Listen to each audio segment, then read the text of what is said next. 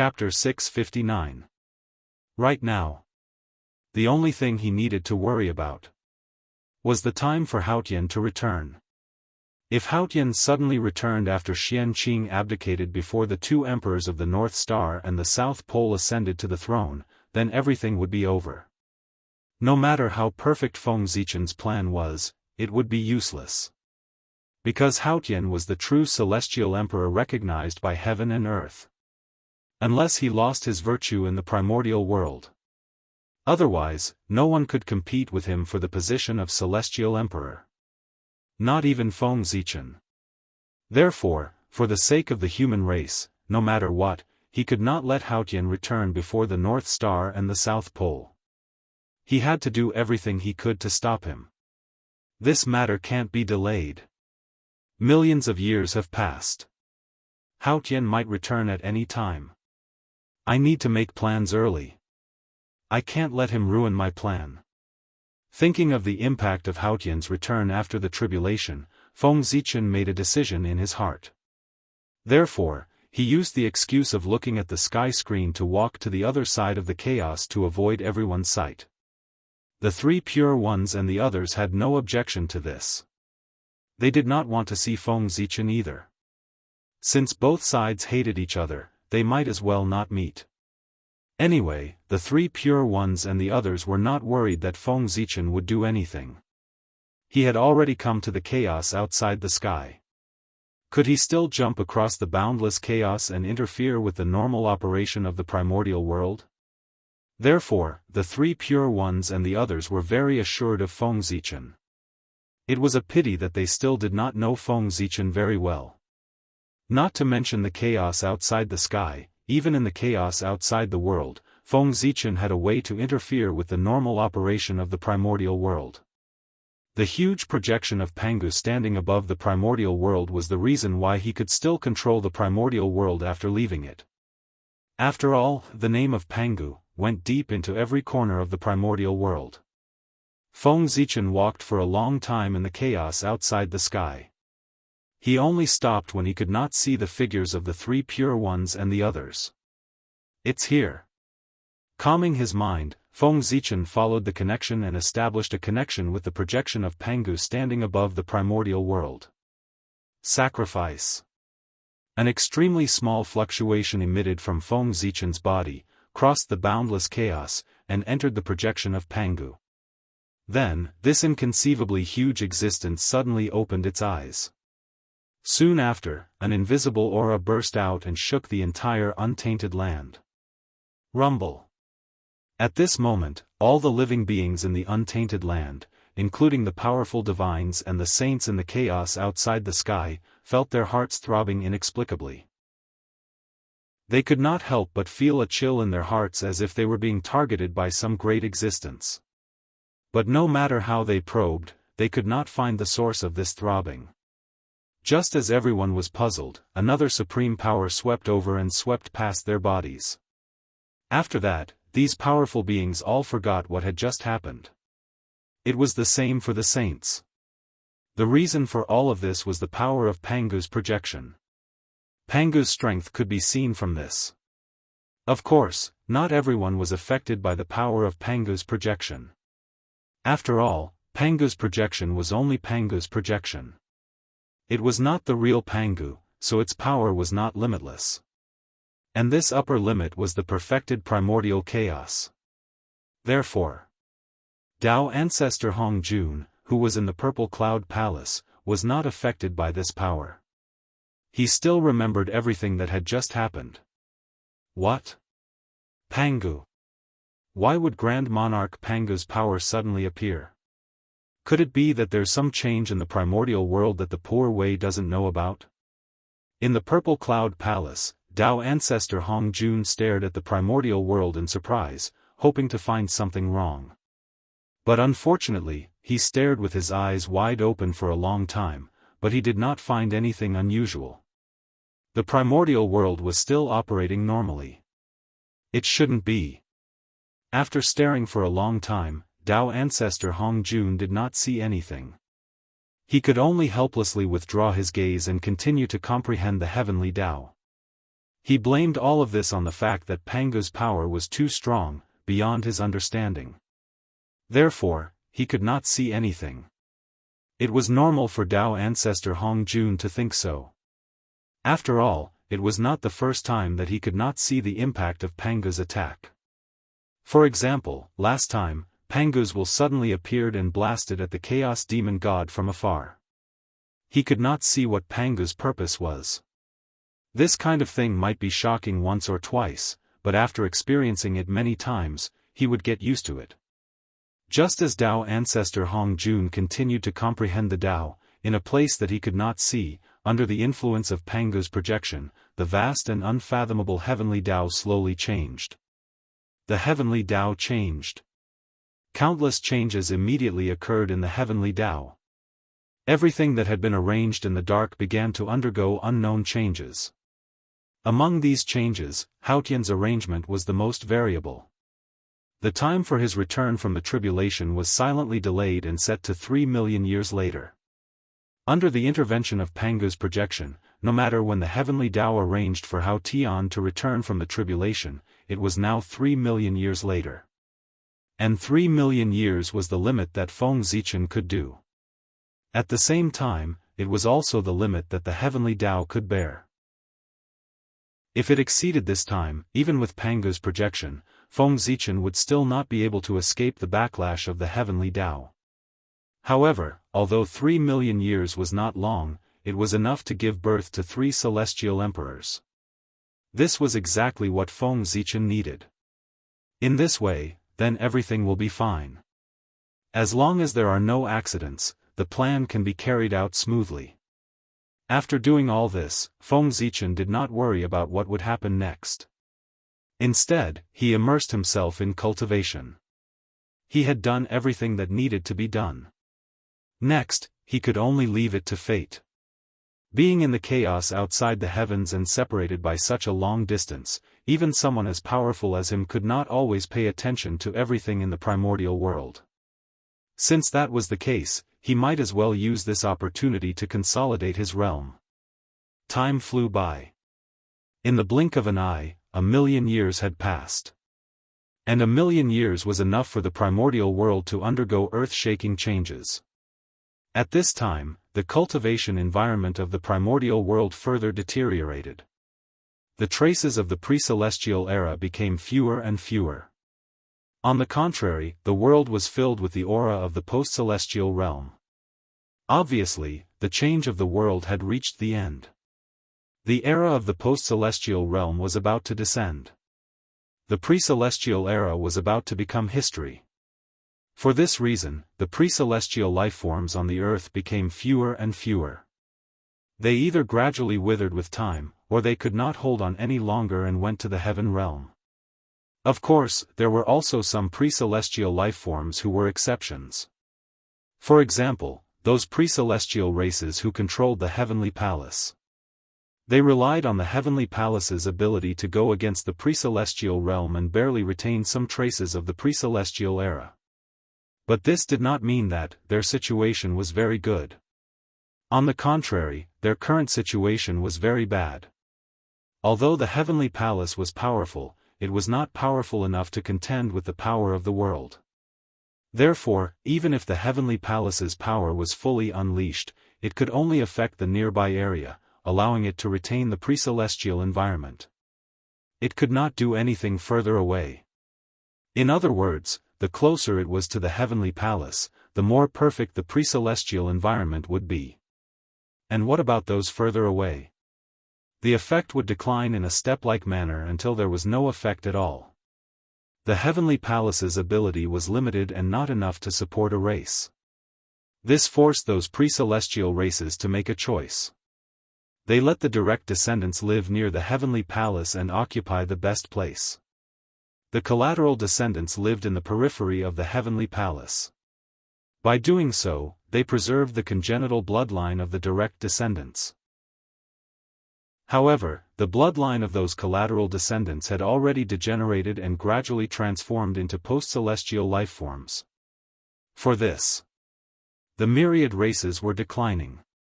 Of course, it was different from the gradual decline of the myriad races. With the advent of the post-celestial era, the human race, as the number one post-celestial race, became more and more prosperous. Boundless luck gathered, causing the human race to produce a large number of experts. Even more than 10 Daoist Jingxian appeared one after another. To a certain extent, the current strength of the human race had far surpassed the three sections. This did not mean that the human race was very strong, but that the three sects were too weak. Even if the three sects were the orthodoxies of the saints, it could not hide the fact that the three sects were very weak. How weak were they? In the huge three sects, there were only 3 Daoist Jingxian, Xianqing, Xiandu, and Duobao. TSK. It was embarrassing to say that there were only 3 Daoist Jingxian. It was really a disgrace to the teachings of the saints. But unfortunately, this was the sins of the saints themselves. They could not blame their disciples. It could even be said that it was precisely because of their burden that their disciples were unable to attain the Tao. Otherwise, with the talent of Guangchengzi, Tai, 3 Shao, and the others, they would have attained the Tao long ago. They would not have still been in the realm of Tai Jingxian until now. That's right. Other than Xianqing, Xiandu, and Duobao, the rest of the disciples of the three sects were mostly in the realm of Tai Jingxian. The reason was still because of their master. Back then, the saints sat and watched the great Magi-demon war, causing the apocalyptic calamity to erupt in the primordial world. Countless living beings died because of it. All sorts of things naturally attracted endless negative karma. However, saints were not tainted by negative karma. Therefore, these negative karma could not do anything to saints. However, since negative karma was born, it would not disappear for no reason. Therefore, in the situation where they could not deal with saints, those negative karma followed the connection in the unseen world and descended on the heads of their disciples. They were sitting at home, and the tribulation came from the sky. For some reason, the disciples of the three sects were burdened with the crime of destroying the world. It was not easy to survive with monstrous negative karma, and they still wanted to attain the Tao. Wasn't that a dream? Only Xiandu, Xianqing, and Duobao had attained the Tao earlier, so they escaped this calamity. However, the rest did not have the strength of the three of them, so they were all affected. The path of the Tao. It was broken just like that. If nothing unexpected happened, they would forever stay in the realm of Tai Jingxian. However, the three pure ones would not sit back and watch this situation continue. If their disciples could not attain the Tao, they would lose face. Therefore, they had been looking for a solution. Nearly 10 million years had passed, and the three pure ones had also thought of a solution. Now, they were in the chaos outside the heavens. While defending against the chaos demon god, they were also deducing a solution. They reckoned that when they returned to the primordial world, they would be able to solve the problem of their disciples being unable to break through. Of course, this was the three pure ones' matter. It had nothing to do with Feng Zichen. Right now, there was something closely related to Feng Zichen that was happening. With the advent of the postnatal era, countless amounts of luck between heaven and earth gathered crazily towards the Gauchan planet. The luck was so dense that it almost condensed into a huge storm visible to the naked eye in the sky above the Gauchan planet. Boom! Boom! Boom! The wind whistled and made a huge sound of friction with the air, attracting the attention of a large group of powerful beings. Oh my God, so much luck! Seeing the scene on the Gauchan planet, the group of powerful beings were so shocked that they were speechless. Luck that was almost condensed into a substance. When had they ever seen such a scene? It was really too much. After the shock, there was only envy left in everyone's hearts. With so much luck, if they could share some of it, even if it was only 1/3, it would not be long before they could push them to the realm of primordial chaos Daoist Jingxian. But unfortunately, this kind of thing could only be thought about. This was the luck that the heavens and earth gathered spontaneously. It could not be snatched or destroyed. Therefore, even if everyone was envious, they could not touch it at all. Without a doubt. This luck all belonged to Feng Zichen, the emperor of the Gaochen. With the arrival of the postnatal era, as the number one living being in the postnatal era, Feng Zichen also began to gradually show his sharpness. The luck of heaven and earth gathered, this was the first step. After that, there were endless benefits waiting for him. If Feng Zichen could seize the opportunity and imitate the great Dao passed down by Dao ancestor Hong Jun, then under the push of endless luck, he might have the possibility of becoming a Dao ancestor. The postnatal Dao ancestor was Feng Zichen's future Dao ancestor. I didn't expect that the number one living being in the postnatal era would have such benefits. The great Taoist priest's encounters are really enviable. With the help of this luck, I'm afraid that it won't be long before there will be another primordial chaos Daoist Jingxian in the primordial world.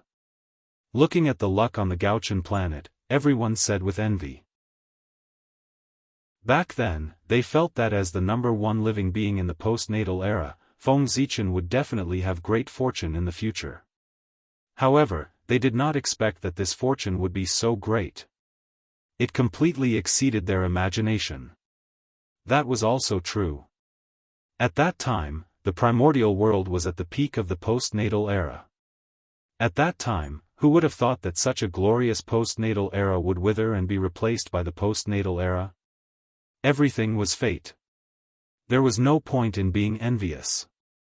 However, from the looks of this luck gathering on the Gaochen planet, the emperor of the Gaochen was indeed faking his death last time. Really, sigh. Through this luck, it was not difficult for everyone to sense the true situation of the Gaochen. If the Gaochen had really fallen, then the postnatal luck would not appear at all. At the very least, it would not appear before he was resurrected. This was because the dead had no karmic luck. Chapter 660. Only when a living person's aura permeated between heaven and earth could the providence from all directions gather. Sigh. This is the second time. I wonder what His Majesty is planning for him to repeatedly fake his death. One must know that with his identity as the great Taoist priests, if he is willing to focus on cultivation, it won't take long for him to become a carefree primordial chaos Daoist Jingxian. He won't be like today, stuck in the half-step primordial chaos realm like us. However, after today, everything will be different. With the help of so much providence, it will be difficult for great Emperor Gaochen not to break through. With the power of heaven and earth, under the push of endless providence, isn't it easy to achieve Dao? Everyone retracted their gaze from Gaochen's star and sighed. Don't look, don't look. If they continue looking, their hearts might not be able to take it. This kind of opportunity could not be envied. Boom. Boom. Boom. On Gaochen's star, in the Gaochen celestial palace, as the endless providence surged, the giant cocoon formed by great Emperor Gaochen was beating wildly. Every time it beat, it seemed to have reached a resonance with the myriad Dao of heaven and earth, affecting the pulse of heaven and earth, causing it to beat rhythmically. Vaguely, an unparalleled pressure spread out, suppressing heaven and earth, the past, present, and future. This is the aura of primordial chaos. He was about to break through. Great Emperor Gaochen was about to break through. He, who was already in the transformation period, was finally about to take that crucial step under the push of endless providence and cultivate to the realm of primordial chaos Daoist Jingxian. One could see that the huge Gaochen celestial palace was filled with boundless providence, almost condensing to the point where it could be seen with the naked eye. Boom, just as the providence condensed to the limit, an inexplicable force appeared. Then, like a spark falling into a pot of oil, the providence burned with a boom, turning into a dazzling Dao fire. It burned fiercely and released unparalleled energy, surging toward the giant cocoon formed by great Emperor Gaochen. Providence was the number one treasure of the primordial chaos. It had unimaginable power. His power could be said to be mysterious to the extreme. The power of a flame ignited with him as the fuel could be imagined. It was absolutely beyond imagination. You can see that. Under the burning of the fire of providence, the cocoon formed by the North Star Emperor underwent a tremendous change. Sizzle, wisps of black smoke rose from it and slowly dissipated into the void. Those were the impurities from the North Star Emperor's body. To be precise, it was the impurities in the power of faith. Back then, in order to recover his strength as soon as possible, the North Star Emperor had chosen to use the power of faith. He used his great magic to transform the power of faith accumulated by the Gaochen Celestial Palace for nearly 10 million years into a huge cocoon of light. His true spirit entered the cocoon and used the power of faith to reconstruct his Tao body. This was the origin of the cocoon of light in the North Star Heavenly Palace. It was also the method that the North Star Emperor used to revive himself. The power of faith was a miraculous power born from the hearts of all living beings. It had the ability to make dreams come true. Using this power to reconstruct the Tao body, the speed was unbelievably fast. However, the power of faith was not without its own hidden dangers. As the saying goes, incense is poisonous. How could the power born from the hearts of all living beings be so easily absorbed? The power of faith was mainly formed by the thoughts in everyone's hearts. They may be good or bad, but all of them carried the distracting thoughts of all living beings. Perhaps one or two wouldn't be a problem, but if the thoughts of countless living beings attacked together, even a great divine ability expert would probably lose himself completely under the impact of the thoughts of all living beings. Even though the faith force used by Great Emperor Gaochen had been refined by Xianxia and removed the 7 emotions and 6 desires of the living beings, it was still not enough. But after all, Xianxia was just the Xianxia of the human race, its power was limited, and it might not be able to remove all the impurities in it. If it was any other time, some impurities might not affect anything. However, things were different when one broke through to primordial chaos. A primordial chaos cultivator's primordial chaos was perfect and flawless. The slightest flaw was enough to cause the breakthrough to fail. Therefore, making use of this rare opportunity, the North Star Emperor used his fate as the fire to temper his body. He wanted to completely resolve the hidden danger of the faith power in his body. Luck was the most mysterious power in the untainted land. If even he could not solve the hidden dangers of incense and willpower, then there was really no other way to solve the hidden dangers of incense and willpower in the primordial world. But, was this possible? There might be things that luck could not solve, but it would definitely not be incense and willpower. As time passed, more and more luck gathered, causing the fire of luck under the light cocoon to burn even more brightly. And under the burning of the fire of luck, more and more impurities were refined out of the light cocoon. Great Emperor Gaochen's Tao body became even more perfect. An aura that was close to perfection was emitted from his body. It was abnormally mysterious. He was getting closer and closer to primordial chaos Daoist Jingxian. He would probably attain Tao in another 1,000,000 years. And after 1,000,000 years, it would be his turn to become the Celestial Emperor. With primordial chaos Daoist Jingxian's potential to ascend to the position of Celestial Emperor, the scene at that time would definitely be very exciting. Thinking about it, it was really exciting. Time passed unknowingly, and Great Emperor Gaochen had been silently transforming in the Gaochen star, waiting for the day he attained Tao. In 1,000,000 years it was enough for too many things to happen. The most famous one was the abdication of the human emperor, Emperor Yao, and the succession of the human emperor, Emperor Shun. Just like that, the human race welcomed the 5th and last great emperor. Not long after the transfer of the supreme power of the human race, the high and mighty heavenly court's power also changed. On this day, Heavenly Emperor Xianqing, who had not moved for 1,000,000 years, suddenly walked out of the heavenly court and headed to the South Pole in the boundless starry sky. No one knew the purpose of Heavenly Emperor Xianqing's actions. They only saw that 3 days after Heavenly Emperor Xianqing went to the South Pole, the South Pole suddenly emitted a bright divine light, shocking the entire primordial world. Then, an endless amount of lightning began to spread. It was like an ocean that covered the entire sky. Rumble. Thunder rumbled incessantly. Until 3 years later it turned into a heavenly palace and slowly disappeared. It was also on this day, the South Pole Emperor reappeared in the primordial world and walked out of the South Pole to the heavenly court. In the name of the South Pole Immortal Emperor, he ruled the primordial world. This also marked the change of ownership of the heavenly court. The era that belonged to Heavenly Emperor Xianqing had become a thing of the past. The current primordial world welcomed the era of the South Pole Emperor. Boom! It was like a bolt of lightning. The news of Xuanqing's abdication and the South Pole Emperor's ascension spread among the great mediums at an astonishing speed. Soon, almost all the great mediums were awakened by this news and looked at the heavenly court in bewilderment. They were puzzled as to why the South Pole Emperor suddenly appeared and took over the authority of the heavenly court. However, although they were puzzled, they could not stop it.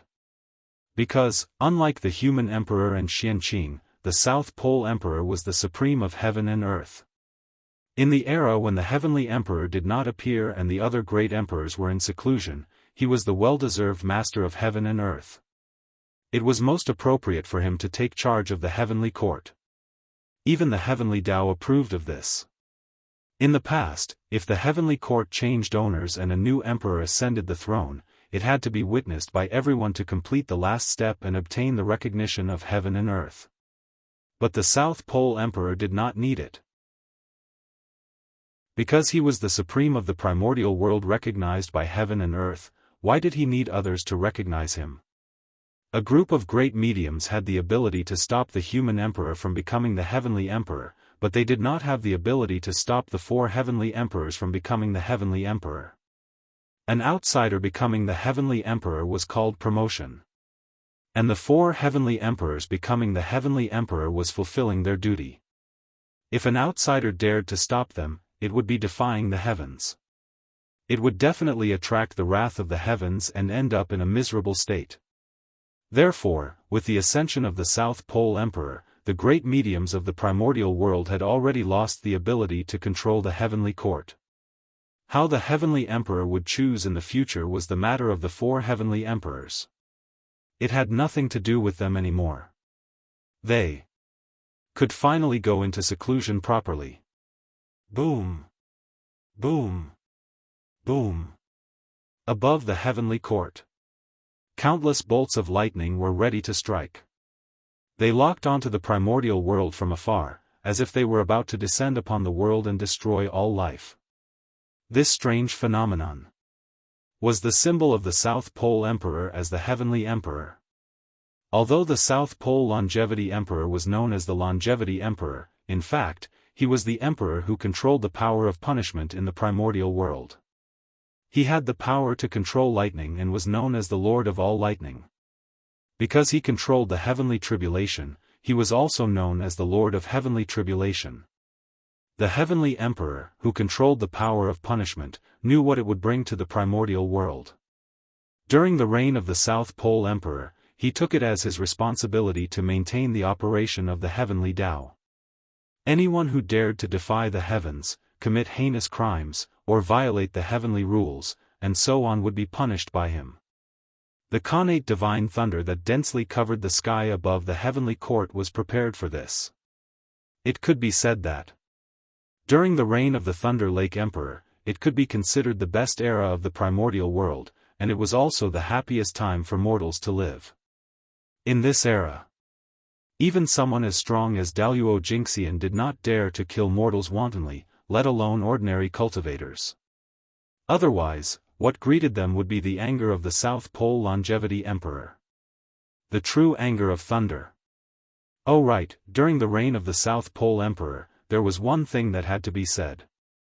That was the so-called heavenly rules, which were also the laws against immortals. It was perfected in the hands of the South Pole Emperor. It was that rule that caused a lot of trouble in the later generations. The rule that immortals and mortals could not fall in love was also set by the South Pole Emperor.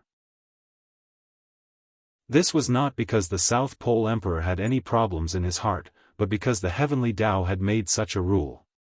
Feng Zichen was such a lazy person, how could he specially take out a portion of his time to deduce heavenly rules for the heavenly court?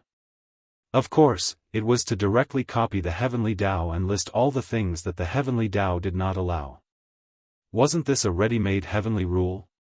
In this way, even if there was a mistake in the future, it would be the fault of the heavenly Tao, and it would have nothing to do with Feng Zichen. That was the request of the heavenly Tao. What else could he do? Of course, he had to follow it. Could it be that he still had to defy the request of the heavenly Tao? Moreover, from Feng Zichen's point of view, he did not feel that there was a problem with this rule. Not allowing immortals and mortals to fall in love was not allowing immortals to fall in love, but immortals and mortals were not allowed to fall in love. Immortals and mortals were two different species. If they were forcefully combined, they would not be happy. Think about it. Immortals were so powerful. They could move mountains and fill seas with a raise of their hands. What about mortals? Not to mention moving mountains and filling seas, they could not even lift a slightly larger rock. Compared to immortals, mortals were too weak. How were they different from ants? Just a breath could take a mortal's life. With such a huge gap, how could they be happy if they were still together? To put it bluntly, if an immortal was agitated and used a little strength, he would probably be able to tear a mortal into pieces on the spot. In this way, should he save or not? If he did not save, he would not be able to live with himself. If he saved, he would really be courting death. Bringing the dead back to life was a heaven-defying act. At any time, it was a great taboo of the heavenly Tao. Daoist Jingxian could do it at will. Tai Jingxian could also do it if he paid a price. However, ordinary immortals would definitely not be able to do it. Because what he had to fight against was the entire world. The combination of immortals and mortals was the beginning of the tragedy. Therefore, the heavenly Tao would not allow such a situation to happen. Husband and wife were harmonious. That was just the plot of a novel. The reality was that immortals and mortals lived together. They had to be careful in everything they did so as not to accidentally kill mortals. The difference was too great. It was just like how humans and ants lived together. They had to be vigilant at all times, afraid that they would accidentally kill the ants. Of course, if their love was unwavering, then they could nurture each other into immortals. The heavenly rules only stipulated that immortals and mortals could not fall in love, but they did not stipulate that immortals could not fall in love with immortals. If they wanted to fall in love with mortals, they could either cripple their own cultivation, reincarnate, or nurture each other into immortals. The heavenly rules were so harsh. Of course, no matter how strong the heavenly rules were, they were only targeted at ordinary immortals. When one's strength reached Tai Jingxian, they could basically ignore them. After all, no matter what era it was, the strong all had special privileges. The bigger the fist, the harder the truth. Amidst the rumbling of thunder, time quietly passed. Unknowingly, 1,000,000 years had passed. Rumble. On this day, the destiny of the human race shook. That vast aura spread out from the long river of destiny, shocking the entire primordial world. This was. The destiny of the human race was perfect. They had completely stabilized the position of the protagonist of the world.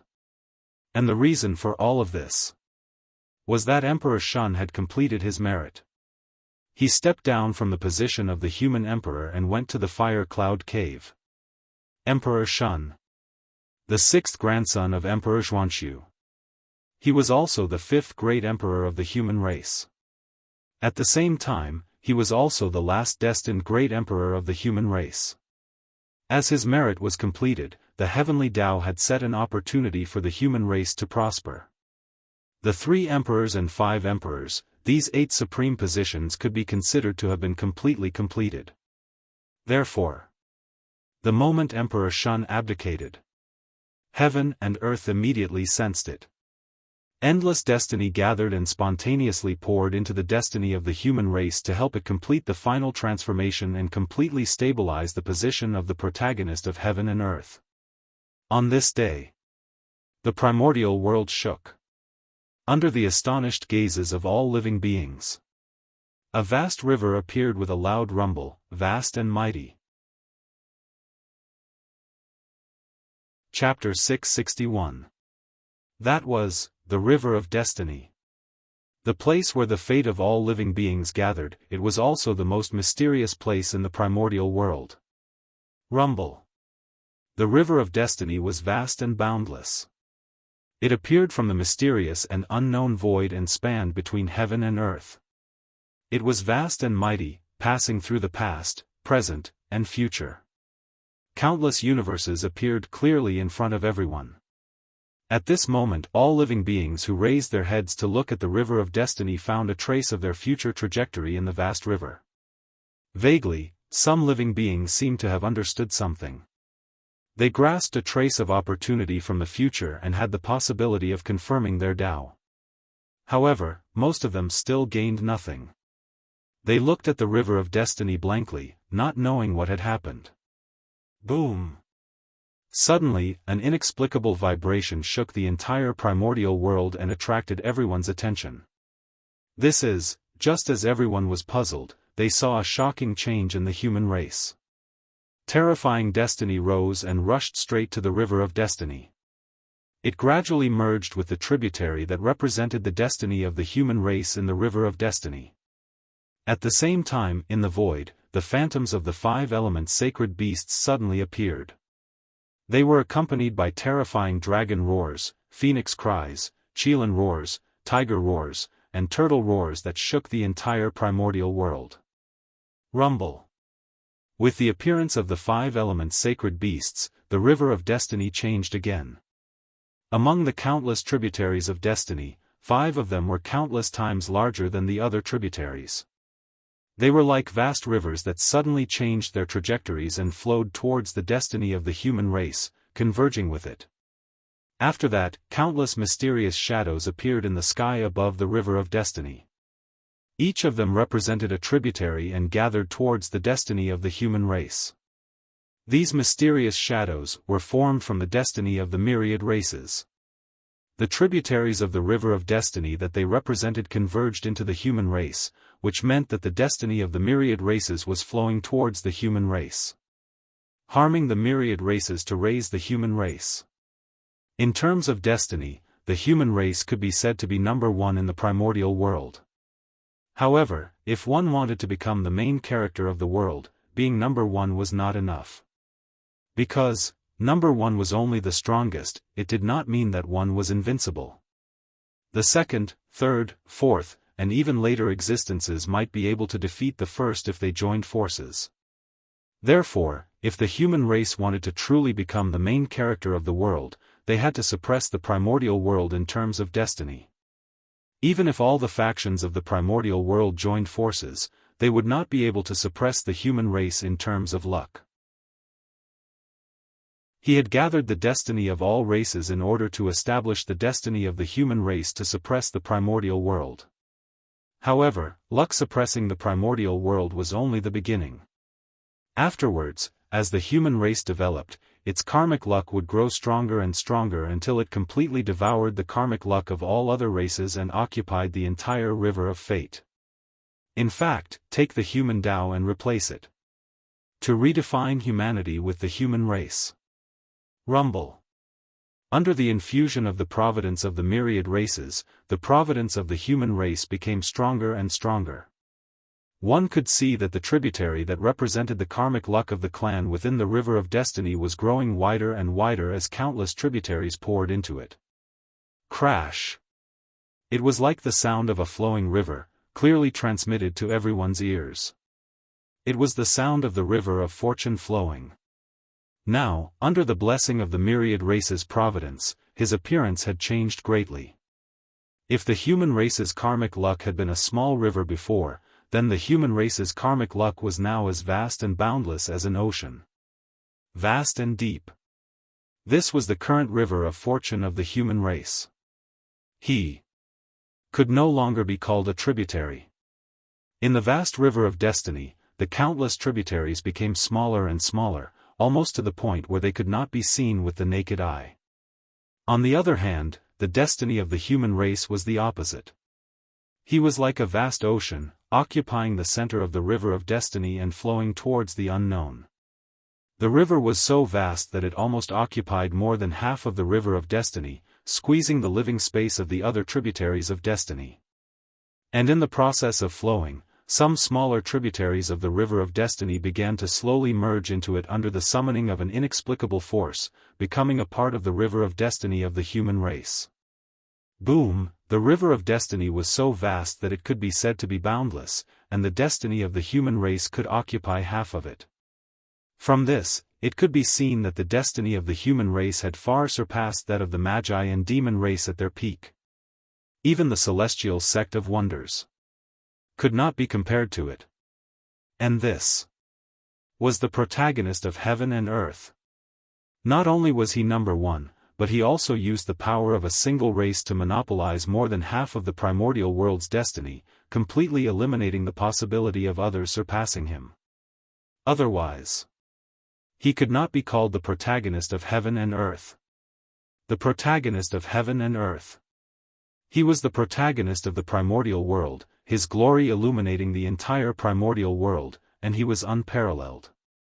If his glory was overshadowed by others, how could he still be called the protagonist?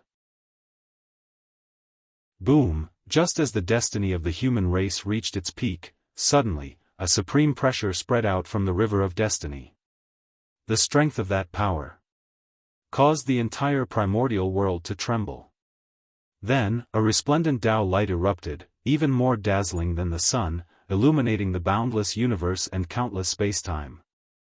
That was Xianxia, the symbol of the human race's destiny. He appeared, rose slowly from the river of destiny. His glory was so resplendent. Even the sun and moon could not compare. Boom! Boom! Boom! The moment Xianxia appeared, the destiny of the human race suddenly began to shake violently, and released a mysterious power that spread throughout the entire human race in an instant. And under the influence of this power, all kinds of mysterious insights arose in the hearts of many human experts. At this moment, their understanding of the great Tao had deepened, and they had a deep understanding of things that they did not understand before. Their realms were increasing. Almost as if they were blessed, all the human experts chose to break through at this moment. Boom! Boom! Boom! Powerful auras rose from the human race and brazenly collided with the river of destiny, causing it to shake non-stop. Then, specks of light that looked like stars rose from the river of fate and disappeared into the void. This was someone was proving the Tao, transcending from the river of destiny. Boom! Dozens of powerful auras rose from the human territory, vast and mighty, filling the entire primordial world. That powerful pressure made all living beings feel reverence from the bottom of their hearts. Daoist Jingxian. Someone in the human race had become a Daoist Jingxian. And it was not just one, but a total of 36. At the moment when the human race became the protagonist of the world, under the surge of destiny, it actually gave birth to a total of 36 Daoist Jingxian for the human race. 36 Daoist Jingxian. Although it was far from being comparable to the Magi and demons at their peak, it was indeed the number one in the primordial world. There was no other race with such a foundation. Moreover, the 36 Daoist Jingxian were only the beginning. Under the infusion of the human race's destiny, even more human experts fell into Tao enlightenment. It would not be long before more Daoist Xianxia were born in the human race. At the very least, it would not be much less than before. And this was under the restrictions of the world. If the heavenly Tao was willing to let go of the restrictions, just the infusion of destiny just now would be able to give birth to no less than 100 Daoist Xianxia for the human race. But unfortunately, the world had changed. The cultivation environment of the ancient times was no longer there. The current primordial world had completely become the postnatal era. The laws of heaven and earth seemed to be covered with a layer of gauze, becoming hazy and difficult to comprehend. It was more than 100 times more difficult than in the ancient times. In addition to the other restrictions, if the living beings wanted to become Daoist Xianxia, it could be said to be thousands or tens of thousands of times more difficult than ancient cultivators. It could even be said that if the living beings wanted to become Daoist Xianxia, the difficulty was exactly the same as the difficulty of the ancient cultivators to become quasi-saints. From this, it could be seen the difficulty of the living beings to attain the Tao. In other words, it was almost impossible for the living beings to attain the realm of Daoist Xianxia through normal means. This was a restriction of the heavenly Tao on all living beings. There were too many Daoist Xianxia in the primordial world, but the world did not need so many Daoist Xianxia. Therefore, the heavenly Tao placed a restriction on the world, increasing the difficulty of attaining the Tao. It was fine if there were Daoist Xianxia in the past, but in the future, not too many Daoist Xianxia would be allowed to appear. This could be considered a punishment of the heavenly Tao for cultivators. The reason why cultivators were getting worse with each generation was not only because the cultivation environment was getting worse, but also because the heavenly Tao was deliberately restricting them. Even under such circumstances, the destiny of the human race could still give birth to 36 Daoist Xianxia for the human race. It could be seen how powerful the destiny of the human race was. And the strength of the destiny of the human race was not only shown. Under the Daoist Xianxia, there were more Tai Xianxia and golden immortals breaking through. It could be said that as the human race became the main character of the world, the strength of the human race as a whole increased by a large level. With so many experts breaking through, almost all the spiritual energy in the human territory was squeezed dry. Even the heavenly cycle palace, which the human race had the most, was not enough. If the human race's destiny was not strong enough to directly draw innate spiritual energy from the heavenly realm, the spiritual energy in the human territory would not be enough to support the breakthrough of so many experts. After this, the only shortcoming of the human race has been completely fixed. In the heavenly court, the South Pole Emperor quietly watched the changes of the human race, his heart filled with joy. The sudden change really brought him a huge surprise. One had to know that although the human race was strong in the past, it was obviously abnormal. There were many low-level cultivators, and they could be said to be the most powerful in the primordial world. Excluding Feng Zichen, there were also the 3 sovereigns and 5 emperors, these 8 supreme experts. However, there were really too few middle-level and high-level cultivators. Daoist Xianxia was only in his 30s, obviously not worthy of the identity of the main character of the world. However, under the infusion of destiny, the strength of the human race suddenly increased to a level that was enough to match the identity of the main character of the world. In Feng Zichen's eyes, the strength of the human race was still far from being comparable to the shamans and demons at their peak. However, in the current primordial world, it was enough. They deserved to be number 1. Even if the 4 great sage orthodoxies attacked together, they were far from being a match for the human race. It could be said that under the infusion of destiny, the changes of the human race in this short period of time were comparable to the changes of the human race's normal development for tens of millions of years. This change. Who would it be? Who would be unhappy? Not to mention Feng Zichen. The human race's destiny skyrocketed, and even the 3 sovereigns and 5 emperors who were cultivating in the fire cloud cave received some benefits, and their strength increased to varying degrees. Even Nuwa, who was far away in the chaos outside the heavens, was also affected, and her strength suddenly increased by a large margin. However, for them, the improvement of their strength was secondary. The main thing was that with the improvement of their destiny, their understanding of the Tao had become deeper. Especially for Fuxi, the improvement of his destiny was even more significant. With the blessing of the human race's destiny, he, who already had a deep foundation, truly saw the possibility of attaining the Tao. It was estimated that it would not be long before he could take that crucial step and cultivate into the primordial Daoist Jingxian. This kind of power was not the power brought by the quasi-saint karmic rank, but the power that truly belonged to him. The primordial Daoist Jingxian.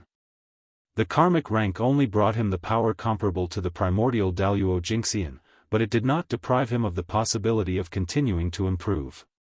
The two did not conflict.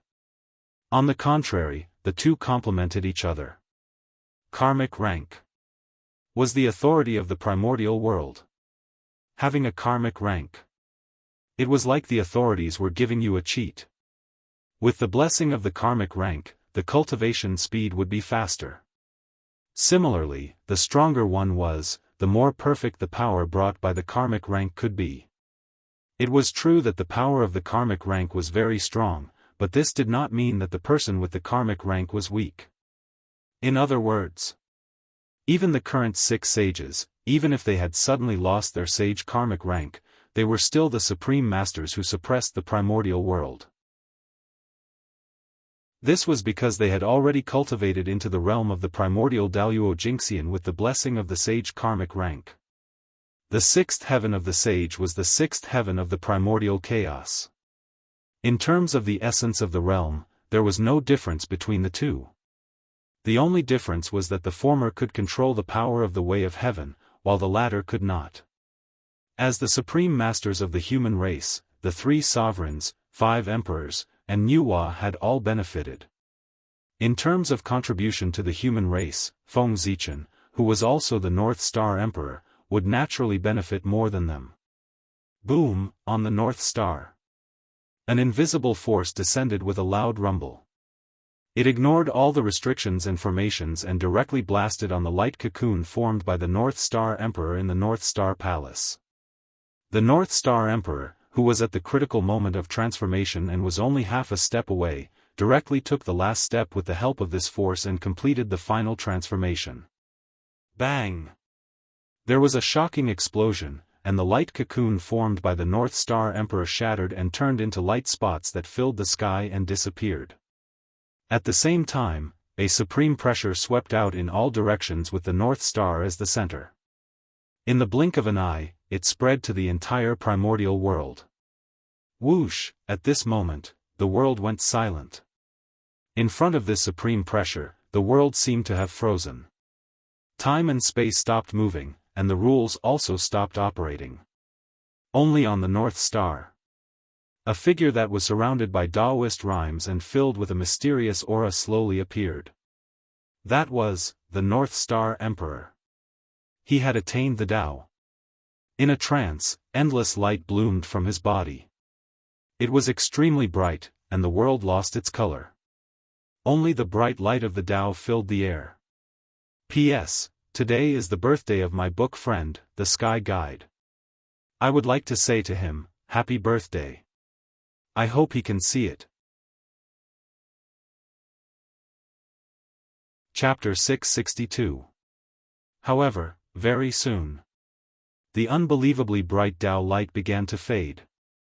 Like flowing water, the Tao light that shrouded the entire eldritch universe vanished in the blink of an eye and gathered behind the North Star Emperor.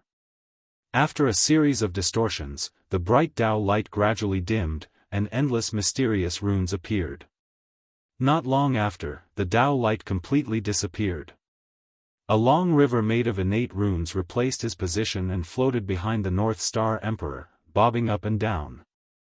That was the Great Tao River. It was formed by the North Star Emperor's Great Tao and was more than 3,000 miles long. It represented the North Star Emperor's 3rd heaven of primordial chaos. That's right, it was the 3rd heaven. With the help of the postnatal providence, the North Star Emperor's position, and the human race's providence, the North Star Emperor broke through to the third heaven of primordial chaos. That was the benefit of having a karmic rank. It was fine if he did not break through, but once he did, he would break through to the next realm. Ordinary people could not be envious. Rumble. The Great Tao River was vast and mighty. It was only 3,000 miles long, but it gave people a feeling that it was incomparably huge. It was like a bridge of heaven and earth that pierced through the entire world and emanated endless majesty. Splash! Suddenly, the Great Tao River moved. Endless innate runes flowed like flowing water and made splashing sounds, breaking the peace of heaven and earth. Then, as if something was broken, heaven and earth resumed its flow. Time and space were no longer stagnant, and the laws began to operate again. Everything returned to normal. Rumble. The moment heaven and earth returned to normal, countless great Daoists and laws appeared in the sky at the same time and gathered toward the North Star. When one person achieved the Tao, thousands of Daoists came to congratulate him. That was the sign of achieving the Tao. Almost at the same time, a hazy figure appeared in front of everyone. He stood at the peak of heaven and earth. He was only the size of an ordinary person, but he gave people the feeling that he was as vast as heaven and earth. It was as if he was the incarnation of the Tao. No, not the incarnation of the Tao, nor the carrier of the Tao. Instead, he was the Tao. Praise the North Star Upper Palace's Heavenly Emperor, Infinite. Praise the West's Heavenly Emperor of Supreme Polarity, Infinite. Praise the West's Heavenly Emperor of Supreme Polarity, Infinite. Almost involuntarily, the living beings could not help but worship the Gauchian star and praise it. After that, not long after all the living beings bowed, the phenomenon of flowers falling from the sky and golden lotuses surging from the ground suddenly appeared in the heavens and the earth, and boundless auspicious aura suffused the air. It could be said that, following the North Star's attainment of the Tao, a joyous atmosphere pervaded the entire wilderness. This was the heavenly Tao's blessing to the North Star Emperor. The North Star Emperor's attainment of the Tao was celebrated by everyone. This treatment was almost comparable to that of a saint. As the supreme of heaven and earth, the innate sword ancestor, the sage emperor of the human race, the post-celestial Tao ancestor, and the great Taoist priests, great Emperor Gauchian was qualified to do so. If the heavens and earth did not bless him when he attained the Tao, given the vastness of the primordial world, who was qualified to receive the blessings of the world when they attained the Tao? After all, in a sense, the status of the North Star Emperor was even more honorable than that of a sage. Not to mention anything else.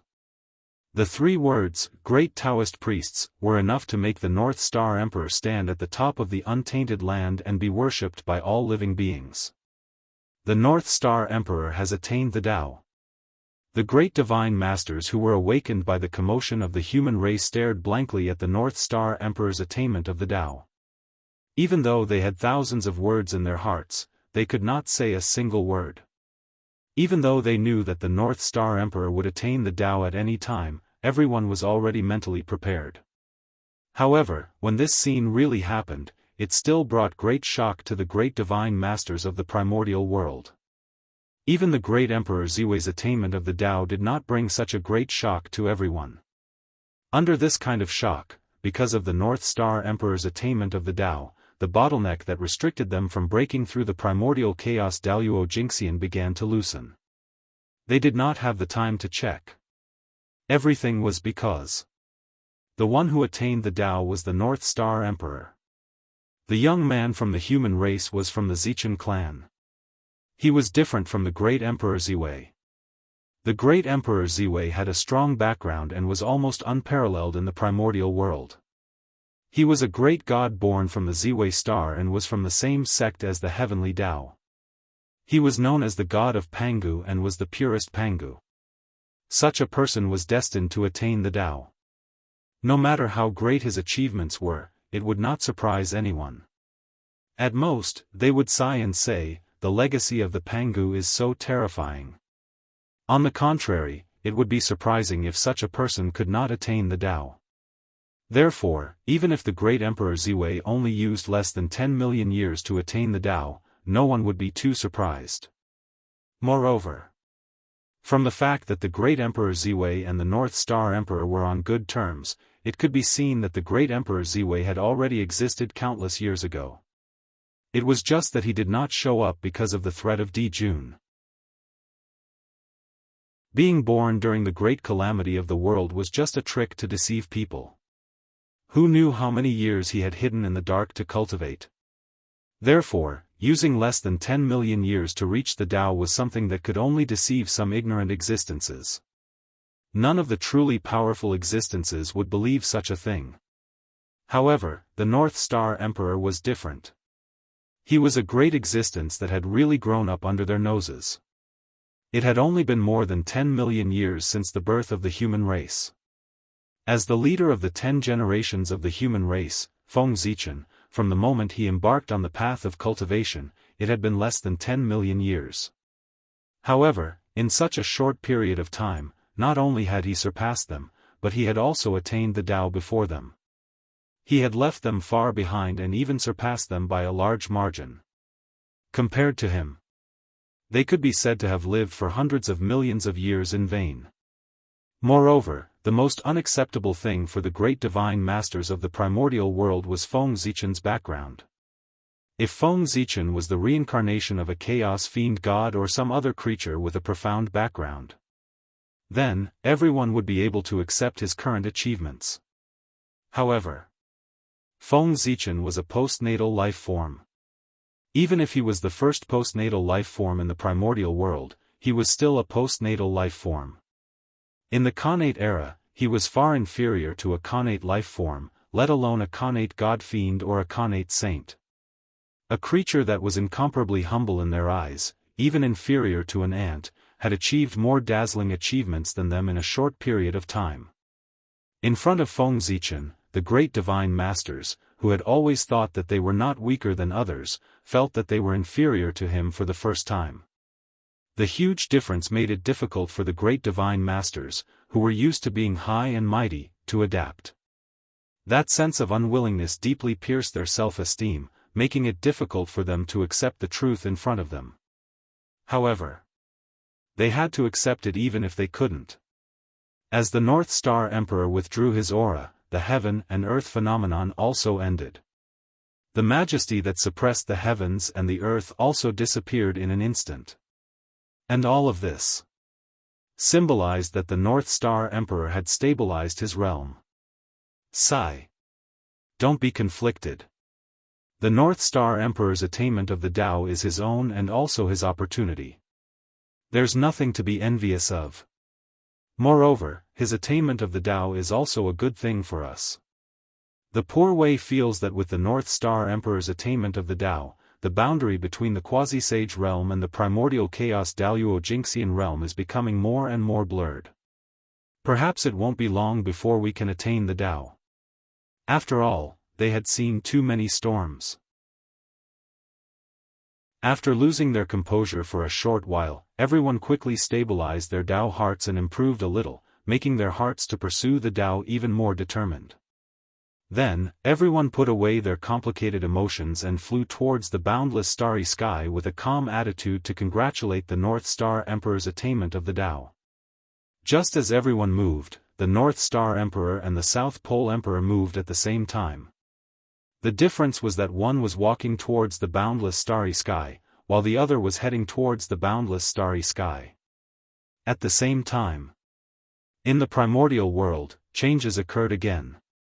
With the North Star Emperor's attainment of the Tao, the fate of the human race gradually disappeared, and the river of fate also disappeared. Without the suppression of the two, the aura that belonged to the human race was no longer concealed and was exposed to the heavenly way.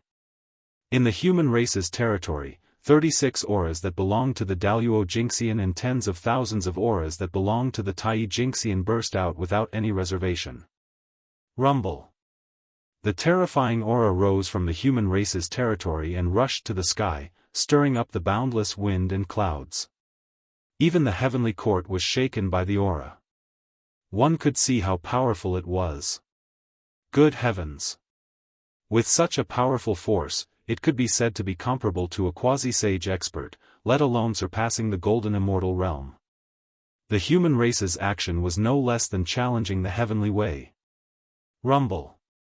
In the blink of an eye, the moment the human race's aura was exposed, the sea of laws at the intersection of heaven and earth shook violently as if it was enraged. Boundless laws swept out as if they were going to suppress everything.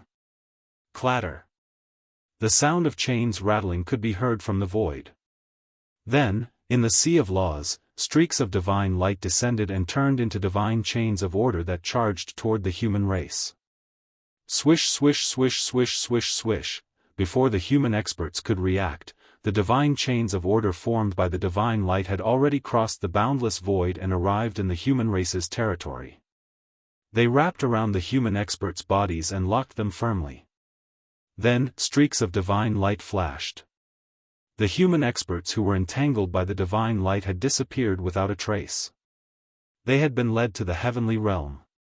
Not long after, more than half of the human experts had disappeared. However, while some people were slow to react, there were naturally others who reacted quickly. As soon as the river of fate disappeared, some people realized that something was wrong. Almost instinctively, they rushed into the heavenly palace. Thus, under the protection of the heavenly palace, these human experts were not sensed by the divine light and were spared. Even so, more than 80% of the human experts were still forced to ascend to the heavenly realm. After this incident, the human race's strength in the primordial world could be said to have suffered a great loss. When they were forcefully received by the divine light, their bodies were branded with the heavenly Tao. With this Tao imprint, even if their strength was suppressed, they would not be able to return to the primordial world in a short period of time. This was because with the heavenly Tao imprint on their bodies, they would definitely be rejected by the primordial world. They could only return to the primordial world after the heavenly Tao aura disappeared. There was another important point. The heavenly Tao aura on the imprint would disappear, but the imprint itself would not disappear. The imprints could be stacked. The more imprints one had, the harder it would be to get close to the primordial world. At the same time, when the imprints accumulated to a certain number, it would attract a heavenly tribulation or even a heavenly punishment. This was a method used by the heavenly Tao to counter cultivators. It was to prevent cultivators from frequently exposing their strength in the primordial world. If they wanted to erupt once and leave, they could come back later. That was impossible. The loopholes of the heavenly Tao were not so easy to exploit. Those who dared to exploit the loopholes of the heavenly Tao would definitely pay the price. This was because the heavenly Tao would not reason with you at all. If they found a loophole, they would fill it. As for those who took advantage of the loopholes, they would kill them casually. Therefore, even if there was a passage to the heavenly realm in the heavenly palace, the human experts who were guided away by the divine light could not return through these passages. At least, that was the case for a short period of time. However, they did not have to return. This was because the primordial world would welcome the 6 celestial emperors of the human race, the North Star Emperor. As everyone knew, the true identity of the North Star Emperor was the ancient sacred emperor of the human race, the Zichen clan. Since he would be the celestial emperor, these human experts who had just ascended to the heavenly realm would naturally have the opportunity to show their prowess. Of course, even if the human race on the ground had lost 80% of their strength, they still had the power to suppress the entire primordial world. This was not an exaggeration. The current human race was more than 10 times stronger than before. It was not an exaggeration to say that it was 100 times or 1,000 times stronger. With such strength, even if they had lost 80% of their strength, they were still stronger than before. Since that was the case, it did not make sense that the weak human race in the past could suppress the primordial world, but now the stronger human race could not do so. Good. Very good. The current human race finally has a trace of the shadow of the primordial world's great race. In the chaos outside the heavens, Feng Zichen sensed the changes in the human race, and he could not help but feel happy. Of course, he dared to show such a performance because he was not afraid that the three pure ones and the others would discover his relationship with the human race. That was because the North Star Emperor had achieved the Tao. As a good friend of the North Star Emperor, he would naturally be very happy to see his good friend achieve the Tao. On this point, no one could find fault with it. Unlike Feng Zichen's joy, the three pure ones' faces were completely dark. As for Zhuan Ti and the other two, they were watching from the side. This time, the human race had prospered. Because of the Khanate ferocious beasts, the chaos of the demon sect, and the disaster of the chaos fiend god, most of the three pure ones' plans had failed. Especially the heavenly lord of primordial beginning. It could be said that he had suffered a great loss. No, it should be said that he had lost everything. Although the Grand Pure One and the Grand Master of Heaven had suffered some losses, they had each obtained the position of the Imperial Preceptor. As for the Heavenly Lord of Primordial Beginning, not only did they not get anything, but they also lost a lot. Back in the Purple Cloud Palace, everyone had already agreed to give the position of the Imperial Preceptor to the three sections. Chapter 663. As for why it was 3 sects and not 4? That was naturally because everyone followed the usual practice and excluded the Western sect. The matter in the East. How could he allow the Western barbarians to interfere? After the 3 sects obtained the position of the teacher of the 3 emperors, the Grand Pure One personally descended to the mortal world to teach the emperor of the human race, Fuxi. Although the identity of the emperor was noble, the Grand Pure One was the heavenly Tao saint. He was the spokesperson of the heavenly Tao in the primordial world. With such a status, he was definitely qualified to become the Sky Emperor's master. After Heavenly Emperor Fuxi, it was Earthly Emperor Shenong. However, at that moment, in order to protect the primordial world, all the saints had left the primordial world and headed to the chaos outside the heavens. Since the prime of Tong Tian was not around, Xian Qing took the earthly emperor as his disciple. Although the earthly sovereign status was much higher than Xian Qing's, the earthly sovereign status was much higher. Moreover, Xian Qing was far from being comparable to the Grand Pure One. But in the end, the earthly sovereign was also a human. On the other hand, Xian Qing was the immortal master of the human race. He was the teacher of all the immortals of the human race and was worshipped by the entire human race. Therefore, as long as the Emperor of Earth was still a human, he would have to call Xian Qing teacher. With this identity, Xian Qing was naturally qualified to be the teacher of the earthly sovereign. Ren School had the Grand Pure One and Jie School had the 9 heavens immortal venerables. However, Chan School had nothing. Although the 12 golden immortals all had extraordinary backgrounds, their achievements were extremely limited. He hadn't even touched the threshold of Daoist Jingxian, let alone become the teacher of Ren Huang. Furthermore, due to Fuxi and Shenong's exceedingly outstanding performance, the position of the Ren Huang changed. He went from the ruler of a race to the ruler of all races. Therefore, the Ren Huang became even more honorable. In that case, with the cultivation of the 12 golden immortals of the Chan school who were not as strong as Daoist Jingxian, how could they be qualified to be the human emperor's teacher? Wasn't he afraid of being devoured by the qi of heaven and earth and falling into the cycle of reincarnation? He knew that he was not qualified.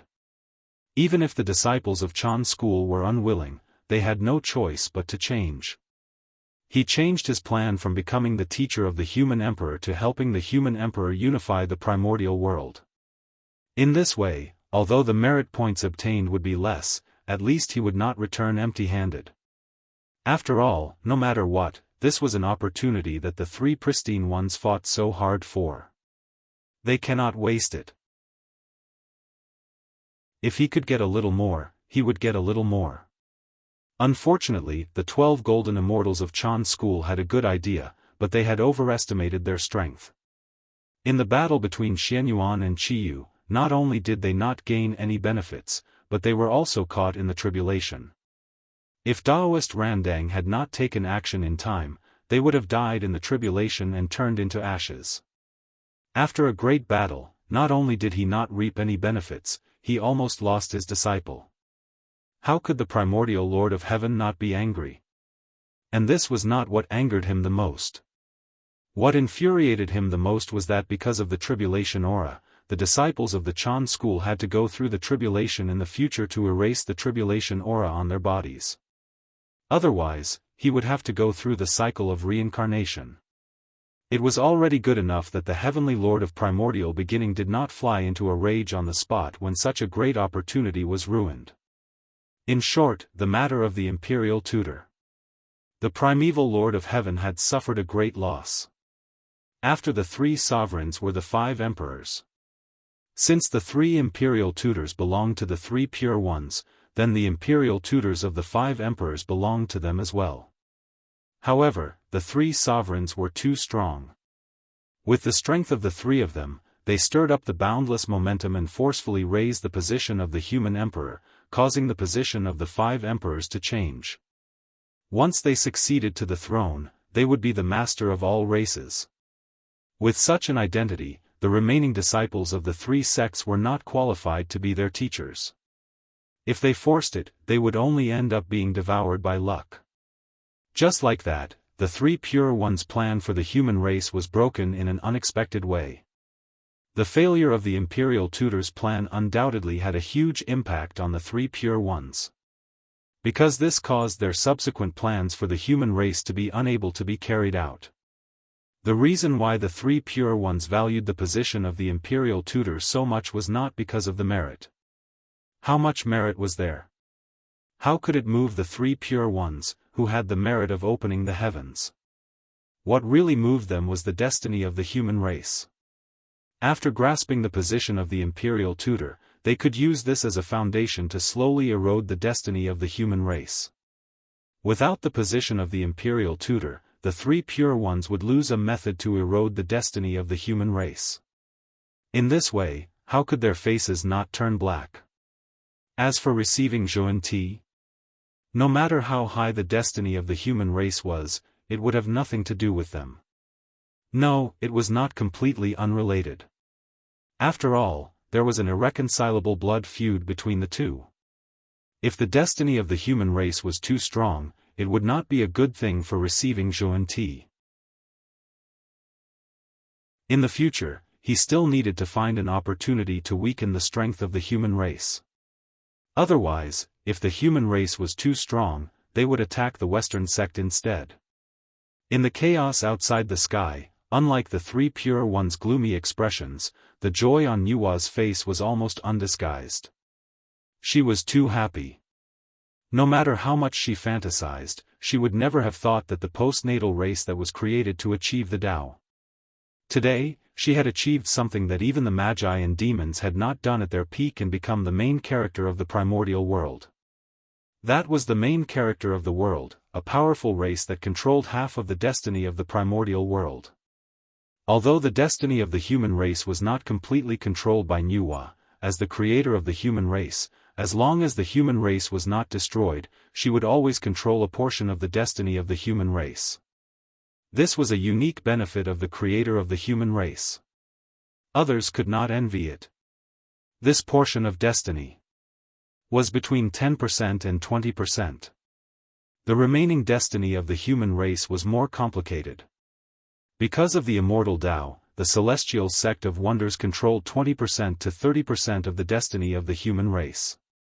The immortal Tao was the foundation of the celestial sect of wonders. Later on, it expanded into the Tao of alchemy, the Tao of refining, and several other cultivation paths. As long as there were people in the human race who cultivated these great Taos, a portion of the destiny of the human race would definitely flow into the celestial sect of wonders. This was something that could not be helped.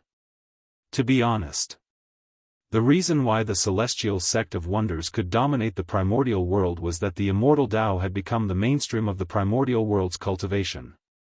The immortal Tao was the foundation of the celestial sect of wonders. In a sense, anyone who cultivated the immortal Tao was a member of the celestial sect of wonders. The power of the celestial sect of wonders could be seen from this. The destiny of the human race that belonged to the celestial sect of wonders was not unique to the three pure ones, but shared by the disciples of the celestial sect of wonders. However, the three pure ones made up the majority, about 90% of them. After the celestial sect of wonders, the heavenly court also controlled a portion of the human race's destiny, but it was not much. The heavenly court. As the ruler of the primordial world, his destiny was not born out of thin air. When the heavenly court was formed, all existences in the primordial world, regardless of whether it was a person or an object, as long as they were in the primordial world, they had to part a wisp of destiny and gather in the center of the primordial world. And this was the destiny of the heavenly court, and it was also the symbol of the heavenly court's control of the primordial world. As a member of the primordial world, the human race naturally had a wisp of destiny in the heavenly court. If the heavenly court had it, so did the Yin court. After all, countless people died every year in the human race. After deducting the destiny in the hands of outsiders, the destiny that the human race truly controlled was only about 50%. This was already quite a lot. In addition to the destiny in Yua's hands, it was already almost 70%. This 50% of the destiny that belonged to the human race belonged to the human race, and it was not in the hands of a single person. However, although this portion of destiny was shared, it was not something that anyone could use. Without a doubt, Feng Zichen had the highest priority in the use of this portion of providence. After that, it was the 3 sovereigns and 5 emperors. After that, it was those with high authority in the human race. Don't underestimate this 50% of the human race's destiny. One had to know that the destiny of the human race was as much as half of the primordial world's destiny. Its strength had reached an unbelievable level. Even a saint would not dare to say that he could contend with it.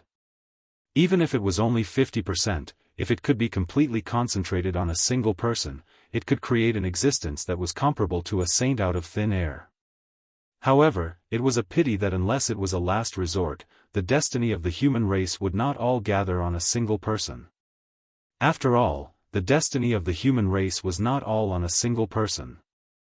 50% of the destiny is not much, but it is not little either. However, for the human race, it is already the bottom line. It can't be less. If it is less than 50%, the human race will be in danger of losing its dominance. In the chaos outside the sky, Feng Zichen thought to himself. The human race only controlled 50% of the destiny. This was an extremely dangerous signal for him. One had to know that destiny was not unchanging. If someone controlled more than 50% of the destiny of the human race, then if this person wanted to do something to the human race, Feng Zichen would not be able to stop him at all. Therefore, 50% of the destiny was Feng Zichen's bottom line. However, this was far from enough. He still needed more. Only when more of the destiny of the human race was in the hands of the human race could the human race truly control their own destiny and not become someone else's puppet. 50% of the destiny of the human race outside, other than the 10% of the destiny of the Nuwa that could not be changed, the rest of the destiny was Feng Zichen's goal. Destiny was not unchanging. External factors had a great impact on it. If the immortal path's influence in the human race was weak, then correspondingly, the destiny of the human race that it controlled would be reduced. At present, Feng Zichen's primary goal was to suppress the immortal path and weaken the influence of the 3 pure ones on the human race. And on this point, the North Star Emperor was already planning. Looking from the chaos outside the sky back to the primitive land. At this moment, with Emperor Shun's abdication, everyone elected you as the leader of the human race to rule the primitive land. However, due to the end of the Emperor's destiny of the human race, you was only respected as King Yu, not Emperor Yu. However, even though the Emperor's destiny of the human race had ended, the Emperor's aura of the human race did not weaken at all. It still existed in the form of a nine-clawed divine dragon, hovering above the ancestral land of the human race, emitting endless majesty that deterred all races. Perhaps, with the support of such a strong emperor's aura, it would produce an emperor's purple aura for the human race. It was not impossible for King Yu to take another step forward and become one of the 9 great emperors of the human race. What a strong emperor's aura! Perhaps, this is where Yu's opportunity lies. With this, he can take another step forward and become a great emperor. If this is really the case, the destiny of the human race will definitely be stronger. In the heaven, the North Star Emperor could not help but exclaim when he saw the scene in the ancestral land of the human race. Such a strong emperor's aura could be said to be the foundation of becoming an emperor. As long as the human race could develop steadily in the coming days without any major issues, the matter of you becoming the Motherf * King Human King was basically set in stone. However, things would obviously not go so smoothly. That was because Heaven's Way had decided for the human race to prosper, and there were only 8 great emperors, the 3 sovereigns and 5 emperors. The extra one was obviously not within Heaven's Way's plan. This was going against Heaven's Way. There would definitely be countless tribulations accompanying it to cut off the possibility of the 9th great emperor appearing in the human race.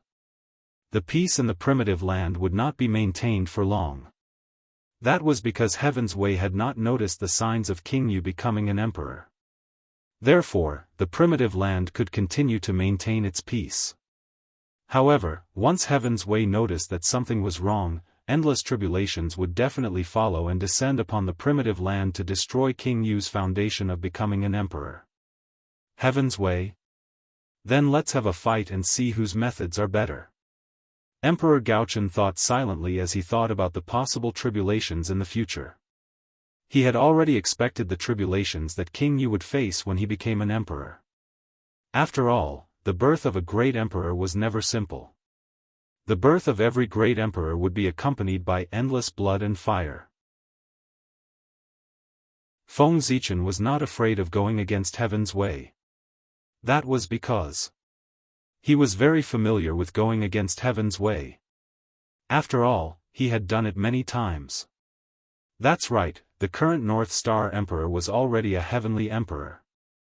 Not long after he attained Dao, the great emperor of the South Pole gave him the position of heavenly emperor. Emperor Yu's matter is not urgent. The most important thing now is the immortal Dao. After putting Yu's matter aside, Gaochen could not help but feel a headache when he thought about the immortal Dao and the primitive land and the decline of the Dao of Godfiends. As the postnatal era completely descended, what Feng Zichen was worried about finally happened. The Dao of Godfiends gradually declined, and the immortal Dao that was suppressed by it gradually recovered. Regarding this, Feng Zichen was also helpless. The cultivation of the Dao of Godfiends really consumed too many resources. The current environment could not support the cultivation of this Dao at all. There was no possibility of taking another step forward. Who would be foolish enough to persist? Therefore, the decline of the Dao of Godfiends was inevitable. It was not because the Dao of Godfiends was too weak. On the contrary, it was because it was too strong that it attracted the jealousy of the heavens and limited its development. In the future, the Dao of Godfiends would probably become the private land of prodigies. Not all prodigies cultivated the Dao of Godfiends. But those who cultivated the Dao of Godfiends were definitely prodigies. Ordinary people could not even enter the door. Regarding this, Feng Zichen was naturally unwilling. But he had no choice.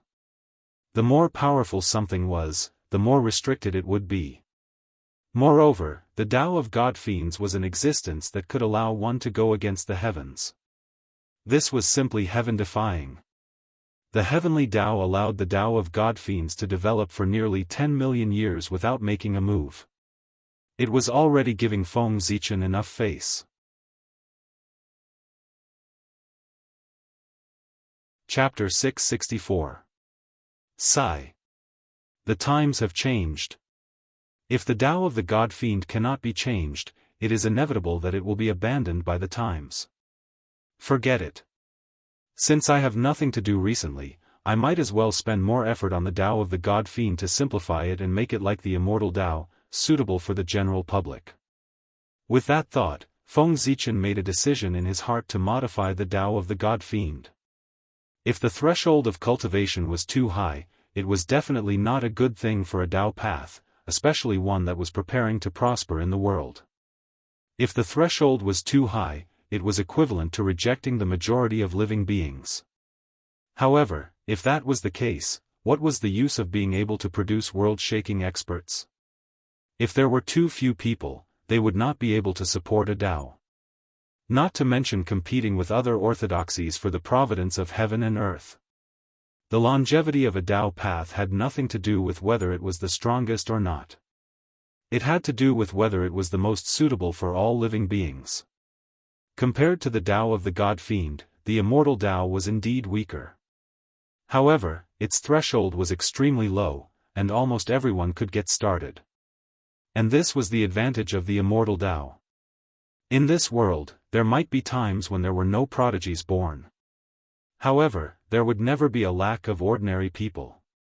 The weakness of the Tao of the God Fiend was that it relied too much on prodigies.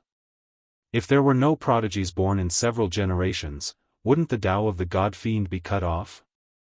Therefore, Feng Zichen thought of modifying the Tao of the God Fiend.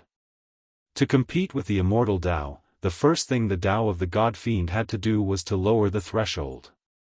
Otherwise, there was no need to compete. The Tao of the God Fiend had already lost from the beginning. Just like that, Feng Zichen was immersed in modifying the Tao of the God Fiend. Just like that, time passed by unknowingly. In the blink of an eye, 10,000 years had passed. Rumble. On this day, the heavenly court, which had not moved for a long time, suddenly emitted a huge fluctuation. A huge phantom of a stone tablet loomed in the sky above the heavenly realm. In an instant, a terrifying aura spread throughout the entire primordial world in the blink of an eye. It was like a mountain pressing down on the hearts of all living beings. What happened? Such a commotion naturally alarmed the great beings who were cultivating diligently. Thus, they all raised their heads and looked at the place where the aura erupted. Chi, a terrifying gaze shot out from the eyes of the great magics, piercing through the layers of void. Soon, it arrived above the celestial court. As far as the eye could see, there was a huge stone tablet standing between heaven and earth, emitting endless majesty. The body of the stone tablet was engraved with mysterious runes, as though they recorded the most noble truth of the world. Endless Daoist rhymes swirled around them, making them look exceptionally mysterious. When facing such a profound stone tablet, if an ordinary person were to take a single glance at it, the person would probably be unable to help but be immersed in it and disregard everything to comprehend the grand Tao profundities within it. However, the great masters from the celestial sect of wonders were different. The moment they saw the mysterious characters on the stone tablet, a strong desire to destroy appeared in their hearts without any warning, urging them to destroy the stone tablet. It was as if the existence of the stone tablet could shake the foundation of their existence, giving them an extremely dangerous feeling. It was this feeling that made them want to destroy the stone tablet, and they couldn't get rid of it. Almost instinctively, the great masters from the celestial sect of wonders unconsciously raised their palms and were about to blast a magical ability at the stone tablet. However, at this moment, a loud roar suddenly sounded between heaven and earth. It was like thunder exploding in everyone's ears, waking them up. Then, endless golden light descended from the sky and surged crazily toward the stone tablet. That was the golden light of merit. What is the origin of that stone tablet? Why did the poor Wei have the idea of destroying it just by looking at it? At this moment, the great masters of the celestial sect of wonders who had regained their senses looked at the stone tablet with bewilderment. They had no idea why such a situation had happened. If these great masters were only panicking, then the one in the purple cloud palace was already so shocked that he was speechless. The moment the stone tablet appeared, Tao ancestor Hong Jun, who was comprehending the heavenly Tao in the purple cloud palace, suddenly felt a wave of palpitations and directly withdrew from his enlightenment. Then, before he could understand the situation, he saw the destiny of the celestial sect of wonders shake violently as if it had met a mortal enemy. Under this power, even the purple cloud palace, which was as powerful as it was, could not stop shaking. Rumble. The entire purple cloud palace was shaking.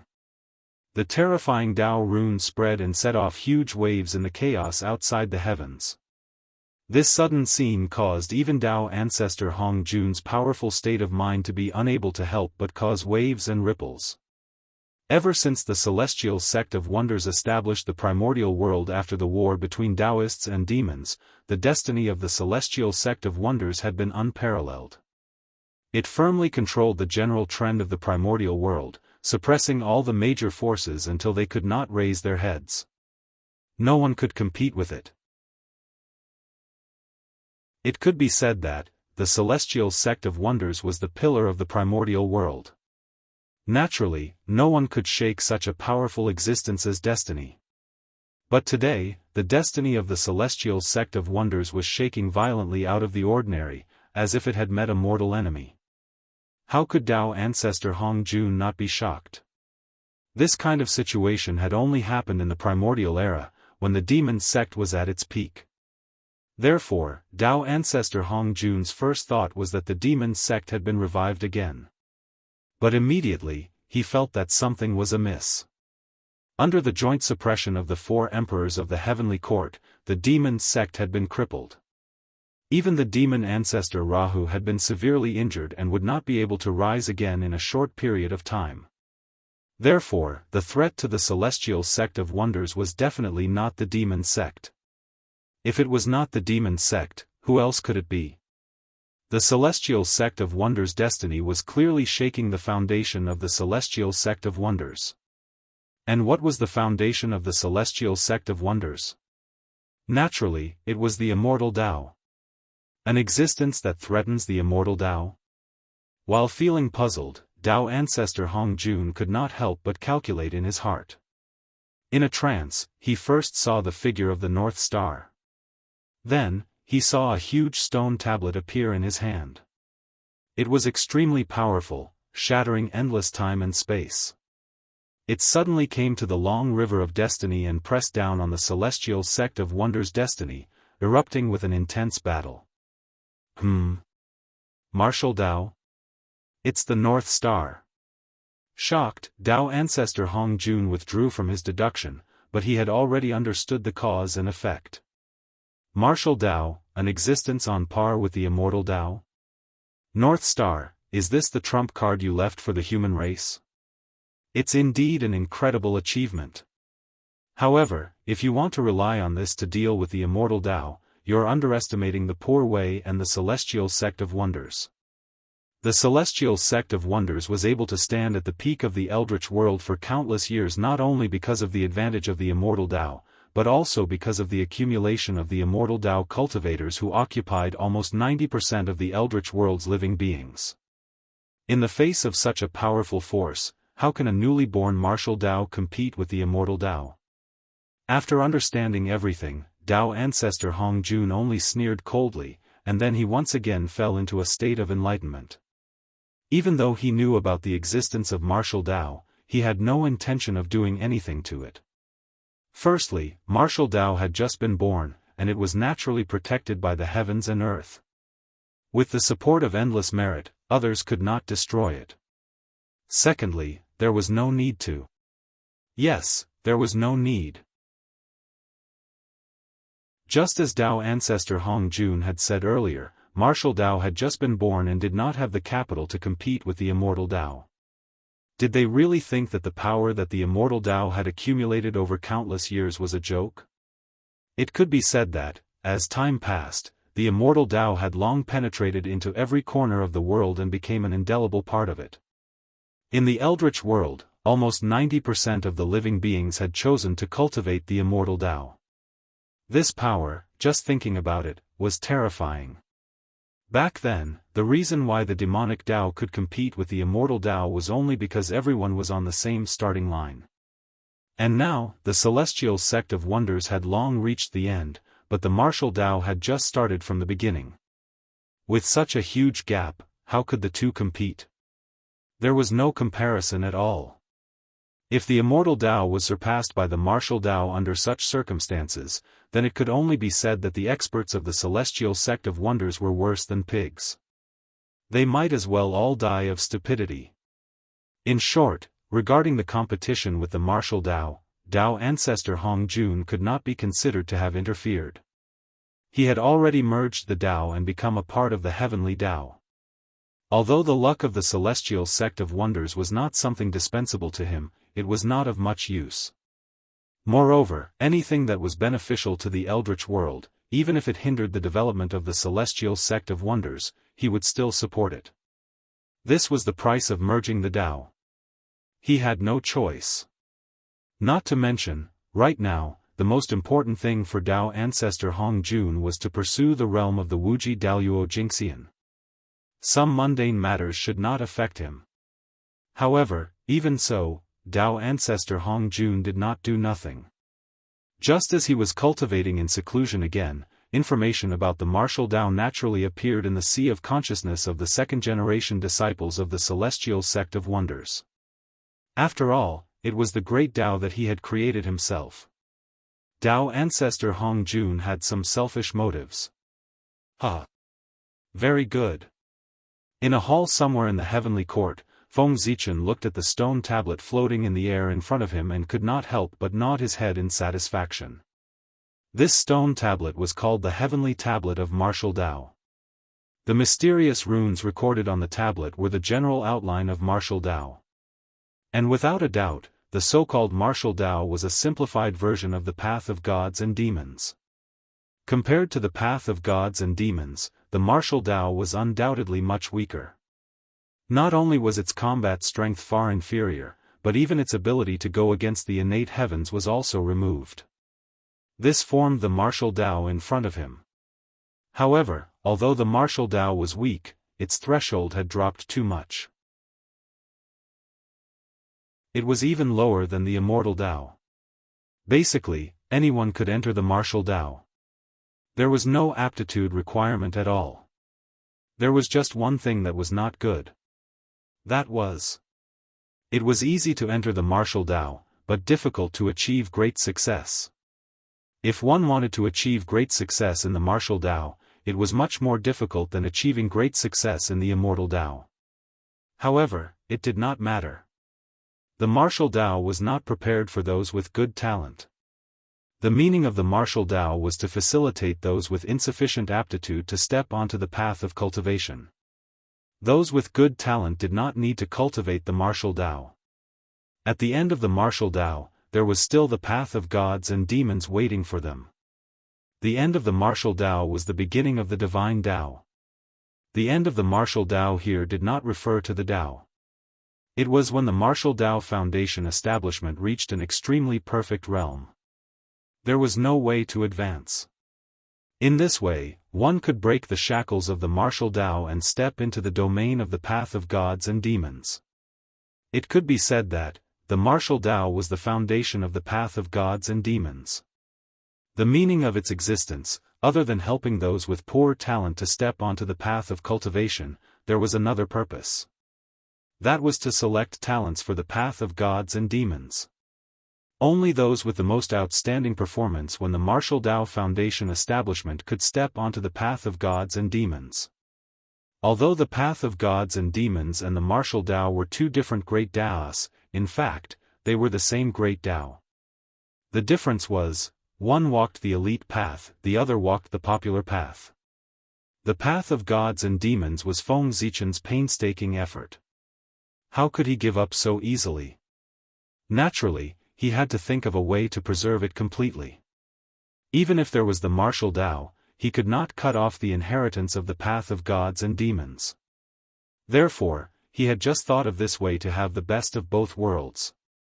Not only did he preserve the path of gods and demons, but he also derived a martial Tao that was more suitable for the human race. The heavenly steel of martial Tao, go. In the heavenly court, Feng Zichen raised his arm slightly and pointed out. Immediately, the heavenly steel of martial Dao shook. A wave of martial Dao true will soared into the sky and pierced through the 33 heavens. Then, the heavenly steel of martial Dao broke through the void of the heavenly realm and directly passed through the sea of laws. With an incomparable aura, it crashed into the human race's ancestral temple. Rumble. At this moment, the destiny of the human race shook. Almost at the same time, the cultivation method of the martial path appeared in the minds of all the human race cultivators. In just an instant, martial Dao spread throughout the entire human race. The heavenly steel of martial Dao. It could be said that it was Feng Zichen's proud work. It was an object that preached the Dao, a divine ability, and a magic treasure. It was said that it was an object that preached the Dao because it recorded the truth of the martial Dao. It was said that it was a divine ability because in order to carry the truth of the martial Dao, Feng Zichen had changed the supreme divine ability that he had created from comprehending Mount Buzhou, the Mount Buzhou seal, and used its immortal divine power to transform into the main body of the heavenly steel of martial Dao. It could be said that, a heavenly steel of martial Dao, it was equivalent to a small Mount Buzhou. And it was Mount Buzhou that carried the true will of martial Dao. Its power could be imagined. As for calling it a magic treasure, it was because at the moment of the birth of the martial Dao, boundless merit fell from the heavens and all fell into the heavenly steel of martial Dao. Even Feng Zichen's portion was injected into it. For this, with the help of merit, the heavenly steel of martial Dao was able to turn into reality. It became a top-notch postnatal merit supreme treasure. Moreover, the limit of the heavenly steel of martial Dao was not limited to this. As an object that preached the Dao, the heavenly steel of martial Dao carried the martial Dao. For this reason, it would definitely be worshipped by the human race in the future. In this way, the heavenly steel of martial Dao would not lack incense and willpower in the future. Unlike humans, magic treasures did not have spiritual intelligence, so they did not have to worry about the hidden dangers in the incense and willpower. Therefore, with the support of the incense and willpower, even if the heavenly steel of martial Dao could not transform into a primordial treasure. However, its power would also become stronger and stronger. Sooner or later, it would reach the level of a primordial treasure. In that case, the human race would have another primordial treasure. And these would be the human race's capital to fight against the celestial sect of wonders in the future. After the birth of martial Dao, the luck of the human race has increased a lot. However, none of this is important. What's important is that with the birth of martial Dao, the human race will have the capital to fight against the immortal path. We won't become the puppets of the celestial sect of wonders. Looking at the changes in the human race, Feng Zichen's face revealed an unfathomable expression. Of course, he could also think of what Dao ancestor Hongjun could think of. But what he thought was even further than Dao ancestor Hongjun. The times were always changing. Therefore, in the primordial world, there was no cultivation path that could guarantee that they could always adapt to the times and not be abandoned by the times because they were backward. Therefore, even if it was as strong as the immortal path, there would be a day when it would be abandoned by the times. And at that time, it would be the opportunity for the martial Dao.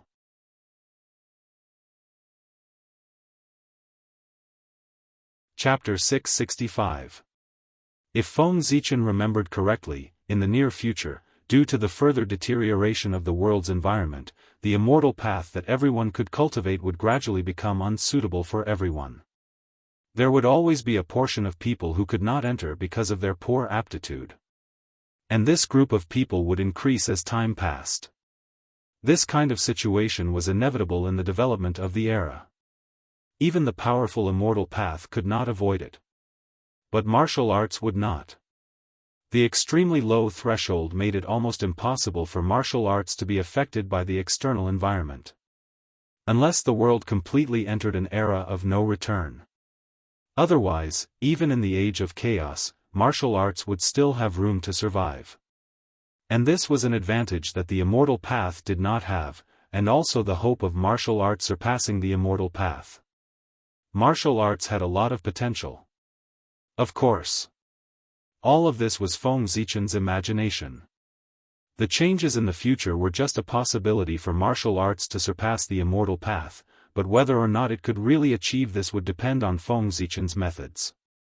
After all, the Xian sect was not to be trifled with. They would not watch martial arts surpass the immortal path.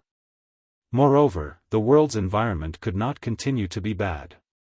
This was because with the formation of the god Pangu, the primeval world had the possibility of taking a step closer. In theory, the innate spirit qi should be getting denser and denser. The current situation in the primeval world was the result of the deliberate suppression of the heavenly Tao. However, there was a limit to everything. Even the powerful heavenly Tao could not always suppress the primeval world. When it reached the limit, the harder it was suppressed now, the stronger it would rebound in the future. Perhaps, it would return to the ancient primeval age in one fell swoop, or even surpass it.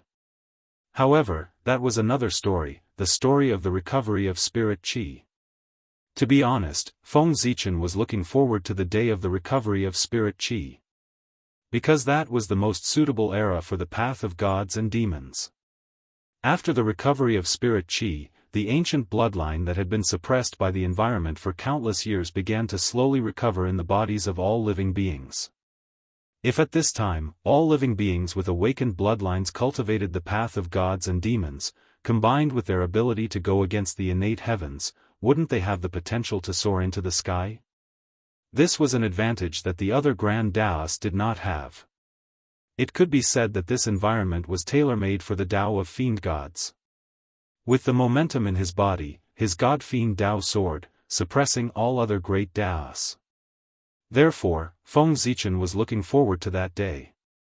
Of course, this was all in the future.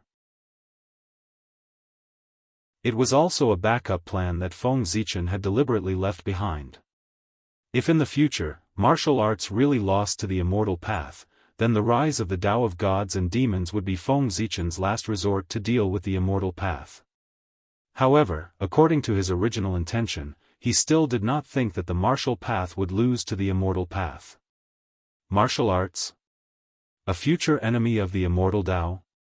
Seeing the message that suddenly appeared in their minds, the people of the celestial sect of wonders were puzzled at first. Then, they suddenly became alert. There were also many people whose eyes were emitting shocking killing intent. According to their thoughts, anything that could threaten the immortal path should not exist. The immortal Tao was too important to them. It could be said that their achievements today were not only due to their own efforts, but also the help of the immortal Tao. Without the immortal Tao, they would not have been able to step into the realm of Sage to be so quickly. Perhaps, they would have been in the realm of Daoist Jingxian for countless years before they could see the hope of breaking through. It was the appearance of the immortal Tao that allowed them to see the path after Daoist Jingxian. They did not know when it started, but the relationship between these great beings and the immortal Tao had long become inseparable.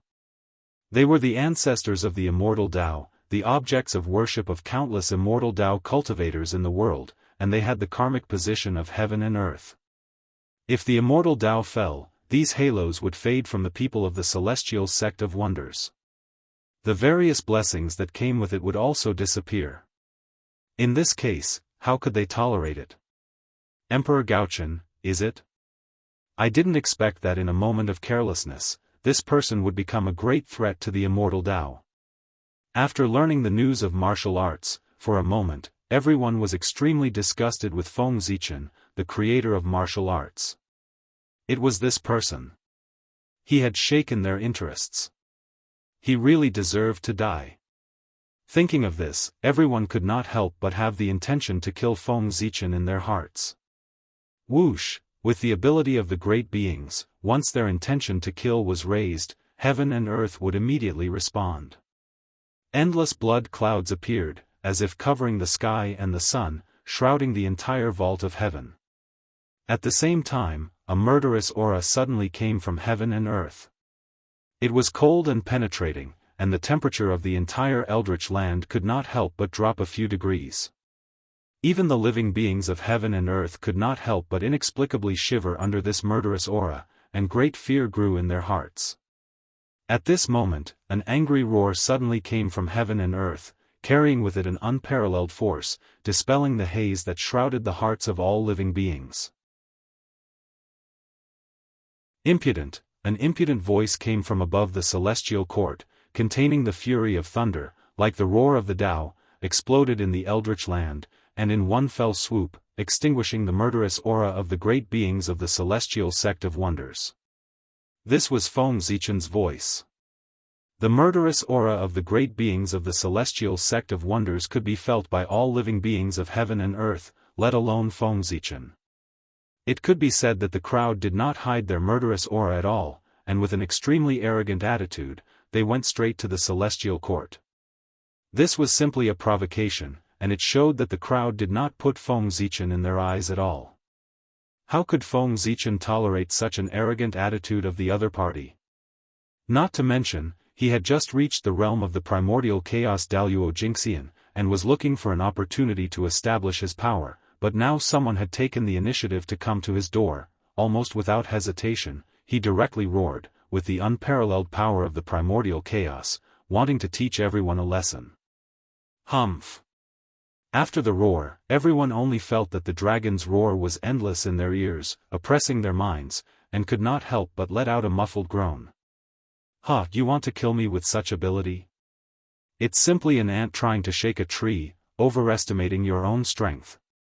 In the celestial court, Feng Zichen seemed to have noticed everyone's performance and could not help but mock them.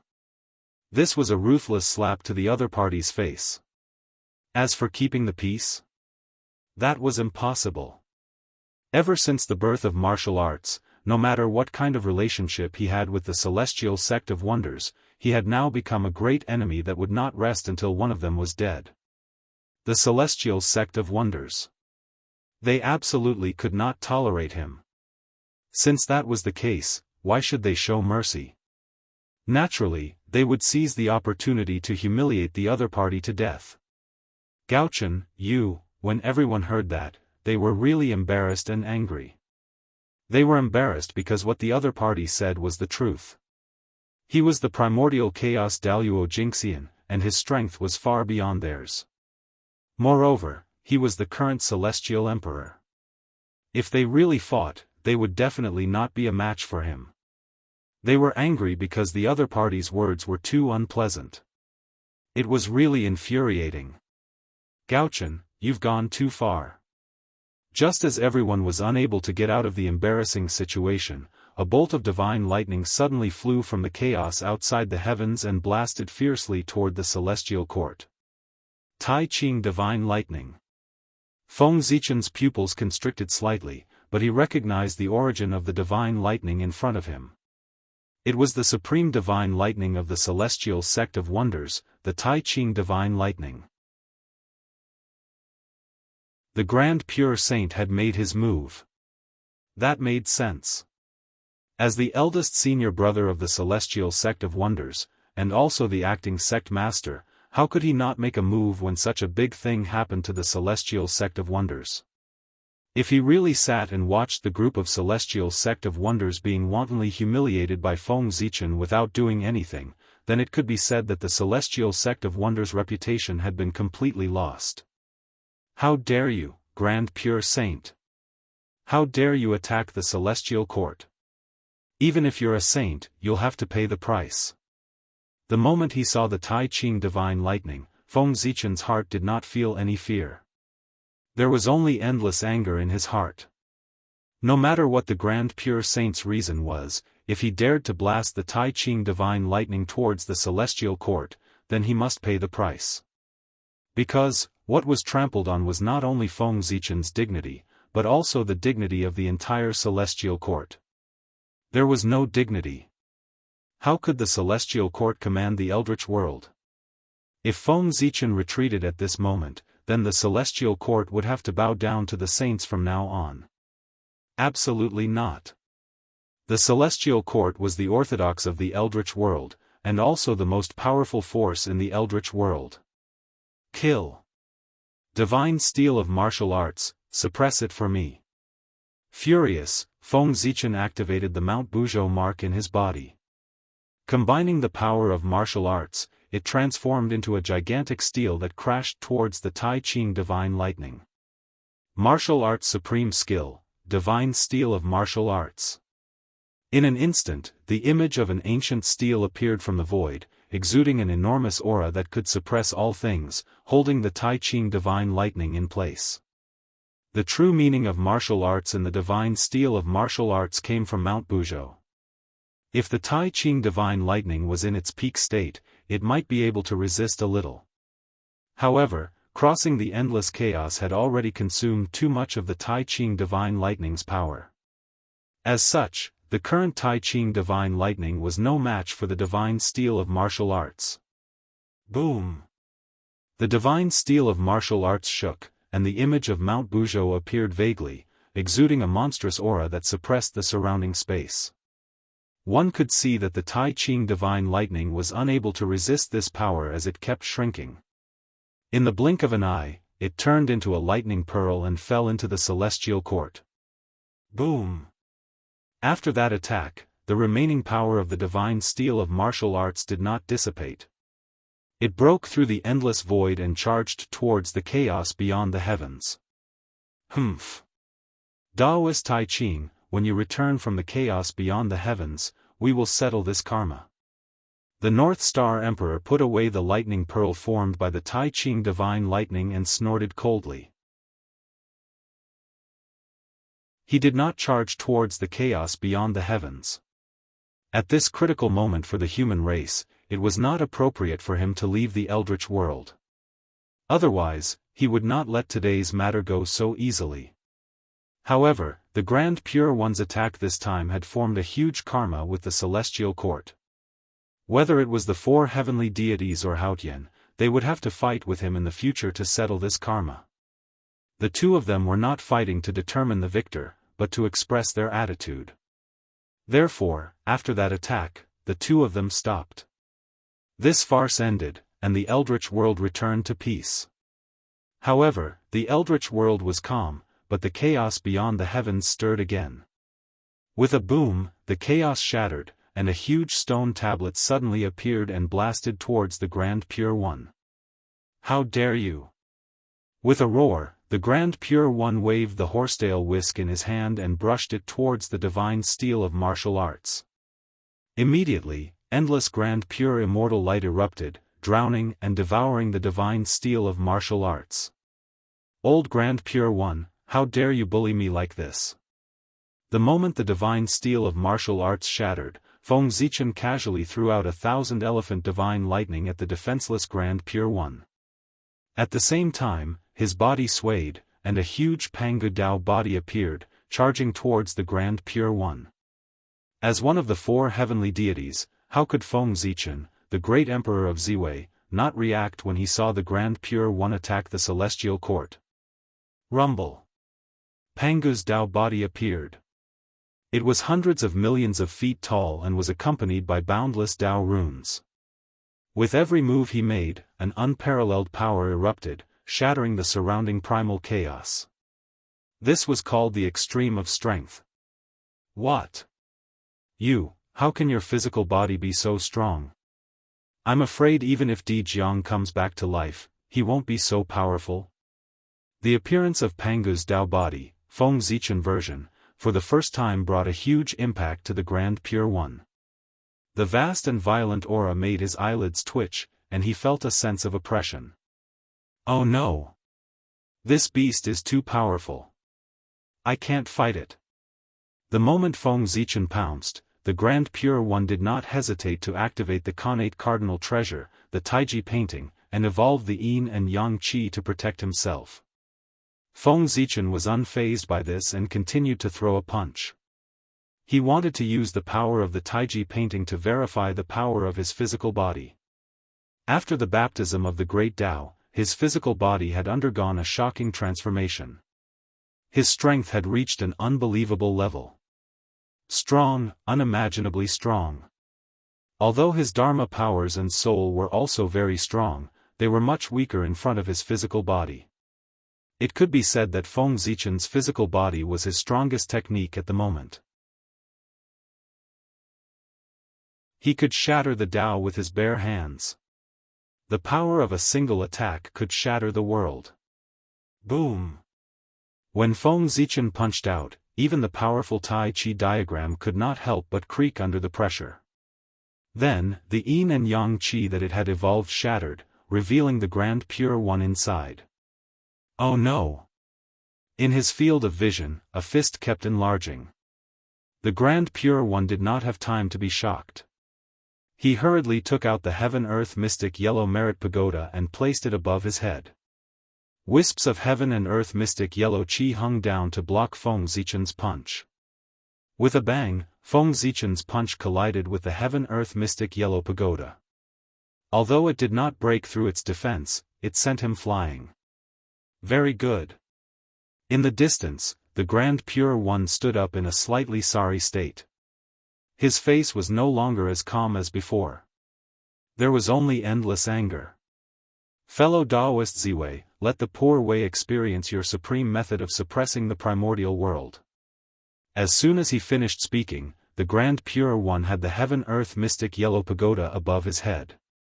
He held the Connate Cardinal Treasure, the Taiji painting, and charged towards Feng Zichen with a murderous expression. All right. I've long wanted to experience the methods of the leader of the saints. With a thought, Feng Zichen faced him with his bare hands. He could not use the Hongmeng Daozhong. The Zhouxing painting was no match for the Taiji painting.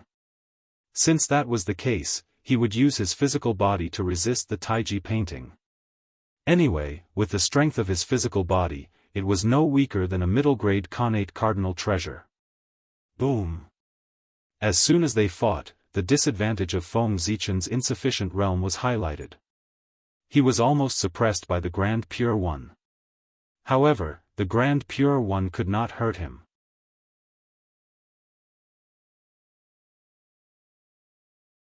Chapter 666. Feng Zichen's physical body was too strong. No matter what mysterious techniques the Grand Pure One used or what shocking mystical abilities he had. However, when it landed on Feng Zichen's body, it did not even cause a ripple. It had no effect at all. That was to say, the Tai Chi diagram, as the ultimate treasure of creation, was so powerful that it could block Feng Zichen's increasingly crazy attacks and even cause him harm. However, how astonishing was the recovery ability of Pangu's Dao body. Feng Zichen had just been injured by the Taiji painting, but in the blink of an eye, his injuries would recover at an extremely fast speed as the qi and blood in his body flowed crazily. It was because of the amazing recovery ability of Pangu's Dao body that Feng Zichen could fight with the Grand Pure One, who was at the sixth heaven of primordial chaos, with the power of the third heaven of primordial chaos. In fact, he slowly reversed the situation. After realizing that the Taiji painting could not cause fatal damage to him, Feng Zichen gave up on defense and launched the most ferocious attack on the Grand Pure One. It could be said that every move was a life-and-death attack. Under such a desperate attack, Feng Zichen gradually turned the situation around. From being suppressed by the Grand Pure One previously, he was completely suppressing the Grand Pure One. Boom! Boom!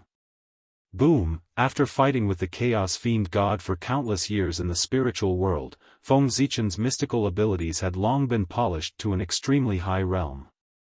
It could be said that it had gone deep into his bones and turned his mystical abilities into instincts.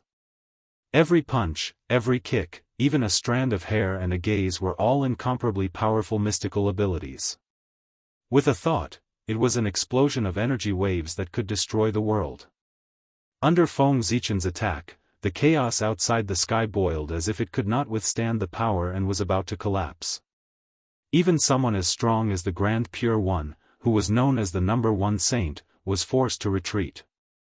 Even the Heaven-Earth Mystic Yellow Pagoda, which was known to have the best defense in the postnatal realm, was dimmed. Clearly, it had been severely injured. At that moment, the Grand Pure One looked like a lone boat in the storm under Feng Zichen's attack. He was in danger of capsizing at any time. But in reality, that was not the case. Although Feng Zichen had suppressed the Grand Pure One the entire time and seemed to have the upper hand, he knew his own situation very well. This situation could not be maintained for long. Completely abandoning defense and turning it into the strongest offensive, this move of his had, of course, temporarily gained the upper hand. However, doing so would consume a lot of energy, and he wouldn't be able to maintain it for long. Furthermore, as a heaven-opening cardinal treasure, the Tai Chi diagram was far more mysterious than other connate cardinal treasures. Even among chaos spiritual treasures, it was one of the best. Not to mention anything else, just the 10% merit of creation in the heaven-splitting treasure was enough to make them stand at the top of all the treasures in the untainted land. What kind of concept was 10% of the merit of creation? The three pure ones became the saints of heaven because they each had 10% of the merit of creation. Each of the three heaven-opening cardinal treasures had 10% of the merit of creation. That was their invincible foundation in the primordial world. Facing such a powerful treasure, no matter how strong Feng Zichen's body was, it was only comparable to a middle-grade connate cardinal treasure. How long could he last under the attack of the Tai Chi diagram? It could be said that, the current situation where Feng Zichen had the upper hand was just an illusion that he had risked his life to maintain. Once his strength was exhausted or his body reached its limit and he could not continue to resist the Tai Chi diagram, that would be the beginning of his defeat. Feng Zichen knew that, and so did the Grand Pure One. Therefore, in the face of Feng Zichen's crazy attacks, the Grand Pure One did not choose to resist them head-on. Instead, he chose to defend. With his realm that surpassed Feng Zichen's third firmament, it was enough for him to calmly block Feng Zichen's attacks. He was not very calm either. At the very least, he looked quite pathetic, but he did not suffer any injuries. Defense was the best way to deal with Feng Zichen at this moment. If he used the Tai Chi diagram to exhaust his Qi and blood, wouldn't he be at his mercy when his Qi and blood were exhausted? However, how could Feng Zichen let the Grand Pure One have his way? After fighting for so long, Feng Zichen was certain that unless he revealed his strength at the fifth firmament of primordial chaos, he would definitely not be a match for the Grand Pure One. However, it was not a life-and-death battle now. It was just a battle of emotions. It was not worth him revealing his trump card in advance. With that thought in mind, Feng Zichen decided to call a truce. He was not playing anymore. The moment he thought of it, Feng Zichen retreated and distanced himself from the Grand Pure One. Is this the strength of the leader of the saints? I've finally experienced it today. It's a little disappointing. After dispersing Pangu's Dao body, Feng Zichen said to the Grand Pure One in an extremely disappointed tone. That expression, that posture, it was as if the words, "That's all there is to it," were plastered on his face. Hearing that, even with the Grand Pure One's mental state, he could not help but be furious. What did he mean by so? He was clearly not his match, but he still acted as if he had taken advantage of him. That attitude was really infuriating. If you're really strong enough, why don't you continue fighting? Didn't you see that the situation was not good and retreat in time? If they continued fighting, the Grand Pure One was definitely confident that he could suppress Feng Zichen. Unfortunately, at the critical moment, Feng Zichen retreated. That made the Grand Pure One very angry. Moreover, Feng Zichen had grasped the timing of his retreat very well. It happened to be the moment when he was exhausted and the Grand Pure One was about to counterattack. He was filled with anger and was about to counterattack so that he could vent his anger. However, at that moment, the other party retreated. He retreated. Faced with such a situation, the Grand Pure One felt that there was nowhere to vent his anger. He could not help but feel aggrieved. Especially, once Feng Zichen left, to create a false impression for others. When the Grand Pure One faced Great Emperor Ziwei, he could not resist at all. He could only be beaten passively.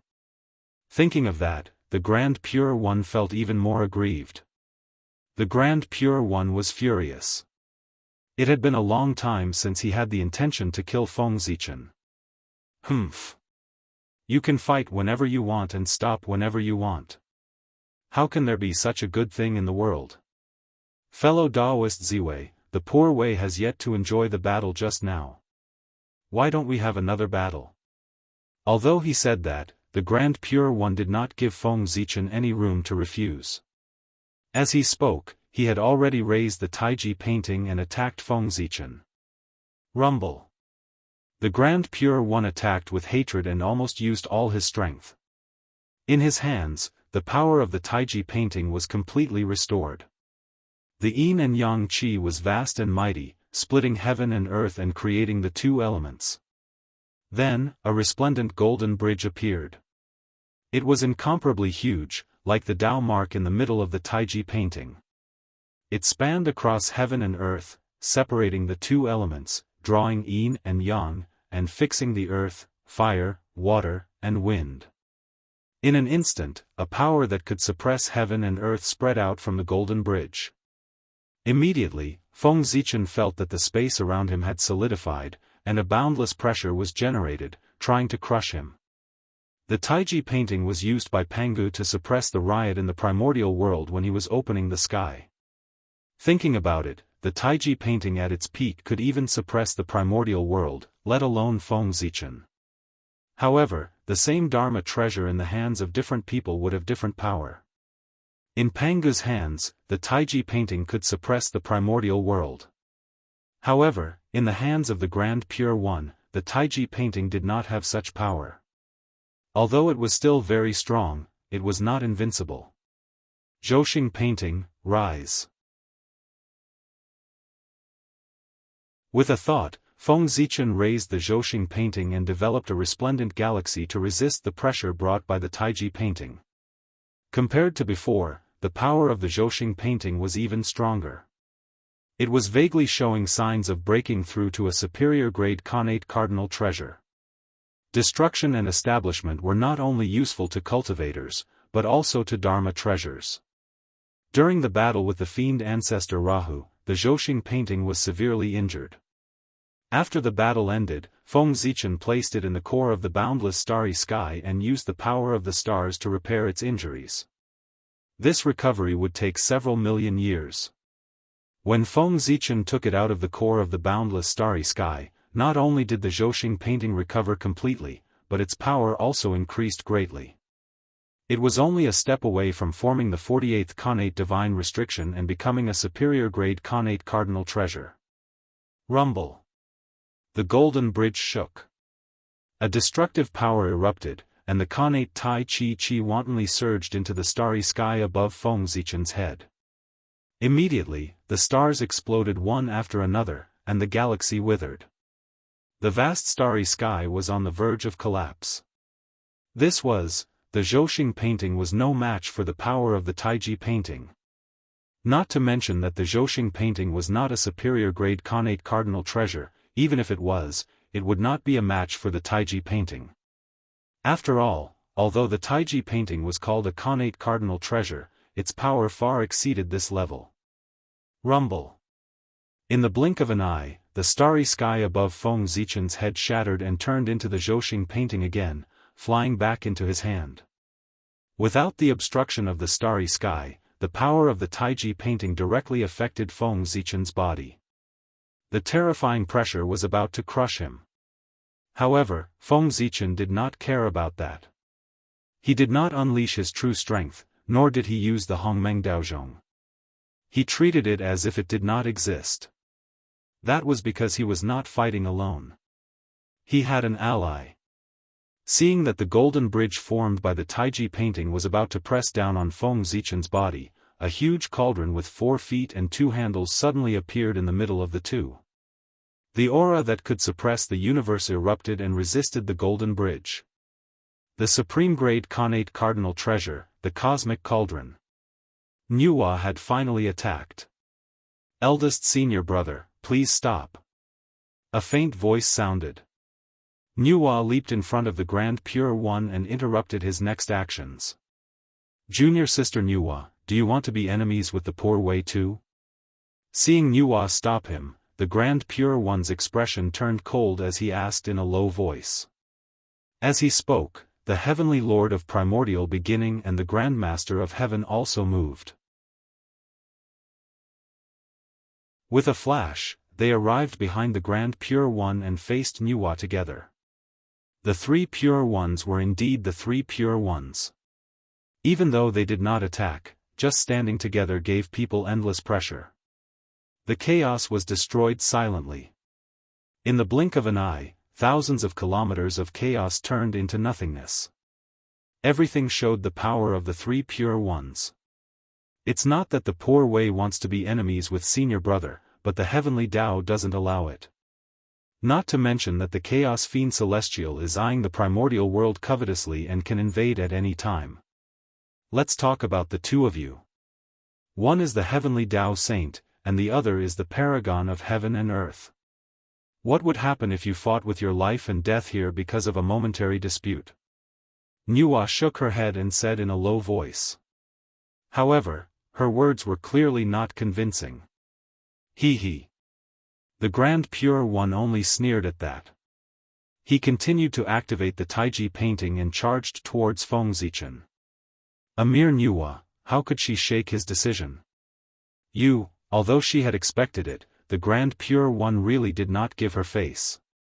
Nuwa was still so angry that her face turned pale.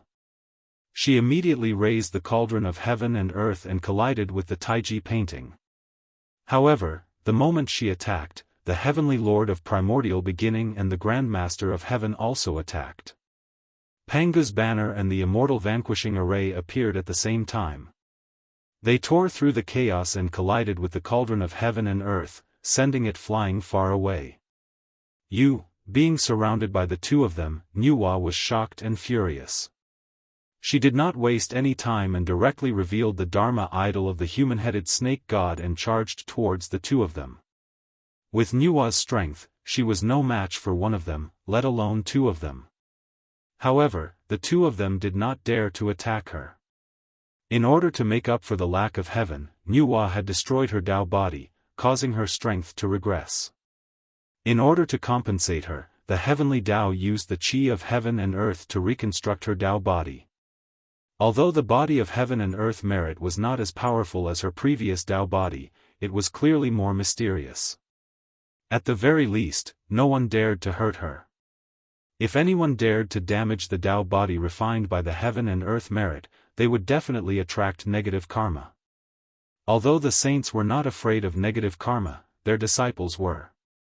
If the negative karma could not hurt the saints, it would descend on their disciples. It could be said that if the Heavenly Lord of Primordial Beginning and the Grand Master of Heaven dared to attack Nuwa, they would not only lose their mystical abilities, but also the future of their disciples. Was it worth it to use the future of their disciples in exchange for Nuwa's injury? It was definitely not worth it. Nuwa was immortal and indestructible. If she was injured, it would be a loss of face. However, if the future of their disciples was gone, it would really be gone. The Grand Master of Heaven and the Heavenly Lord of Primordial Beginning were both smart people. Naturally, they knew how to choose. Therefore, after seeing Nuwa rush over, the two of them did not dare to make a move. They only used their methods to trap Nuwa so that she could not save Feng Zichen. Senior brothers, do you really want to make things difficult for the poor Wei? Trapped by the two of them, Nuwa said unhappily. Junior sister Nuwa, it's not that the poor Wei wants to be your enemy. It's that you're determined to be my enemy and the entire celestial sect of wonders. Your disciple, the Zichen clan, has created their own martial arts and shaken the foundation of our celestial sect of wonders. Instead of cleaning up the sect, you're protecting his good friend. What are your intentions? Do you still have the celestial sect of wonders in your eyes? The Heavenly Lord of Primordial Beginning smiled coldly. Not only did he not take Nuwa's threat seriously, but he also questioned her. Feng Zichen was from the human race. He was a disciple that the Nuwa had personally admitted. Moreover, he had the capital to show off to everyone back then. Now, he had created his own martial arts and shaken the foundation of the celestial sect of wonders. He had become the greatest sinner of the immortal Tao. As his backer, it was natural for Nuwa to be angered by the people of the celestial sect of wonders. The martial arts created by Brother Gaochen can pose a threat to the immortal Tao. Doesn't that prove his excellence? The disciple is more outstanding than the teacher. Doesn't that mean that the Empress has taught well?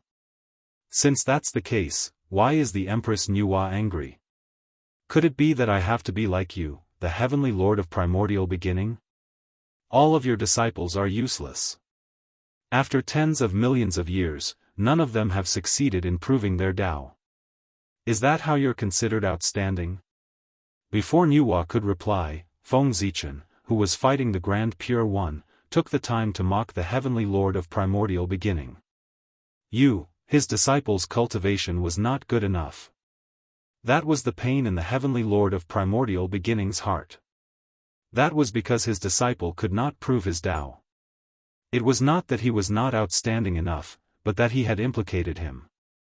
Therefore, the Heavenly Lord of Primordial Beginning had always felt guilty towards his disciple.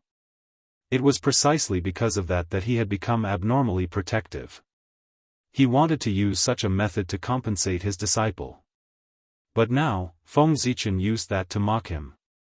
How could the Heavenly Lord of Primordial Beginning tolerate that? He exploded on the spot. Bastard, you're courting death. Grabbing the Pangu banner, the Heavenly Lord of Primordial Beginning slashed fiercely at Feng Zichen. Rumble. Streaks of chaotic sword chi burst out, carrying traces of the heavenly god's murderous aura. They shattered the chaos and emitted a mighty force that could split the world. Back then, when the Pangu axe shattered, Pangu used the Pangu banner to shatter the chaos and continue to split the world. Although the three heaven-splitting treasures were all the strongest Dharma treasures of the primordial world, their focus was different. The Taiji painting was a suppression treasure, the Pangu axe was a killing treasure, and the Chaos Bell combined the advantages of the two. It could attack and withdraw. For this reason, among the three heaven-splitting treasures, the Pangu banner had the strongest killing power. It could even be said that in the primordial world, the Pangu banner was the #1 killing treasure. In front of him was the Taiji painting, and behind him was the Pangu banner. Facing the #1 suppression treasure and the #1 killing treasure of the primordial world at the same time, no matter how confident Feng Zichen was, he did not dare to say that he could block the attacks of the two. But he still did not panic. Because he still had a trump card. Seeing the Taiji painting and the Pangu banner charging over, Feng Zichen actually put away the Zhouxing painting, as if he had given up resisting. Just when everyone was puzzled, Feng Zichen shouted calmly, "Don't worry. Dao Ancestor, are you still not going to make a move?" As soon as he finished speaking, the world fell silent in an instant. Then, a sigh was heard. Then, an unparalleled force erupted and brushed past everyone's bodies. Next, the world spun. When Feng Zichen came back to his senses, he found that he was no longer in the chaos outside the heavens, but in the purple cloud palace. Turning his head to look, he saw that the 6 sages had all appeared here. Obviously, the Dao Ancestor had used a supreme method to teleport them from the chaos outside the heavens to this place. Thinking of this, Feng Zichen could not help but suck in a breath of cold air. Too powerful. The Dao Ancestor had probably reached the realm of the Wuji Daoyuo Jingxian. Otherwise, he would not have captured them so easily.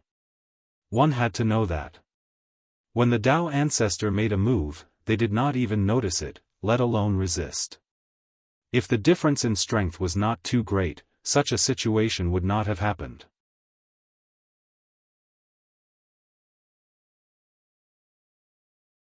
Chapter 667. However, it was not like Feng Zichen had never seen a perfected primordial chaos existence. Back then, demon ancestor Luo Ho was at this realm.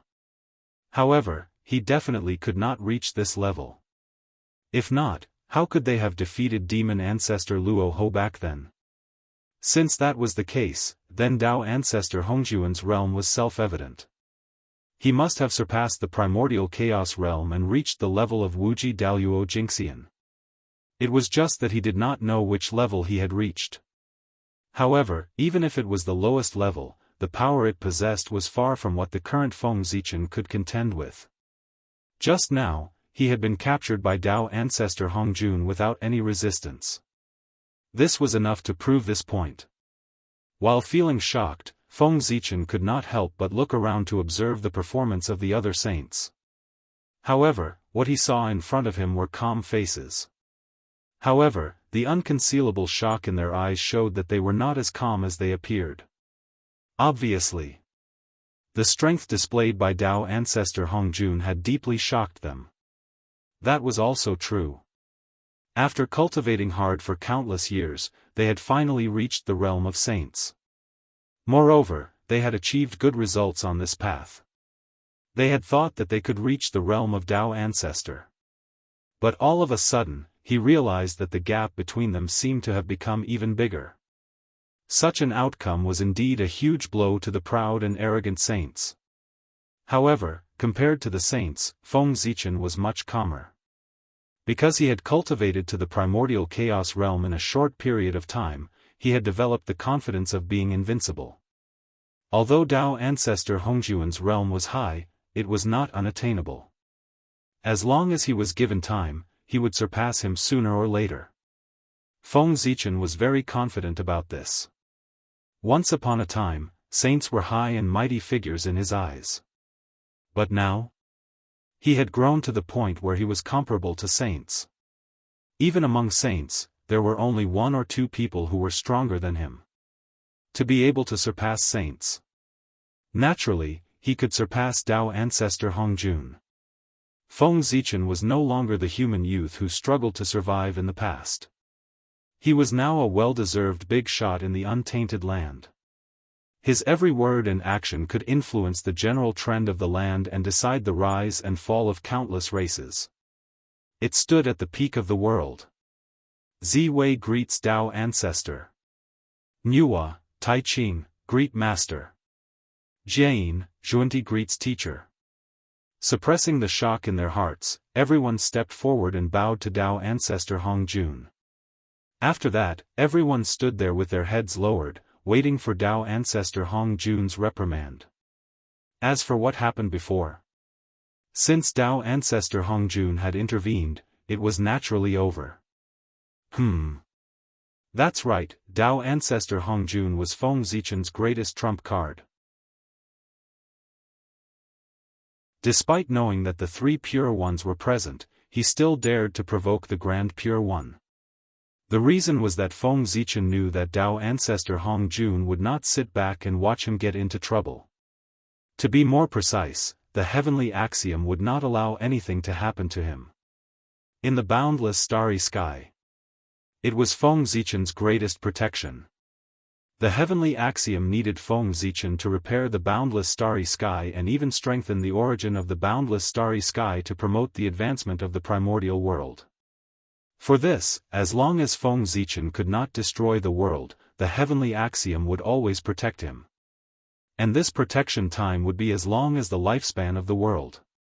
He would truly be with the world. It could be said that, as long as the world still needed the boundless starry sky, Feng Zichen would not really encounter any fatal danger. Even if he was besieged by the saints, he would still be able to turn the situation into a blessing. At most, he would be sealed in the boundless starry sky and could not come out. In a sense, Feng Zichen could be considered a different kind of saint. Under the protection of the heavenly axiom, he could already be like a saint and achieve immortality in the true sense of the primordial world. What he lacked was to mobilize the authority of the heavenly axiom. However, as the supreme being of heaven and earth, how could Feng Zichen lack the authority of the heavenly axiom? Even if he was not as good as a saint, it would not be that bad. Therefore, the saint did not have much of an advantage in front of him. That was not right either. At the very least, the vast sea of knowledge that the saint had accumulated over the countless years was what Feng Zichen lacked. Sigh. You are also existences that have achieved the Tao. It's not appropriate to reprimand you like before. Therefore, the poor way will not say much today to avoid annoying people. However, I have something to remind you. I hope you will keep it in your hearts. In the future, when you attack, can you first consider whether the primordial world and the endless living beings can withstand your torment? Dao ancestor Hong Jun's words were not heavy, but in everyone's ears, they were like a thunderclap. They were so frightened that they hurriedly stood up and said that they did not dare. All right. They are all figures like Saint Dao masters. How can they lose their composure in front of the poor way? Get up. Dao ancestor Hong Jun waved his sleeve, causing a gust of wind. Immediately, everyone felt a supreme force, causing them to be unable to bow. They could not help but be incomparably shocked. Thank you, Master, Teacher. Once again feeling the power of Dao ancestor Hong Jun, everyone did not dare to be rash. They hurriedly returned to their original positions and waited for the Dao ancestor's instructions. All right. It's been hard on you all these years. Since all of you are here, and the poor way has recently made a breakthrough in her cultivation, I'll tell you about the path after primordial chaos. Perhaps it was because of the breakthrough in his cultivation, or perhaps it was because everyone had worked hard to guard the chaos outside the sky for so many years. In short, Dao ancestor Hong Jun was very happy and had the idea of preaching to everyone. Thank you, Master, Teacher. Hearing this, everyone was overjoyed. What kind of realm was Dao ancestor Hong Jun? He had already surpassed primordial chaos and reached the level of Wuxia Xianxia. For such an expert to preach to them and elaborate on the cultivation path of the primordial chaos realm, it could be said to be a shocking opportunity. If they could comprehend something from it, it would save them a lot of detours and a lot of time. In that case, how could everyone not be happy? Perhaps the opportunity to advance further should be here. Not to mention how the Dao ancestor preached in the Purple Cloud Palace. After Feng Zichen passed down the martial path, chaos gradually appeared in the primordial world. And this was inseparable from martial arts. What was martial arts? Some people said that it was to stop the spear for martial arts, some people said that it was to use the spear for martial arts. However, whether it was to stop the spear or to use the spear, they both had the meaning of fighting. Martial meant fighting. And with fighting, there would be chaos. Therefore, due to the gradual rise of martial arts experts often broke out into great battles. Moreover, there were many troubles caused by martial arts battles in various places, causing chaos in the primordial world to gradually appear. Logically speaking, even if martial artists liked to fight, the human emperor ruled the primordial world and ordered all races. He should be able to control the situation. Moreover, no matter how bad he was, he should have the ability to suppress the chaotic situation within a certain range and not affect the entire primordial world. However, right under the nose of the human emperor, the chaos in the primordial world quickly spread to the entire primordial world with an irresistible force. As a result, the human emperor completely lost the ability to control the situation. By the time he came back to his senses and comforted the good people, the situation in the entire primordial world had already become a mess. The various races attacked each other and the war was endless. Many races took advantage of the chaos in the primordial world to target the heavenly cycle temple, causing the war to further worsen. There were also many powerful beasts that were unknown, extinct, or only existed in legends. They suddenly appeared out of nowhere and scattered all over the primordial world, causing chaos one after another. These chaos broke out almost at the same time. It was precisely because of this that the peace that had lasted for millions of years in the primordial world was suddenly broken and it fell into chaos again. And these things happened so together, of course, it could not be a coincidence. All of this was secretly pushed by someone. And the origins of the people who were secretly pushing all of this were a little complicated. There were great masters from the celestial sect of wonders, and there were also great masters from ancient races. In short, ever since the human race became the protagonist of the world, there were too many people who were jealous of the human race. There were too many people who wanted to take a share of the human race's destiny. If the human race had been developing steadily, they might not have been able to do anything to the human race. However, after the birth of martial arts, the celestial sect of wonders was furious and wanted to teach the human race a lesson. At the same time, they also used this as an excuse to restrict the development of the human race, lest their strength become too strong and exceed their control. The thoughts of the great masters of the celestial sect of wonders were very simple. If they could not deal with Feng Zichen, could they not deal with the human race? Therefore, a series of conspiracies against the human race soon appeared in the primordial world. And the great masters hiding in the dark saw that the celestial sect of wonders had taken action. They also took action. However, their goal was not to target the human race, but to create chaos so that they could fish in troubled waters. These great masters hiding in the dark knew one thing very well, and that was, with the celestial sect of wonders around, it was very difficult for them to obtain benefits from the human race. Therefore, they simply did not target the human race, but focused on creating chaos. When the primordial world was completely chaotic, the human race and the celestial sect of wonders would have no time to take care of themselves. That would be their opportunity. Muddy water. It was easy to fish. Therefore, with this thought, these great masters hiding in the dark secretly unlocked the ancient seal and released the primordial mutants inside. Of course, there were also some great masters who released the exotic beasts that they had raised in the past from the secret realm and let them wreak havoc in the primordial world. This was the origin of the exotic beasts that had wreaked havoc in the primordial world. Countless years had passed since the creation of the world. The wild heaven and earth mutants had long been wiped out. Only a few of them were kept in the hands of those with great magical powers. Now, taking advantage of the chaos in the primordial world, they had released all of them. The impact on the primordial world could be imagined. One had to know. Those that could be called primordial mutants were either extremely powerful or had extremely strange abilities. Otherwise, why would they be called such?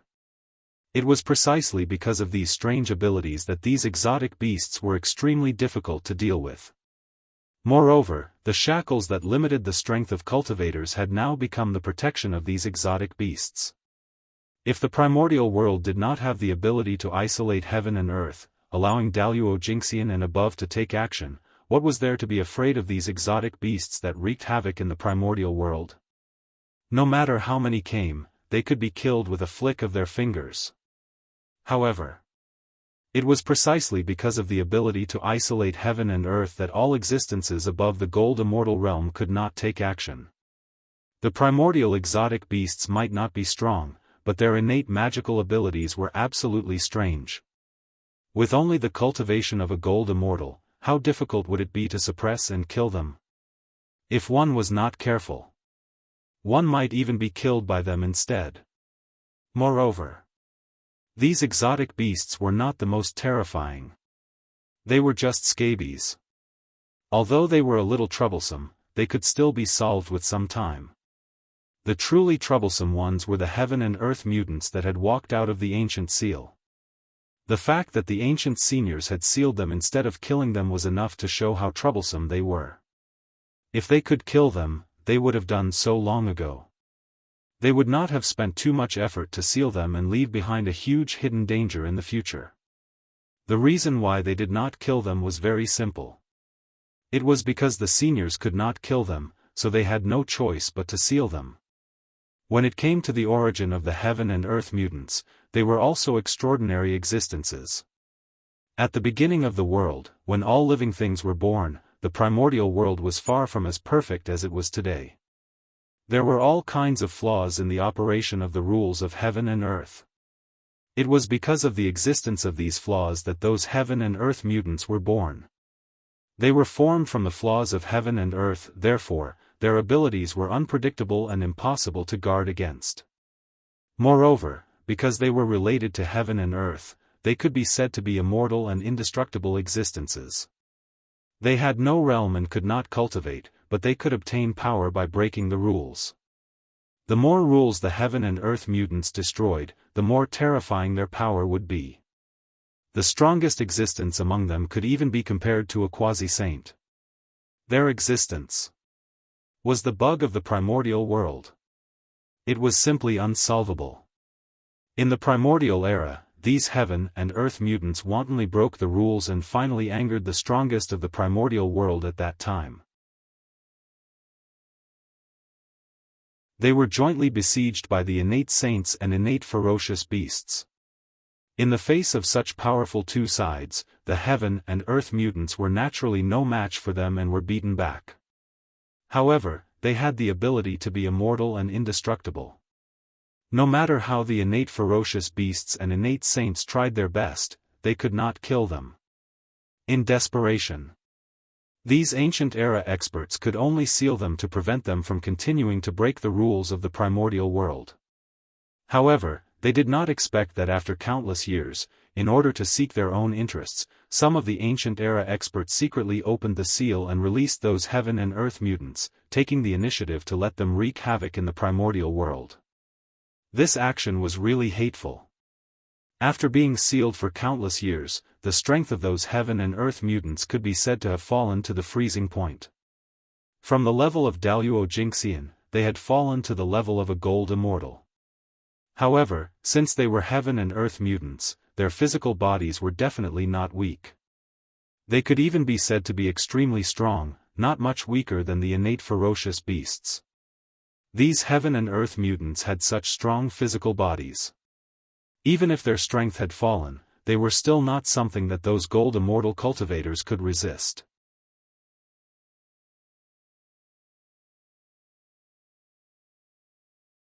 Chapter 668. Not to mention, the Xenogeneics also had those strange and unpredictable talents and abilities. Therefore, with these mutants around, it was hard for the Eldritch world to not be in chaos. Damned Xian sect. Damned immortal path. At this moment, in the human emperor palace, the current human emperor of the human race, Si Wenming, Yu the Great, looked at the void in front of him with an ugly expression, cursing at the Xian sect. This was because his surroundings were covered in divine chains of order. They firmly trapped him within the emperor's palace, causing him to be unable to take a single step out of here. Without a doubt, this was the Xian sect's method. Although the divine chains of order did not have the slightest bit of immortal Dao aura, the heavenly energy on the divine chains exposed their origins. It was this heavenly energy that could trap the human emperor, Si Wenming, who was comparable to a great perfection quasi-saint, in the human emperor palace, unable to move. In the Eldritch world, other than the Xian sect's immortal path, which other force could control such powerful heavenly energy? The answer was none. The end of the immortal path was the heavenly path. The original intent of the immortal path was a description of the heavenly path. With the strength of the human race's fate, only the Xian sect could restrict the human emperor's movements.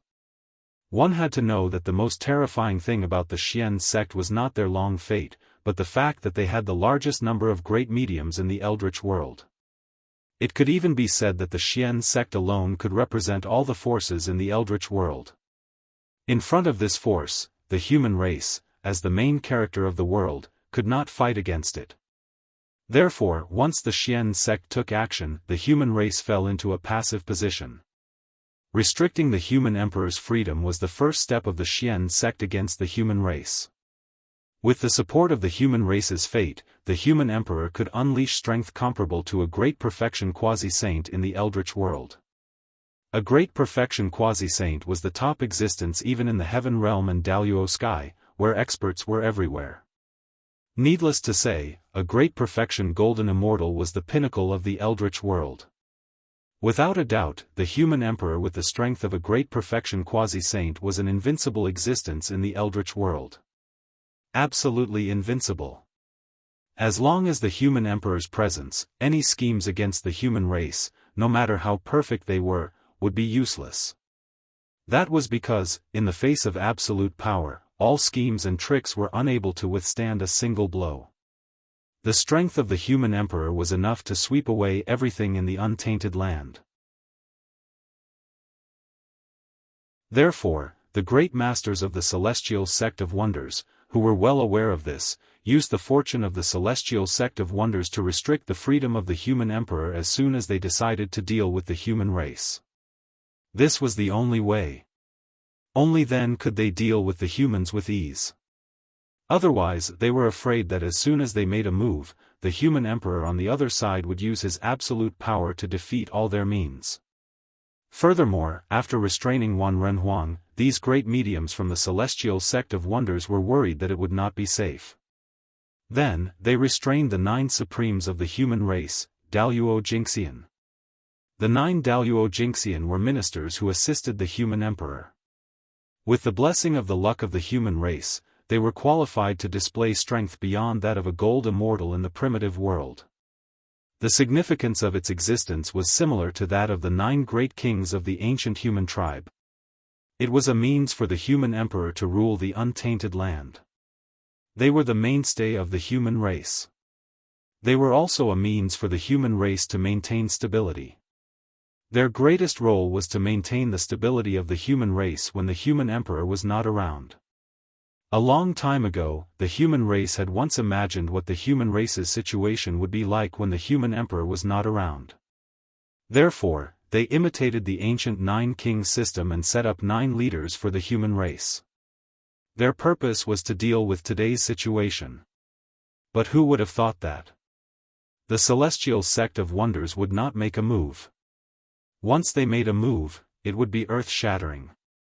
After trapping the human emperor, they also made a move to lock up the 9 Daoist Jingxian. It made the human race's preventive measures a complete joke. And this was the main reason for the chaos of the primitive world. With the vastness of the primitive world, without the suppression of a peerless expert, how could a few dozen Tai Jingxian-level existences control the situation? It would be strange if nothing happened. Open for me. In the human emperor palace, Si Wenming was naturally unwilling to be trapped here. He tried his best to activate Xianhua, trying to break through the divine chains of order to regain his freedom. But unfortunately, the foundation of the human race was still a little shallow. How could it be compared to the celestial sect of wonders that controlled the primitive world?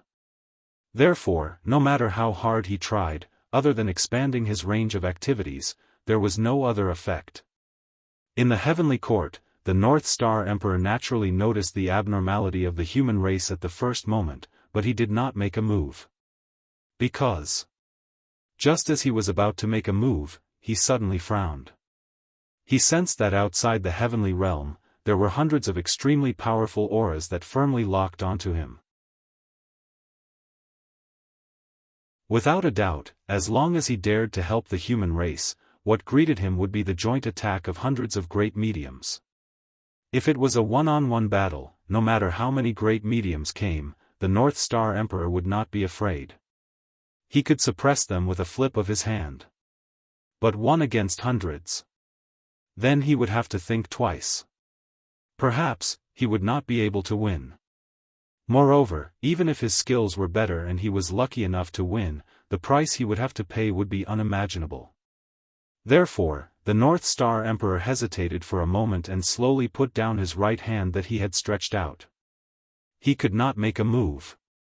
Of course, if he could not make a move, then the hundreds of great mediums outside who were monitoring him could not make a move either.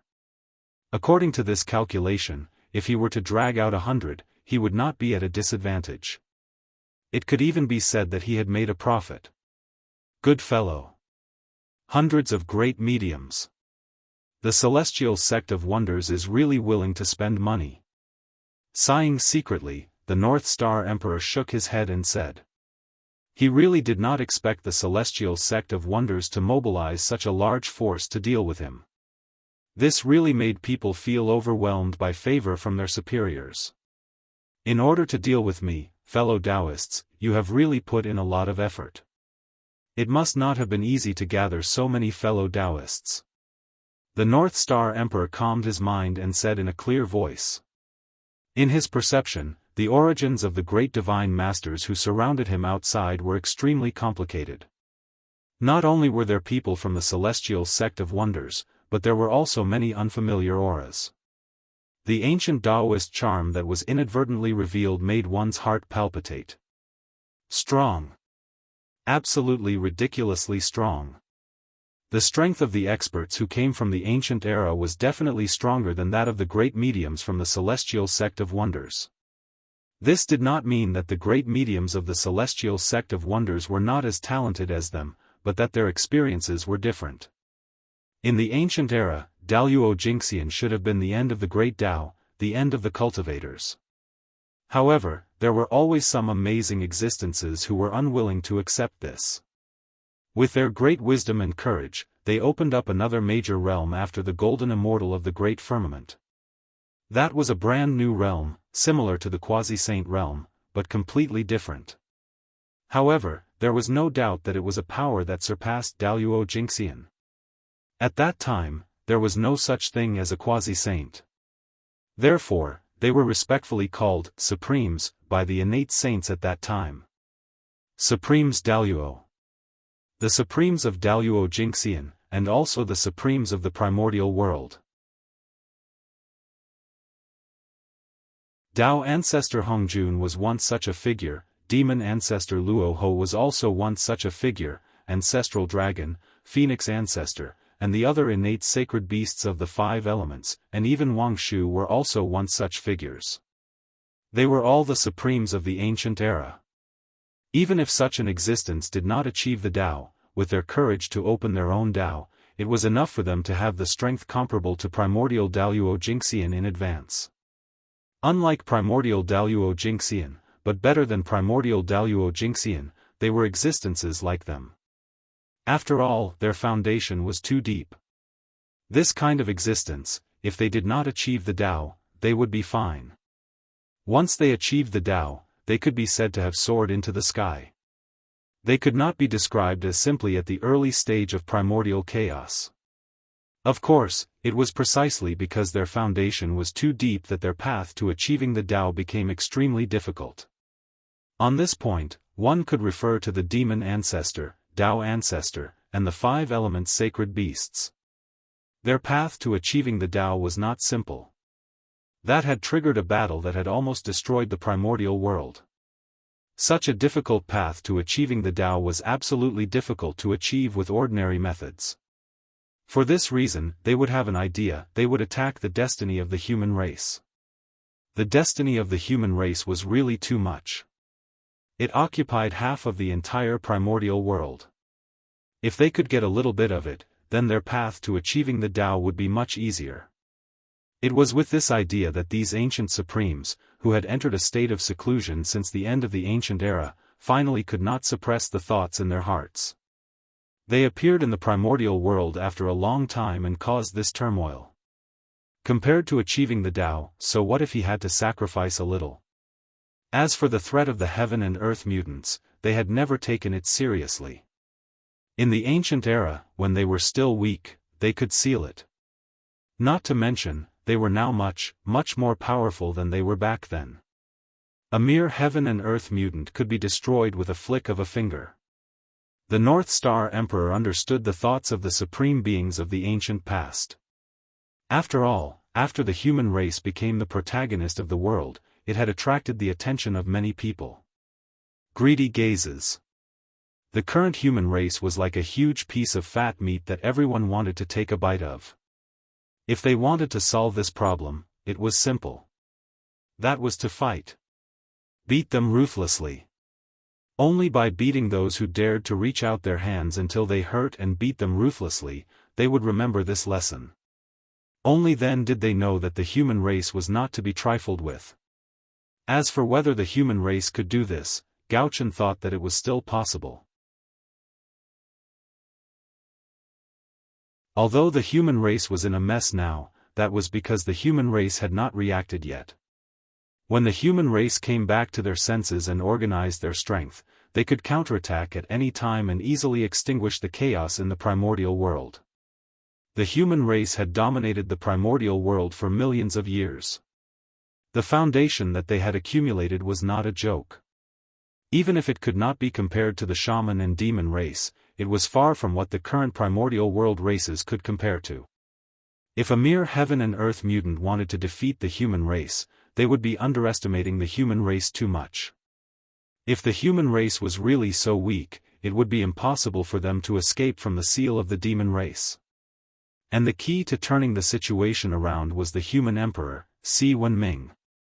If he could appear in time, the situation of the human race would quickly stabilize, and they would be able to condense enough strength to suppress the chaos in various places. Perhaps this was the test of the world for Si Wenming. After passing, he would be the 9th great emperor of the human race. If he could not pass, then he could only be the king of the human race. The reason why Gaochen did not save Si Wenming was because of this consideration. As the human emperor, if he could not even solve such a small problem, what qualifications did he have to become the great emperor of the human race? Therefore, Emperor Gaochen made up his mind to completely let go of this matter and leave it all to Si Wenming to handle. He believed that Si Wenming could solve these matters, and he also believed that the human race had the ability to overcome these difficulties. Otherwise, the human race would be too lousy. If a mere disaster could make the human race unable to take care of themselves, then it would be better not to be the main character of this world. It would also save him from embarrassing himself there. After making up his mind, Gaochen seemed to have put down some burden and suddenly relaxed. He was also in the mood to communicate with those powerful beings in the dark. Fellow Daoists, reply. Divine senses spread out from Gaochen's body and echoed between heaven and earth. Unfortunately, even though he released his divine senses so frequently, no one paid attention to him. Everyone's attention was now on the primordial land. They wished that they could directly divide the destiny of the human race. How could they have the time to pay attention to Gaochen? Moreover, Gaochen's mouth was so vicious. If they easily talked to him, they might be ridiculed by him. Therefore, everyone pretended to be deaf and mute, pretending that they did not hear Gaochen's words. At this moment, his gaze turned back to the human race. In the human emperor palace, Si Wenming, who had used all his methods but still could not break the divine chains of order, could not help but reveal a hint of ruthlessness in his eyes. The human race must not be in chaos. Therefore, he had to go out. Even if he had to pay a price, he had to rush out. With this realization in his heart, Si Wenming did not hesitate to burn his origin to obtain a huge amount of power. Break for me, unparalleled power surged out from Si Wenming's body. However, his target was not the divine chains of order in front of him, but the soul in his body. Boom! With a deafening boom, Si Wenming's body was blasted apart. At the same time, the destiny of the human race was also shaking non-stop. Waves of violent power surged out and entangled with the divine chains of order in the human emperor palace. Under this violent power, the divine chains of order that Si Wenming could not do anything about finally showed signs of collapsing. Bang bang bang, amidst the shocking explosion, the divine chains of order that trapped Si Wenming broke one after another. However, at that moment, as if sensing the changes in the human emperor's palace, an extremely mysterious power surged out from the void and supported the divine chains of order. Suppress, it was a light word, but it carried an unparalleled power. The instant that voice rang out, the divine sequence chains that were originally in a state of collapse suddenly recovered their original state. Furthermore, they became even more powerful. Whoosh!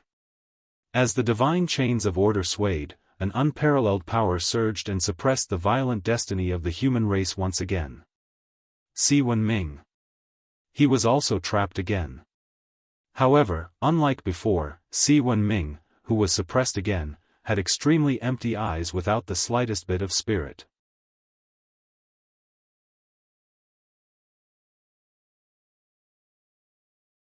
Chapter 669. This was the sign of his soul leaving his body. Obviously, Si Wenming had taken advantage of the time when the divine chains of order had collapsed and burned his origin as the price to escape a wisp of his soul. Although the consequence of doing so would greatly damage his cultivation, it was nothing compared to the stability of the human race. If his cultivation was lost, he could still cultivate it back. However, if the human race was finished, then it would really be finished. Outside the human emperor palace. As the void distorted, Si Wenming's blurry figure appeared. "Ah! I've finally rushed out." Cough, cough, cough. Looking at the human emperor palace behind him, Si Wenming could not help but smile. However, before he could be happy for long, his laughter was replaced by a violent cough. What was even more worrying was that as the cough sounded, Si Wenming's blurry figure became even more blurry. It was faintly discernible and showed signs of disappearing. Obviously, his situation was not good. That was also true. In order to rush out of the human emperor palace, he had paid too great a price. Not to mention that his origin had been burned to ashes, even his physical body had been severely injured. Moreover, when he rushed out of the human emperor palace, his soul had been weakened layer by layer by the divine chains of order and was already extremely weak. If not for the fact that he had been the human emperor for hundreds of thousands of years and had already condensed half of the imperial purple chi in his body, he would have been reduced to ashes by the divine chains of order. At this moment, I'm really too weak. Not to mention ruling the human race, I can't even walk in front of everyone. I'm afraid that before I can see everyone, my soul will not be able to hold on and will collapse on its own. Therefore, the most important thing now is to recover some of my strength and condense a physical body again. This way, I can appear in front of everyone. With a plan in mind, Si Wenming did not hesitate. He immediately summoned the last of his strength and escaped into the imperial ancestral temple near the human emperor palace. He had been careless. If he had known that the celestial sect of wonders would attack him, he would not have stayed in the human emperor palace. Instead, he would have chosen to stay in the imperial ancestral temple of the human race. After all, compared to the human emperor palace, the imperial ancestral temple was the most important place of the human race. Even if the human emperor palace was related to the two galactic cosmic light arrays of the primordial world and the human race, its status was far from being comparable to the imperial ancestral temple. The imperial ancestral temple. That was the place where humans worshipped their ancestors. All the martyrs of the humankind since the birth of the humankind were enshrined in it. This was where the faith of the human race lay, and where their legacies lay. It contained the indestructible spirit of the human race, the spirit of man conquering nature. The fire was extinguished continuously. As long as the human race was not exterminated, then the imperial ancestral temple will exist forever. The great powers from the celestial sect of wonders could seal the human emperor's palace, but they definitely could not seal the human race's ancestral temple. After countless years of worship by the human race, the imperial ancestral temple no longer carried the power of the human race, but also the power of the human race. The spirit of the human race was that man could conquer the heavens. Without a doubt, this was looking down on the heaven Tao. How could man win against the heavens? It was only right that divine abilities were no match for the heavens. Any existence that dared to defy the heavens had completely disappeared from the world. All of this had been proven by history. But even so, the human race still dared to shout the slogan, "Man can conquer the heavens." Of course, this was not because the human race was stubborn, but because the human race had something to rely on. This reliance was the human Tao. As a postnatal race created by Nuwa to make up for the lack of the human Tao, the human race had an advantage that the other races did not, and that was that they were closer to the human Tao. It was precisely because of this advantage that some of the activities of the human race could repeatedly resonate with the human Tao. It was also because of this that the human race could stand out from the encirclement of the connate lifeforms as postnatal lifeforms. It was undeniable that postnatal lifeforms were inferior to connate lifeforms in every aspect. After all, they were favored by the heavens. If the human race did not have any outstanding advantages, how could they defeat the connate lifeforms? Being close to the human Tao. This was the human race's greatest advantage. With the support of the human Tao, the human race obtained unparalleled creativity, and from then on, they stood out from the primordial world and became the main characters of the world. The spirit of the human Tao had long been imprinted in the human race's bones, and was passed down through the bloodline from generation to generation. As such, it was no wonder that the human race would shout the slogan, "Man can conquer the heavens." It was a spirit that was engraved in the bones, an instinct that could not be erased or forgotten. Even the heavens and the earth would be moved by it. The human race was born with the human Tao, and they practiced the spirit of the human Tao in the primordial world, spreading the glory of the human Tao. What could the heavenly Tao do? That was not defying the heavens, it was following the human Tao. The word, human Tao, had exhausted all things, exhausted all things. With the human Tao as their backing, the heavenly Tao could not do anything to the human race. It could only allow that person's spirit to conquer the heavens to be passed down through the generations of the human race. Think about it, even the heavenly Tao could not do anything to the imperial ancestral temple. What ability did the celestial sect of wonders have to touch the imperial ancestral temple? Not to mention, Nuwa, Fengzichen, and the statues of the 3 sovereigns and 5 emperors were also enjoying the offerings of the human race in the imperial ancestral temple. It was likely that as soon as the celestial sect of wonders made a move, Nuwa and Fengzichen would immediately sense it and stop all of this from happening. Therefore, the imperial ancestral temple was the safest place for the human race. If Si Wenming hid in the imperial ancestral temple, then unless Tao ancestor Hong Jun personally took action or the 3 pure ones personally descended, the celestial sect of wonders would not be able to touch him in the slightest.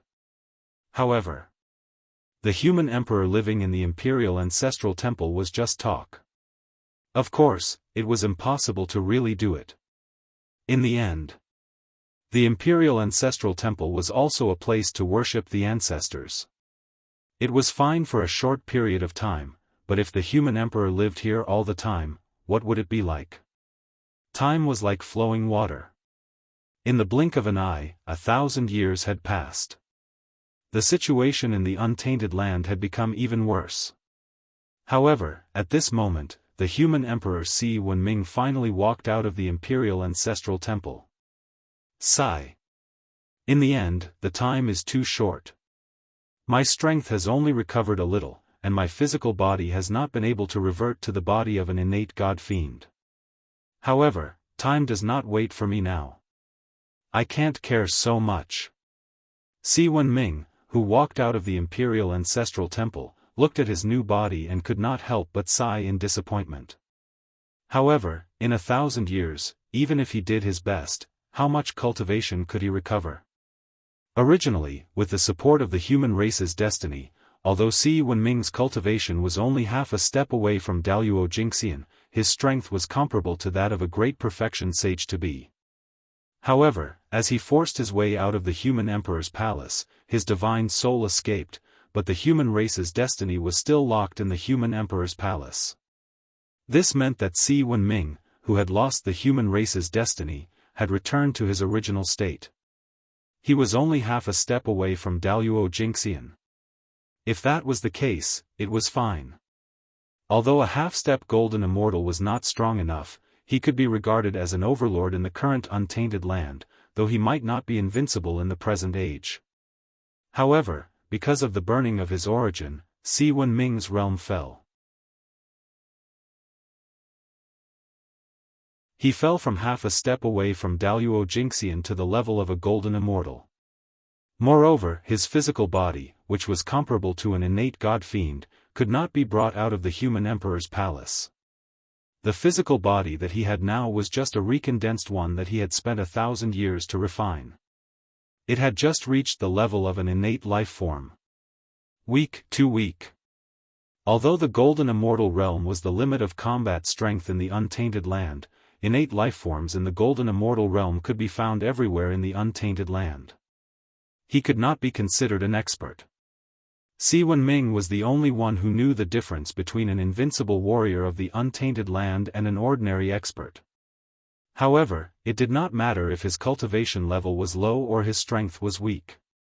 Si Wenming still had half of the imperial purple qi and the innate treasure, the human emperor's seal. Although these two treasures were not enough to let him continue to be invincible in the untainted land, they were enough to ensure his safety and prevent him from being killed. As soon as he came out of the imperial ancestral temple, Si Wenming did not have time to sigh about his luck. He immediately used the human emperor's seal to issue several orders to announce his existence. After the human emperor appeared, the human race's people were relieved. What happened after that was much simpler. Si Wenming did not care about the situation in the untainted land. He immediately gathered all his strength to help the elders and leaders of the human race stabilize the situation of the human race. Only when the human race was stable would they have enough strength to calm the chaos in the untainted land. You're out so soon. You didn't disappoint me. It's just a little tragic. The physical body is broken, the origin is scattered, and the soul is weak. These injuries are more serious than the last. It's not easy to recover. In the heavenly court, after seeing that the situation of the human race was gradually stabilizing, the North Star Emperor already knew that Si Wenming had broken out of the seal. He could not help but smile. However, different from his happy mood, the faces of the Almighties who were hiding in the dark all turned ugly when they heard the news that Si Wenming had broken out of the seal. What a variable! Si Wenming's appearance had brought too much uncertainty to their plans. It would even cause their plans to completely collapse. Therefore, Si Wenming could not be left alive.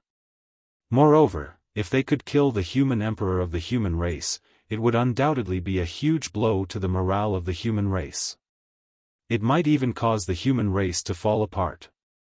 With this thought in mind, these great divinities hiding in the dark could not help but have the intention to kill Si Wenming. However, although they had the intention to kill, they did not choose to take action immediately. Because they had concerns in their hearts. After all, he was the human emperor. His status was incomparably noble. He had the karmic position of heaven and earth. If they killed him for no reason, they would inevitably attract karmic power. Normally, they might not care about these karmic powers. But now, everyone was on the verge of attaining the Tao. If they rashly attacked and killed the human emperor, they would probably never be able to attain the Tao. For this reason, no one was willing to make a move. It was not impossible to make a move, but who would bear the responsibility? No one could bear the responsibility. No one was willing to give up the opportunity to attain the Tao to kill the human emperor. Therefore, everyone seemed to be very hesitant. However, their hesitation did not last long. Because Si Wenming's next action made them make up their minds. They had to get rid of the human emperor. In less than 1,000 years, Si Wenming had stabilized the situation of the human race and integrated a large number of living forces to put into calming the chaos of the primordial world. At this moment, the dignity that the human race had accumulated for millions of years was undoubtedly displayed. As soon as the human race made a move, the 10,000 races that were shouting and killing each other immediately became obedient. Not only did they stop fighting each other, but they also took the initiative to send troops to cooperate with the human race to calm the chaos of the primordial world. With the help of the 10,000 races, the human race's pace of calming the chaos was undoubtedly much faster. Soon, a large number of primordial mutants were either captured or killed. Even the immortal heaven and earth mutants could not stop the human race's footsteps. That's right. The heaven and earth mutants were very strong and brought a lot of trouble to the human race. However, no matter how big the trouble was, it was not difficult for the human race. If one person was not a match for the heaven and earth mutants, then 10 people, 100 people, 1,000 people, 10,000 people. Even ants could bite an elephant to death. Not to mention people. The thing that the human race did not lack the most was people. Quantitative change was enough to trigger qualitative change. Hundreds of golden immortals joined forces to set up a large array. The power that erupted could not kill the heaven and earth mutants, but it could also seal them. Even if it was only a temporary seal, as long as the primordial world was stabilized and Si Wenming's power returned, he would be able to suppress them with a flip of his hand. In this chaos of the primordial world, the human race no longer hid their strength. They swept across the entire primordial world with absolute strength, wanting to calm the chaos in one fell swoop. In fact, there was no need for the human race to hide their strength. They had already been forced to this extent. If the human race still showed that they could not withstand a single blow, it would only encourage the arrogance of the person behind them. At the same time, it would also attract more prying eyes. It was a disaster for a child to cause trouble with gold. The destiny of the human race was gold, and the people hiding in the dark were spying on the existence of gold. If the human race didn't show how strong they were, they would definitely be eaten up by the others, including their skin and bones. Only by showing unparalleled strength could they intimidate the eyes that were secretly spying on the human race. The stronger the human race was, the more those who were spying on the human race had to consider whether it was worth risking their lives for a little destiny. The more people feared, the safer the human race would be. Hiding their strength during the development period was to shock the world. They had already reached the peak. If they continued to hide their strength, they would be inviting trouble. The protagonist of heaven and earth. Who would not spy on them? One had to know. If one pretended to be a pig for too long, one would really become a pig. It was also time for the human race to reveal their claws and fangs. When the human race moved, that tyrannical foundation of his was clearly displayed. The heaven and earth mutants that had previously stirred up the primordial world were quickly suppressed. It did not take long for the chaos that had affected more than half of the primordial world to show signs of being completely calmed. It was precisely when they saw this scene. Only then would the great divines who were hiding in the dark make up their minds. They were in a hurry. If the chaos of the primordial world was quelled by the human race, what else could they play? All their plans could be declared a failure. Not only did they not get any benefits, but they also got into trouble and offended the North Star Emperor to death. This deal was undoubtedly a huge loss. P.S. I beg for more monthly votes. In addition, there will be no limit tomorrow. There will definitely be a burst of updates. As for whether there will be a burst of updates in the future, it depends on the results. The better the results, the more updates. If it can be a high-quality product, I can update it every day. I can even get rid of the bad habit of playing games.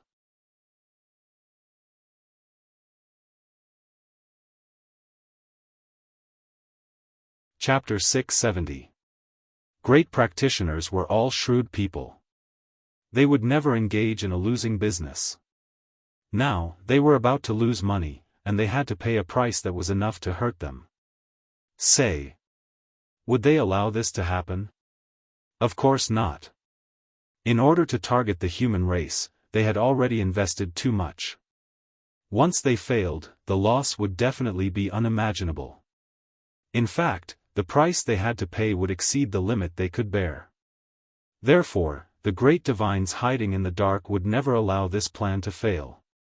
If the human emperor hindered their plan, then they would make the human emperor disappear. as soon as this thought came to mind. Everyone had the intention to kill. Therefore, they tacitly looked around. Of course, it was impossible for one person to do such a big thing as killing the human emperor. The best thing was for everyone to do it together. In this way, even if the karma came, with everyone sharing it, their pressure would be reduced a lot. Perhaps, after everyone shared the pressure, the consequences of killing the human emperor would not be a big deal. The consequences of killing the human emperor would be great, but they had the advantage in numbers. Each of them would bear a share of the responsibility. Perhaps this matter would be fooled. After all, if they joined forces, they would be able to control the general trend of heaven and earth. They might be able to erase the impact of killing the human emperor. Thinking of this, the worry in everyone's hearts lessened a lot. Fellow Daoists, we can't delay any longer. If we delay any longer, the chaos of the primordial world might be quelled by the human emperor. Therefore, we can't hesitate any longer. The poor way knows that you are unwilling to bear the karma of killing the human emperor. This is normal. After all, it is the supreme karma of heaven and earth. It is ominous to kill. But we don't have to kill him. Just like before, we can find an opportunity to continue sealing the human emperor. Of course, we have to pay a price to forcefully seal the human emperor, but if everyone here works together, that price is nothing. Just as everyone was secretly plotting, a sudden voice echoed in everyone's ears, breaking the long silence. Who is it? Everyone could not help but be shocked. They hurriedly released their divine senses to scan the surroundings. However, no matter how they searched every corner of the void, they could not find the source of the sound. Obviously, the person who spoke did not want to reveal his identity. In such a situation, even if the human race was angry, it would not be good for them to find trouble with everyone present. That would be too exaggerated and impossible. However, if the human race was determined to target a few of them, there would be no problem. Who would the human race target then? Without a doubt, the human race would target whoever performed the best in this plan against the human race. The person who spoke dared to collude with everyone to seal the human sovereign. There was no doubt that he was the primary target of the human clan. Once his identity was exposed, no matter who he was, he would be hunted down endlessly by the human clan until he died. This was related to the dignity of the human race. It was useless for anyone to plead for mercy. Therefore, everyone understood that person's unwillingness to reveal his identity. At that moment, he did not investigate the identity of that person. He just nodded secretly to show that he agreed with his suggestion. There was nothing he could do even if he didn't agree. Because this was the best choice at the moment. There was no other way. Great. Since everyone agrees with the poor way's suggestion, we'll take action together to seal the human sovereign in one breath's time. Seeing that everyone nodded, the person spoke again. At that moment, no one responded.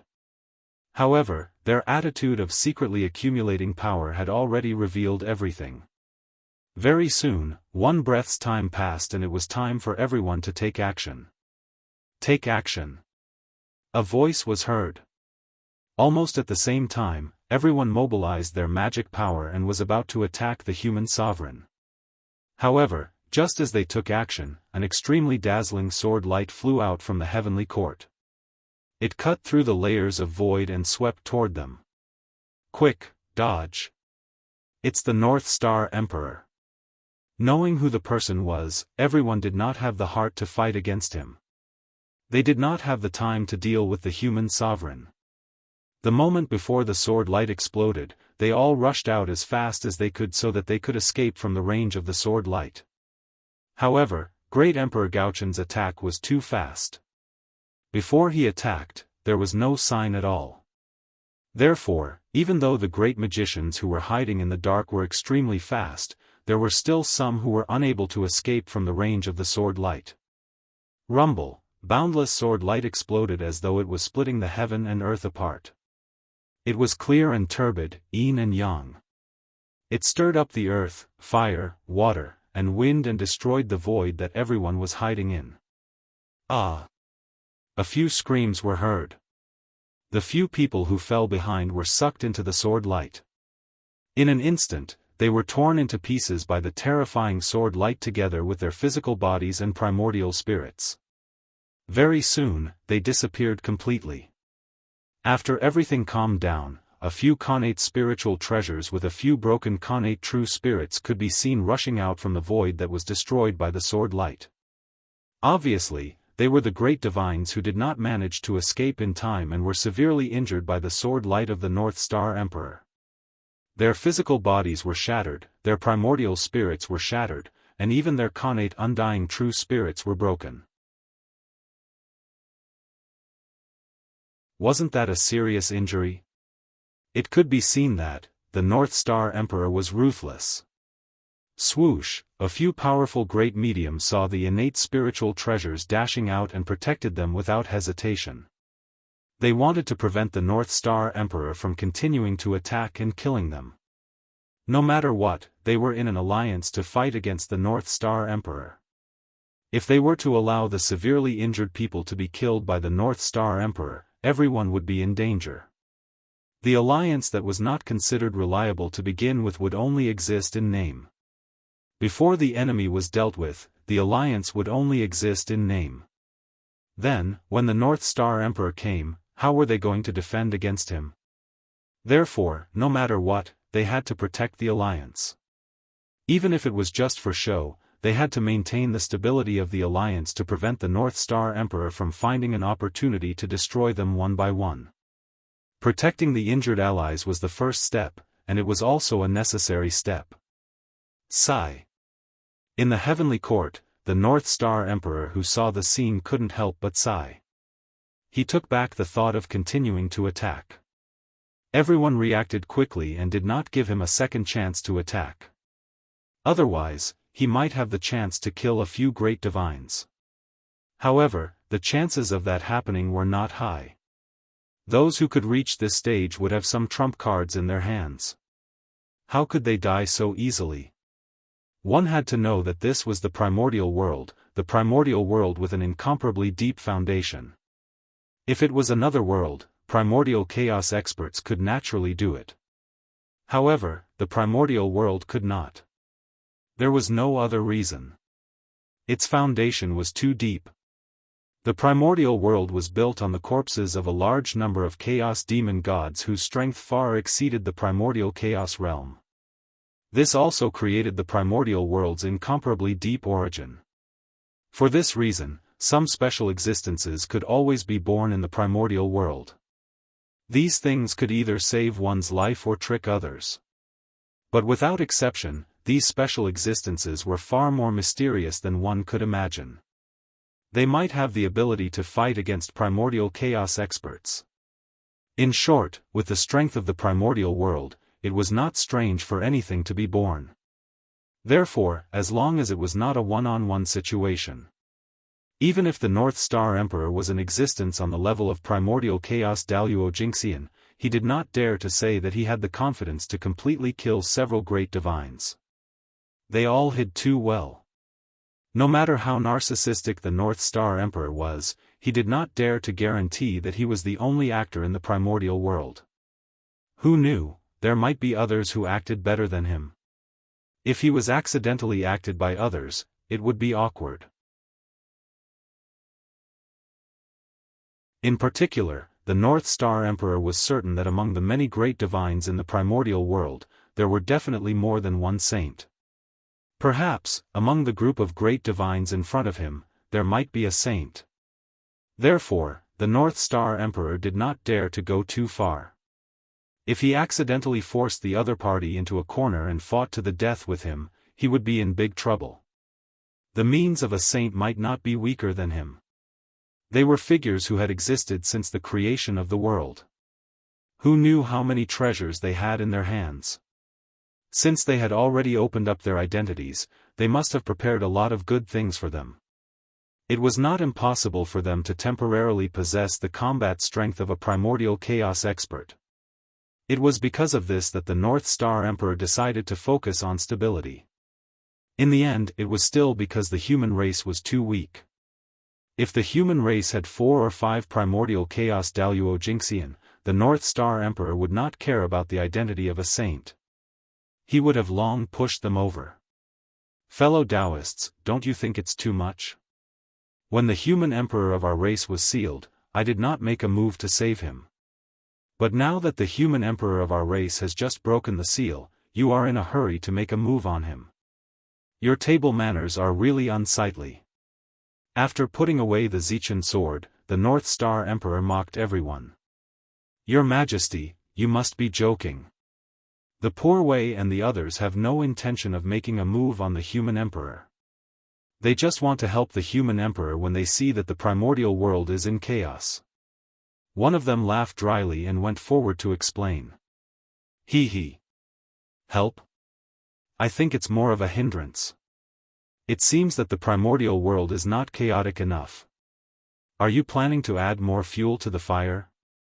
How could the North Star Emperor believe such nonsense? He continued to mock them. It's fine if your Majesty doesn't believe me. The Poor Wei and the others just won't make a move. That person saw that the North Star Emperor's words were unpleasant. After laughing a few times, he stopped talking. So, the place fell into silence again. However, under this silence, there was an invisible undercurrent surging crazily. Fellow Daoists, it's already come to this. If you still have any tricks up your sleeves, don't hide them anymore. Hurry up and use them. Otherwise, after a period of time, the human race will completely pacify the primordial world. Then, all our previous efforts will be in vain. With the North Star Emperor around, it was no longer realistic to make a move on the human emperor. Everyone could not help but feel more anxious. Time waits for no one. To be honest, these powerful existences were also very depressed. As the saying goes, every dog has its day. However, they did not expect it to change so quickly. Previously, they worked together to stop the North Star Emperor from helping the human emperor. But now, the situation was completely reversed. It was the North Star Emperor's turn to stop them from making a move on the human emperor. Wasn't this retribution coming a little too quickly? Could this be the effect of the providence of the protagonist of heaven and earth? It made it difficult for the other forces to harm the human race. However, with so many forces working together, their providence should have suppressed the human race. After all, the providence of the human race was only half of the providence of all the races in the primordial world. It was not half of the entire primordial world's providence. With so many forces working together, what they mobilized was the providence of the blessed grotto heavens and the Khanate Tao providence. Whether it was the quality or quantity, it suppressed the human race. Therefore, the providence of the human race should not be so prosperous at this moment. However, although they were confused, their actions were not slow. They all used their trump cards. They had already invested so much in the beginning. Now, they could no longer retreat. Anyway, if they retreated this time, they would not be able to obtain the forgiveness of the human race. Then, they would go all the way. What if they won? The benefits they would obtain would undoubtedly be shocking. Alright. We have to admit. These great divination masters were gambling. However, wasn't life a huge gamble? If they won the gamble, their future would be bright. If they lost the gamble, there was nothing to lose. Since that was the case, why not block it? There was no way for them to turn back. Rumble. The moment these powerful existences' backup plans were activated, orders were sent out from the various blessed grotto heavens. Immediately, dozens of Khanate races that had submitted to the human race rebelled. In the name of the human race being tyrannical, they led ice to attack the human race. At the same time, hundreds of Khanate races that had long submitted to the powerful existences rushed out from the dojos of those powerful existences and charged towards the human race. For a moment, the human race became the target of everyone in the primordial world. Even the excuse was ready-made. The human race was tyrannical, so much so that they were sinned by the heavens. They sent down the mutants of heaven and earth to cause chaos in the primordial world, disturbing the foundation of the human race's rule. For this, these Khanate races obeyed the mandate of the heavens and mobilized troops. They thought that the heavens and earth would get rid of this thief and overthrow the rule of the human race. The human race, who was suppressing the mutants of heaven and earth, was suddenly stabbed in the back by the Khanate races. They were flustered. However, the human race was strong after all. The rebellion of a few dozen Khanate races did not cause much of an impact. They could be suppressed very quickly. On the other hand, the Khanate races that walked out of the dojos of the powerful existences were somewhat difficult to deal with. Unlike the Khanate races that were still in the primordial world, the Khanate races that were in the dojos of the powerful existences were not affected by the change of the world at all. Their bloodlines did not degenerate and still maintained the purity of their Khanate bloodlines. Because of that, they were extremely powerful. Moreover, there was also an irreconcilable blood feud between these Khanate races and the human race. They would rather leave the primordial world than live under the same sky as the human race. This had already explained everything. These Khanate races were all the main forces in the Khanate alliance back then.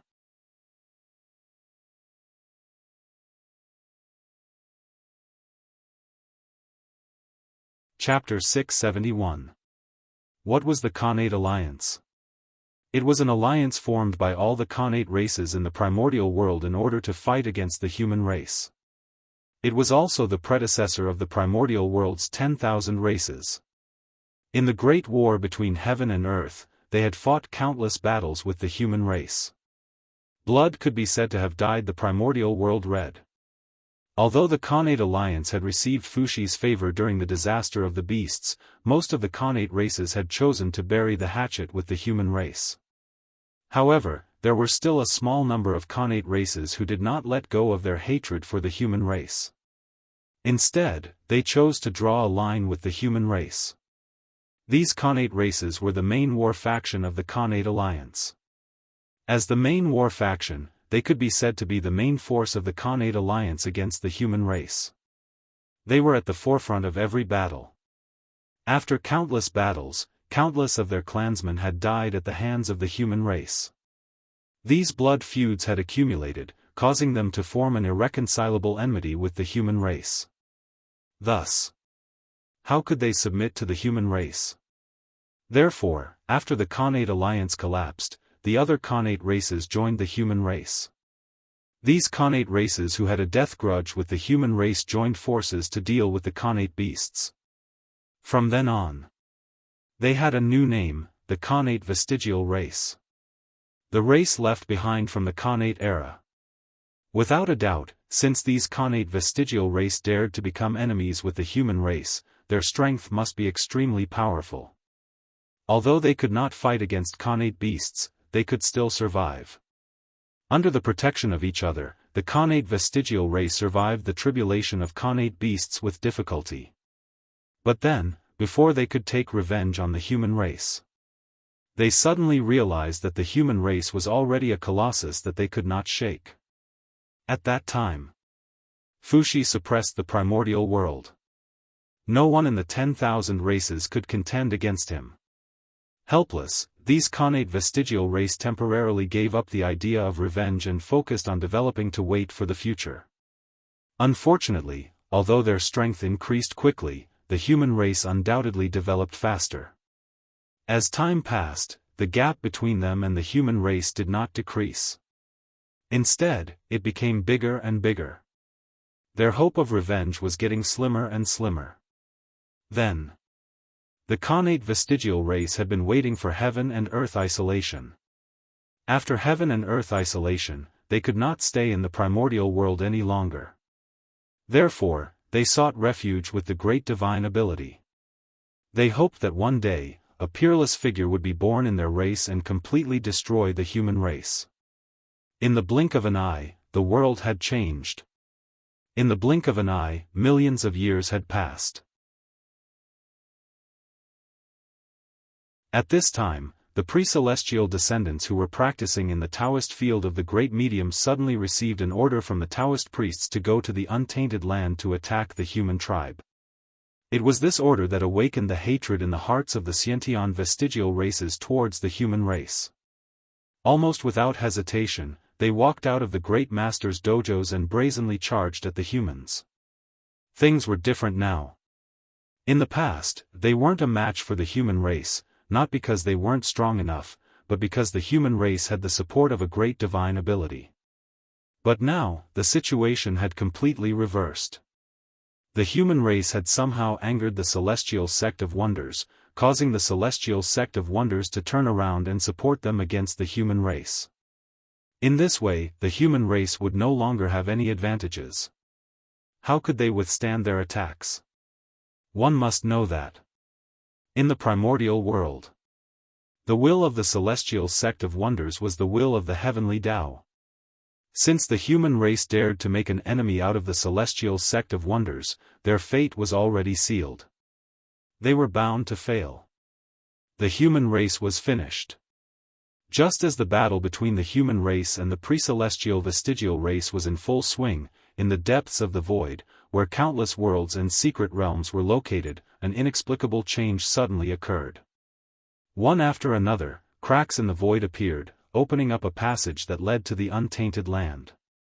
You've been here for nearly 10 million years. It's time to let the untainted land know of your existence. So, go. Go to the untainted land and fight with the human race.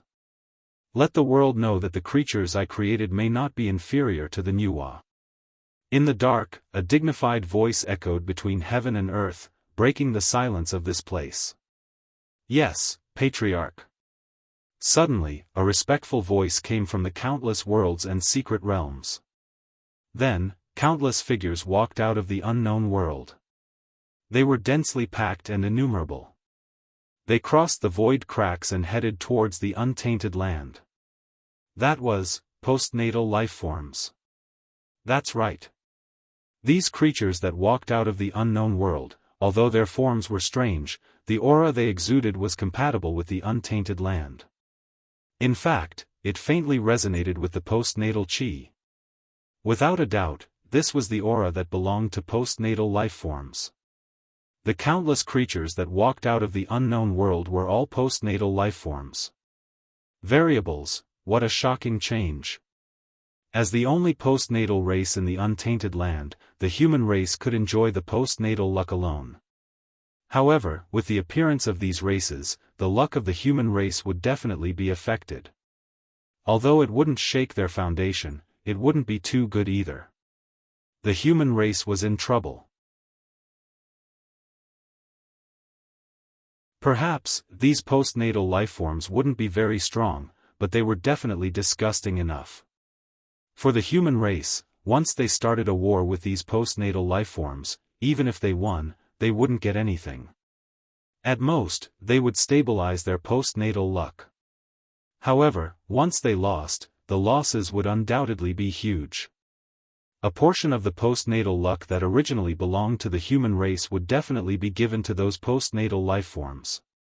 There was no benefit in winning, but if they lost, they would suffer great losses. How could these postnatal lifeforms not be disgusting? The sudden appearance of these postnatal lifeforms was the biggest backup plan left behind by the great magicians of the celestial sect of wonders to deal with the human race. The prenatal vestigial race was just an appetizer. The postnatal lifeforms were the real trump card. As for the origin of these postnatal lifeforms, it was simple. They were nothing more than secretly created by the great magicians. Of course, the purpose of those great magicians creating these postnatal lifeforms was not to deal with the human race, but to seek merit and verify the path of Tao in exchange for an opportunity to take a step further. At that time, in the untainted land, Goddess Nuwa first created humans and achieved Tao. After that, Daoist Mingi created the Azura clan in the Blood Sea and obtained a large amount of merit, so he took a step further. It was when they saw this scene that those great magicians couldn't help but have the idea of creating a postnatal race. There was no loss in trying. What if they succeeded?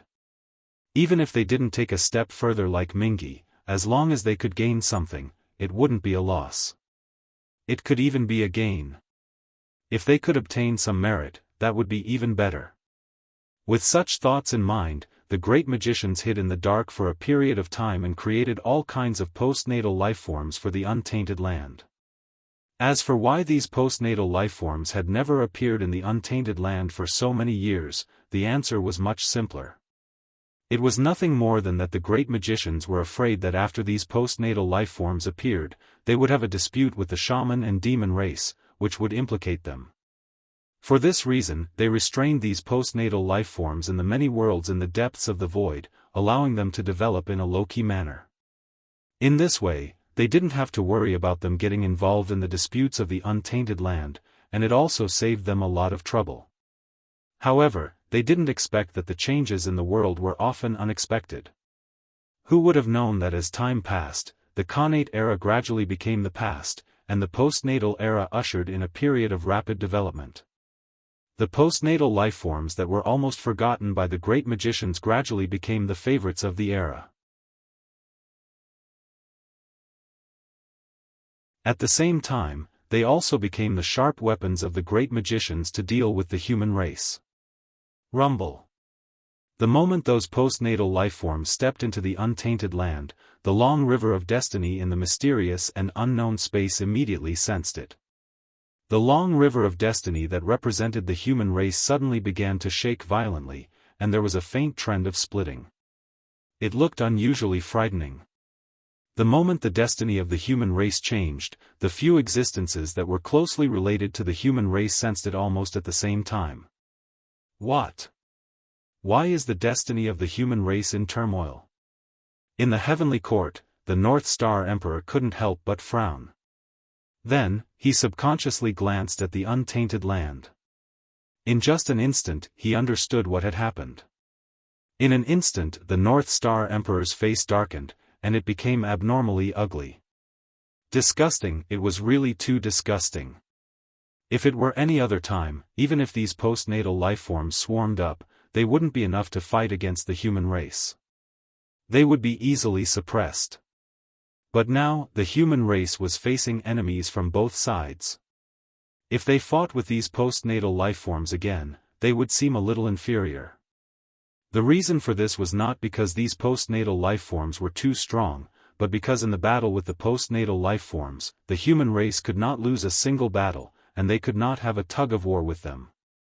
Let's put it this way, if the human race could not completely kill these postnatal lifeforms before they could gain a foothold in the untainted land, then the human race would have already lost the battle with these postnatal lifeforms. And the longer the war lasted, the greater the losses of the human race. The reason was because once these postnatal lifeforms gained a foothold in the untainted land, a portion of the postnatal destiny would be separated from the human race's destiny and flow to these postnatal lifeforms. Moreover, this providence was not fixed. The greater the advantage of these postnatal lifeforms, the greater the destiny that would flow from the human race's destiny to them. The meaning of their existence was to drink the blood of the human race. Fellow Daoists, what a good method. I have underestimated you. However, if you want to overthrow the human race with just these postnatal lifeforms, you are thinking too much. Glancing coldly at everyone, the North Star Emperor said coldly. However, no one responded to his words. In this, the North Star Emperor was not surprised. Instead, he secretly thought of a countermeasure. The appearance of the postnatal lifeforms was indeed beyond his expectations, but this was not a big deal. The human race had a deep foundation. Even when the myriad races were at their peak, they were not afraid, let alone now. Although the human race's current situation was extremely dangerous, that was all on the surface. It was only because accidents happened one after another that the human race was caught off guard, resulting in the current situation. However, as long as they could survive the current period, all the turmoil would be quelled one by one. The human race was not as weak as they had imagined. The Seven Stars continent had not made a move yet, and the allies of the human race had not made a move either. It could be seen that the true foundation of the human race had not been activated yet. This Feng Zichen knew. The great divinities also knew. Therefore, in order to deal with the human race, the great divinities definitely had some backup plans. In the untainted land, only the demon race and the shaman race could pose a threat to the human race. As an ally of the human race, the shaman race would not attack the human race, so only the demon race could do so. With a thought, the North Star Emperor thought of the final trump card of the great divinities, the demon race. If the demon race took advantage of the chaos to attack, they could indeed threaten the human race. One had to know. After the battle between the shaman and the demon race, although the demon race suffered a great loss and was almost completely wiped out, a portion of the demon race's strength was preserved. That was the North Sea demon race under Demon Master Kuan-Peng. Due to his bad relationship with Di Jun, Patriarch Kuan-Peng had always worked but not put in any effort in the heavenly court. For this reason, during the battle between the shaman and the demon race, only Patriarch Kuan-Peng of the entire North Sea demon race fought. Moreover, at the end of the battle, this fellow ran away with He Tu and Luo Shu when he saw that the situation was not good. He had really tricked Di Jun. However, although Patriarch Kuan-Peng's actions were despicable, it was precisely because of this that the North Sea demon race was able to preserve their strength and become a major force in the untainted land. Although the North Sea demon race was only a branch of the demon race, they might not be weaker than the current human race. Therefore, if the North Sea demon race attacked the human race would really be in danger. Thinking of this, Emperor Gaochen couldn't help but lower his gaze and look at the North Sea to observe the current situation of the North Sea demon race. However, before he could look at the North Sea, a loud explosion suddenly came from the heavenly realm. Bang! The moment he heard the loud explosion, Emperor Gaochen's heart skipped a beat, and he had an ominous premonition. When he looked over and saw the source of the explosion, his heart couldn't help but sink. But the heavenly river had burst its banks. Someone had blasted a huge hole in the heavenly dike. The explosion just now was the sound of the heavenly dike breaking. What a bastard! Even though he knew that in order to deal with the human race, those powerful beings had no scruples, when Gaochen saw the scene of the heavenly river bursting its banks, he couldn't help but exclaim at their audacity. They really didn't care about anything. They even dared to have designs on the heavenly river. Didn't they know that once the water of the heavenly river fell into the human world, what kind of disaster would it bring to the human world? That monstrous negative karma, weren't they afraid at all? Walala. Following the gap in the heavenly dike, the Ruo River flowed towards the untainted land. It was as if the Milky Way was falling from the ninth heaven. Its momentum was so great that it was completely unstoppable. It seemed that this scene had also happened when the heavenly realm was shattered. However, at that time, the untainted land was still in the Khanate era. The Khanate Qi was everywhere in the world, so there was no need to be afraid of polluting the Ruo River. P.S. What a mess. There's one more chapter. It's about 11:30. It should also be 4,000 words.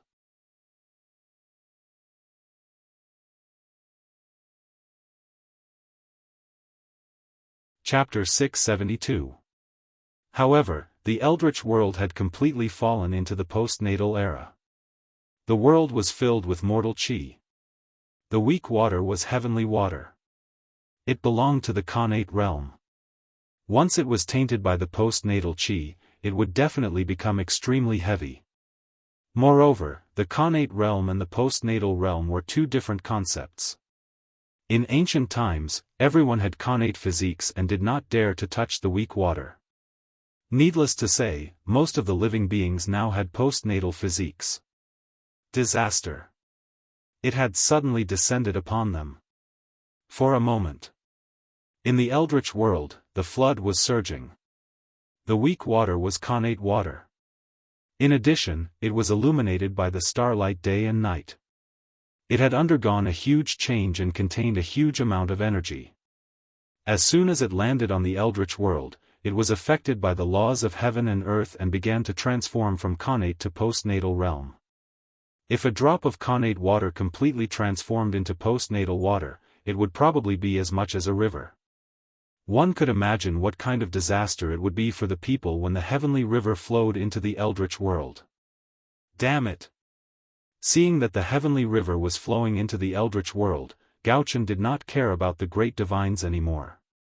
He immediately took out the Pantheon painting and turned it into a sky screen to block the gap in the heavenly river. After that, he released his divine thought and enveloped the entire heavenly court. Gaochen stretched out his hand and grabbed at a certain palace in the heavenly court.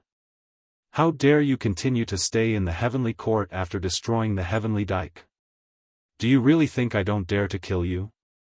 Rumble. As Gaochen pressed down with his palm, the shadows of the 5 emperors vaguely appeared. They released endless emperor aura, causing the space-time in that area to completely freeze. 5 emperors' great handprint.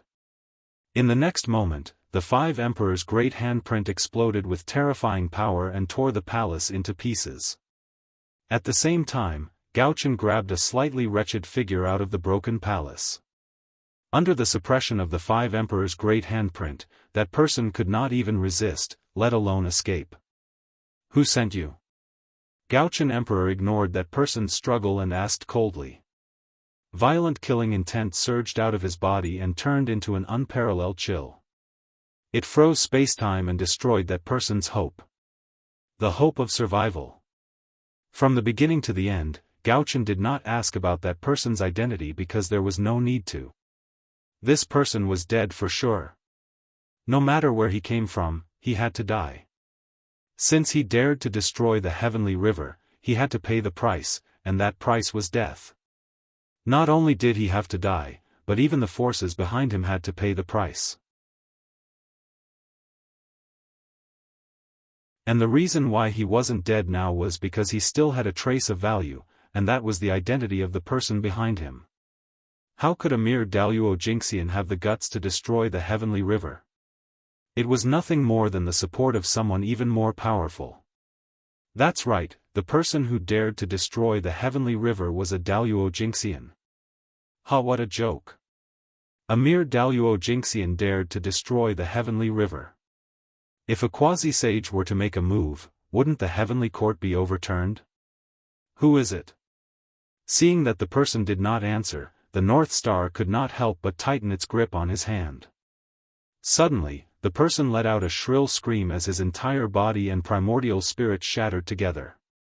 Only a trace of the innate undying true spirit was left as it struggled desperately in the North Star's hand. Speak. Without giving the person a chance to breathe, the North Star Emperor continued to ask. Boom. As he spoke, the unique aura of the Celestial Emperor erupted from his body and crushed toward the person. The moment the Celestial Emperor's aura swept across, the person's remaining innate undying true spirit seemed to have been erased by someone, and half of it quietly disappeared. But even after suffering such a painful blow, the person still did not say a word. You're quite loyal. However, do you think I won't be able to find out who sent you? Then you and the people behind you are underestimating this humble one's methods. Seeing that he could not get anything out of the person, the North Star Emperor's heart stirred. Suddenly, the universe shook as an illusory river appeared from the void. It came majestically and drowned the remaining half of the person's innate undying true spirit. In the next instant, space-time fragments danced and reflected the person's past. The river of space-time. The illusory river summoned by the North Star Emperor was the most mysterious and dangerous place in the primordial world, the river of space-time. With Pangu personally guarding the source of the river of space-time, no one could reverse the past and the future. Karma was the cause. However, although the past could not be changed, it was not impossible to use the river of space-time to observe everything that happened in the past. In the end, it was because Mount Buzhou was gone. It greatly reduced the danger level of the river of spacetime. If it was in the past, not to mention summoning the projection of the river of spacetime, even entering the river of spacetime would be suppressed by Mount Buzhou. But now, there was no need to worry about such a situation happening. To be precise, it started from the time when Mount Buzhou collapsed. As long as they did not interfere with the past, everyone could freely enter the river of spacetime and observe the past. Of course, it was only limited to the time after that. Everything before the end of the ancient era could not be easily checked. Because at that time, Mount Buzhou still existed. Now that there was no Mount Buzhou in the future, everyone could spy on it. However, in the past, Mount Buzhou still existed. Therefore, anyone who dared to spy on that period of time had to be prepared to pay the price. In short, because of the absence of Mount Buzhou, the river of spacetime was much safer now. With Primordial Chaos Dao Master's ability, he could already borrow some of the power of the river of spacetime without suffering any backlash. What the North Star Emperor needed to do now was to use the river of spacetime to reflect that person's past and find the identity of the person behind the scenes. In the primordial world, memories could be faked. True spirits could also be faked. But in the past, because of Pangu, it was impossible to fake it. Therefore, no matter how deeply the person behind the scenes hid or how many faces he changed, he could not escape the reflection of the river of spacetime. Spying on that person's memories might not be able to find out the identity of the person behind the scenes. Because no one could guarantee that the person behind the scenes would show his true face. However, the river of spacetime could lock onto the true identity of the person behind the scenes. Because the river of spacetime recorded everything in the primordial world. As long as one's cultivation had not reached the realm of primordial chaos Daoist Jingxian, they would definitely leave traces in the river of spacetime. Whether it was in the past, present, or future, as long as they left traces, it was enough for the North Star Emperor to lock onto the identity of the person behind the scenes. Rumble. The river of spacetime was vast and mighty, reflecting that person's past one by one. Soon, the North Star Emperor locked onto his target. It was a strange scene. In the scene, the person who destroyed the heavenly river was talking to someone, but there was nothing in front of him. It wasn't that there was no one in front of him, but that the person who was talking to him was too powerful and had already cut off the past. Therefore, he couldn't see his figure in the past. Cut off the past? Not bad, but I don't believe that you've also cut off the present and the future. With a thought, the North Star Emperor froze the scene and used the void as a basis to push the river of spacetime back to the future. Hiss, is this what a Daoist master can do? Shaking the universe with a raise of his hand and playing with the river of spacetime. How terrifying. At the side, the powerful beings who were monitoring the North Star Emperor were so shocked that they were speechless when they saw him playing with the river of spacetime. Such means and such a realm were what they dreamed of. At this time, they didn't dare to disturb the North Star Emperor. That was because everyone could tell that the North Star Emperor was in a fit of anger. If they interfered with him now, would they really want to die? Moreover, the North Star Emperor was currently investigating the real culprit behind the Heavenly River's breach. If anyone interfered at this time, wouldn't it be equivalent to admitting that they were the culprit? The Heavenly River's breach caused a flood in the Eldritch world, and countless people suffered. The karma involved was no less than killing the human emperor. Who would be willing to take the blame? At this time, not to mention the North Star Emperor, even the powerful beings were cursing the mastermind in their hearts. Why did he touch the Heavenly River all of a sudden? Wasn't he looking for trouble?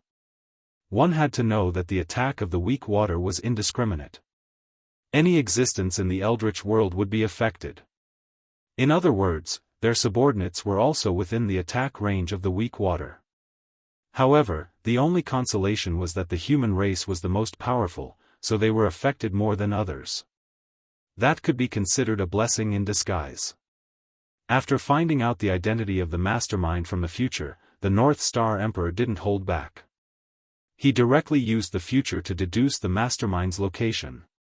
Die. After taking a few glances, the North Star Emperor realized that he didn't know who the mastermind was. He couldn't be bothered to pursue the mastermind's purpose. He directly took out the Zichen sword, broke through the void, and slashed at the mastermind. At the same time, in order to prevent the mastermind from escaping, he even mobilized the power of the North Star to forcefully seal the void where the mastermind was. Even so, the North Star Emperor felt that it wasn't safe. He then used the Buzhou Dao seal, a supreme spacetime technique to assist the North Star in sealing the spacetime. Swoosh, the Zichen sword slashed out, carrying the power of the innate sword Dao. It was like the incarnation of Dao, and it directly injured the mastermind who was caught off guard. Without a sound, the physical body of the person behind the scenes was turned into dust under the sword light. Buzz! Just as the body of the mastermind was shattered, a clear light escaped from it and flew towards the distance. That clear light. It was the innate undying true spirit of the mastermind. Although he didn't know how he was exposed, he didn't have time to think about what was happening. It was more important for him to escape. However, before his innate undying true spirit could escape far, he saw a star shadow that emitted a terrifying heavenly aura. The unparalleled divine aura froze him on the spot.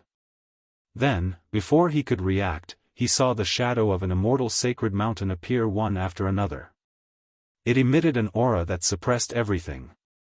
Together with the previous star shadow, it completely sealed his escape route. Go!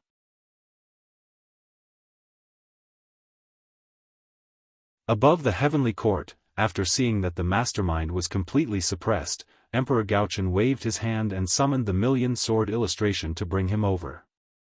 Do you really think that you can do whatever you want just because you're an immortal? If I don't make you pay the price today, where will the heavenly court's face be? Emperor Gaochen, who had been suppressing his anger, finally found a target to vent it on. He grabbed the innate indestructible true spirit of the mastermind and crushed it into pieces. However, that wasn't the end. Emperor Gaochen pointed at the heavenly court, and the golden dragon of luck formed by the heavenly court's providence immediately sensed it. It roared to the sky and swallowed the fragments of the mastermind's true spirit into its stomach. Today, I'll use the providence of the heavenly court to suppress your true spirit. You'll never be able to reincarnate. After doing all that, Emperor Gaochen's majestic voice resounded throughout the heavenly court. SSS. On the other side, the immortal sacred mountain who witnessed all that was happening was terrified by Emperor Gaochen's means. That immortal sacred mountain was completely done for. Although the immortal sacred mountain was an immortal, it didn't mean that they couldn't be suppressed. Gaochen used the providence of the heavenly court to suppress that person's true spirit and completely cut off all hope of resurrection. From then on, as long as the heavenly court wasn't destroyed, that immortal sacred mountain would never be able to regain his freedom. Such means. It was truly ruthless. It also shocked the immortal sacred mountain present. They truly felt the terror of a primordial chaos powerhouse. A powerhouse that wasn't inferior to them was completely suppressed in a few breaths' time. This simply smashed their pride into smithereens. The bloody truth told them that primordial chaos Daoist Jingxian was really not on the same level as them. The difference was extremely huge. Almost subconsciously, everyone unconsciously moved closer. It was as if only by doing so could they bring a sense of security. In fact, that was the case. If it weren't for the fact that they had more people, Gaochen would have killed them long ago. After suppressing the real culprit behind the scenes, Emperor Gaochen turned his gaze to Daoist Jingxian who had destroyed the heavenly river. Humph. And you? Since the heavenly river has burst its banks because of you, then you should contribute to quelling the flood. With that, Emperor Gaochen flicked his finger and sent him into the primordial world. At the same time, he used the will of heaven as a knife and slashed down along the bloodline karma of Daoist Jingxian. In a trance, a sorrowful cry seemed to come from the long river of fate. Then, the innate imprint in the body of a certain innate race of the primordial world suddenly disappeared, and their bloodline began to degenerate. In the blink of an eye, they were completely reduced to mortals. They didn't show any magic power at all. Even Tai Jingxian was no exception. Moreover, shackles appeared in the unseen world, locking their cultivation door, preventing them from embarking on the path of cultivation in the future. Without a doubt, this was the clansman of Daoist Jingxian. Because of him, they had paid an unbearable price. P.S. I updated 12,000 words today. I didn't go back on my word. I beg for votes next month. As for whether I will update tomorrow, it will depend on today's results.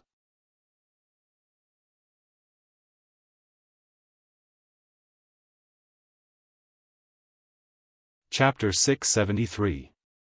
Those who bring disaster to the world deserve such an ending. After doing all this, the North Star Emperor's cold voice reverberated between heaven and earth. The murderous intent in his voice was so strong that it made everyone feel as if they were facing a mountain of corpses and a sea of blood. For a moment, the deities trembled. Even the great mediums felt a chill from the bottom of their hearts when they saw how ruthless the North Star Emperor was. What was the meaning of killing one to warn the rest? This was it. He was afraid that after this matter, anyone who wanted to offend the heavenly courts would have to think twice about it. Where's the Sky River Water Tribe? After dealing with the external enemies, the North Star Emperor had the time to deal with the traitor. However, one Daoist Jingxian was able to destroy the Sky Dike under the heavy guard of the heavenly court. It would be strange if there was no problem. There was no doubt that there was a traitor in the heavenly court. This was because without the help of a traitor, a mere Daoist Jingxian would not be able to destroy the Sky Dike. One had to know that the Sky River was an important place in the heavenly court. Not only was it guarded by the navy, but it was also enveloped by the Khanate formation. Furthermore, the heavenly river's water tribe lived within it. With 3 layers of security, someone could still destroy the Sky Dike under their nose. Could this be explained by negligence? The Sky River is here. Please forgive me, Your Majesty. As the Sky River's water surface shook, a middle-aged Daoist walked out from the bottom of the water and quickly came to the North Star Emperor. He apologized with a pale face. Sky River Daoist. The middle-aged Daoist who walked out from the bottom of the Sky River was called Sky River Daoist. He was a great cultivator whose strength had reached the level of Daoist Jingxian. He was not a living being born in the Sky River. Instead, he was a Khanate god fiend from the primitive water tribe. However, because he had joined the heavenly court earlier, Great Heaven wanted to show his sincerity. Of course, he also had the intention to buy bones with 1,000 gold taels.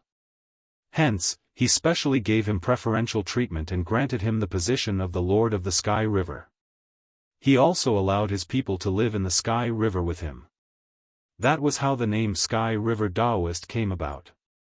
This was not his name before, but he changed it after coming to the Celestial River so that he could occupy the destiny of the Celestial River. The Sky River Daoist was the master of the Sky River. Now that the Sky River was in trouble, he could not escape responsibility. Furthermore, as a fellow Daoist Jingxian who controlled the innate formation that protected the heavenly river, there was no reason that Sky River Daoist could not detect the arrival of the enemy. But he just didn't notice. That could only mean that there was something wrong with him. Moreover, even if there was nothing wrong with the Sky River Daoist, he would not be able to escape the crime of neglecting his duty. At the end of the day, someone had to take responsibility for the heavenly river's breach. And Sky River Daoist was the best candidate. Sky River Daoist, as the ruler of the Sky River, you can't escape responsibility no matter what. Therefore, I don't care if you're a spy for a powerful expert or if you're neglecting your duties. I'm only punishing you and your clansmen to fill the heavenly dike. So, are you convinced? The North Star Emperor's light words were as heavy as an immemorial divine mountain. Each word pressed down on the Sky River Daoist's heart, causing his face to turn snow-white in an instant. Yes, Your Majesty. Although he was unwilling, the Sky River Daoist did not dare to resist. Your Majesty, I'll take my leave. Finally, the Sky River Daoist bowed respectfully to the North Star Emperor and led his clansmen toward the gap in the heavenly river. Rumble. The heavenly dike shook and swallowed the Sky River Daoist and his clansmen. In an instant, divine light bloomed and laws filled the air. It was so dazzling that people could not open their eyes. After everything calmed down, the heavenly river had returned to its original state. As for the Sky River aquatic race, they had disappeared. They would not be able to appear in the eldritch world for a few more eons. The North Star Emperor had suppressed the chaos in the heavenly court with lightning speed. The power of the North Star Emperor had shocked everyone. Humph. The world has really changed. Now, any Tom, Dick, and Harry dares to cause trouble in the heavenly court. The North Star Emperor glanced at the great divinities and said casually. It was just that his words seemed to be directed at the great divines. As a result, the expressions of those great mediums turned ugly when they heard his words. However, before they could get angry, the North Star Emperor suddenly stood up from the Emperor's throne in the heavenly court and walked out. For a moment, everyone could not be bothered to get angry. They went forward to block the North Star Emperor to prevent him from leaving the heavenly court. Your Majesty, where are you going? Outside the southern heavenly gate, a great divinity asked the North Star Emperor with a smile. Now that the outcome of the battle had not been decided, how could they allow the North Star Emperor to leave the heavenly court? What's wrong? Do I need your permission to go anywhere? Fellow Daoists, don't you think you're meddling too much? Gaochen said with displeasure as he faced the crowd alone. Hearing that, everyone fell silent. They indeed had no reason to stop the North Star Emperor. However, in this world, there was no need for so many reasons. As long as they wanted to, it was enough. Therefore, the North Star Emperor must not leave the heavenly court. Thud, in the silence, the North Star Emperor suddenly took a step forward. At the same time, he was closer to the great divinities, almost face to face. However, none of the great divinities backed down. The atmosphere, suddenly, he became nervous. Fellow Daoists, now that the eldritch wilderness is flooded, countless living beings are suffering. As the heavenly emperor, of course, I can't stay out of this. Now, I'm going to the eldritch wilderness to find a solution to the flood. Even so, you still want to stop me? Suddenly, the North Star Emperor spoke. For the first time, he explained the reason for this trip to the heavenly court. This, for a moment, everyone could not help but be stunned. They did not know what to do. The North Star Emperor left the heavenly court for the sake of solving the flood. If they continued to stop him, it would be disregarding the lives of the people in the world. It would be unrighteous and they would bear a huge burden of karma. Although, with their current actions, it had nothing to do with righteousness. However, this was how things were. They could do it but not say it. For this, the great divinities were in a dilemma. If they let the North Star Emperor leave the heavenly court just like that, wouldn't their previous efforts be in vain? Naturally, they were extremely unwilling to accept this. However, if they did not let the North Star Emperor leave, the karma that would result was not something that they could easily bear. Enough. Fellow Daoists, you are not children anymore. Why can't you tell what's important and what's urgent?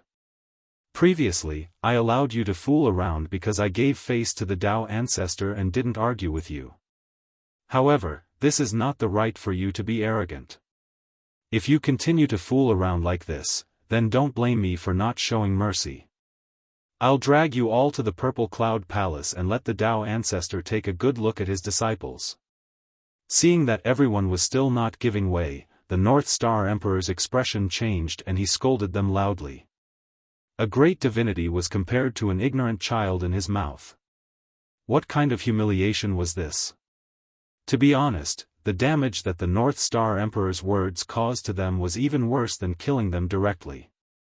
After the North Star Emperor finished speaking, the eyes of those great divinities turned red. If they did not know that the gap between them was too huge, they would have long swarmed forward and torn the North Star Emperor into pieces. However, even so, the violent killing intent still surged out of their bodies and stabbed towards the North Star Emperor without any concealment. TSK. The North Star Emperor only smiled contemptuously and did not take it to heart at all. A group of losers, they were not worth his attention. Those who lost to me will never be my opponents.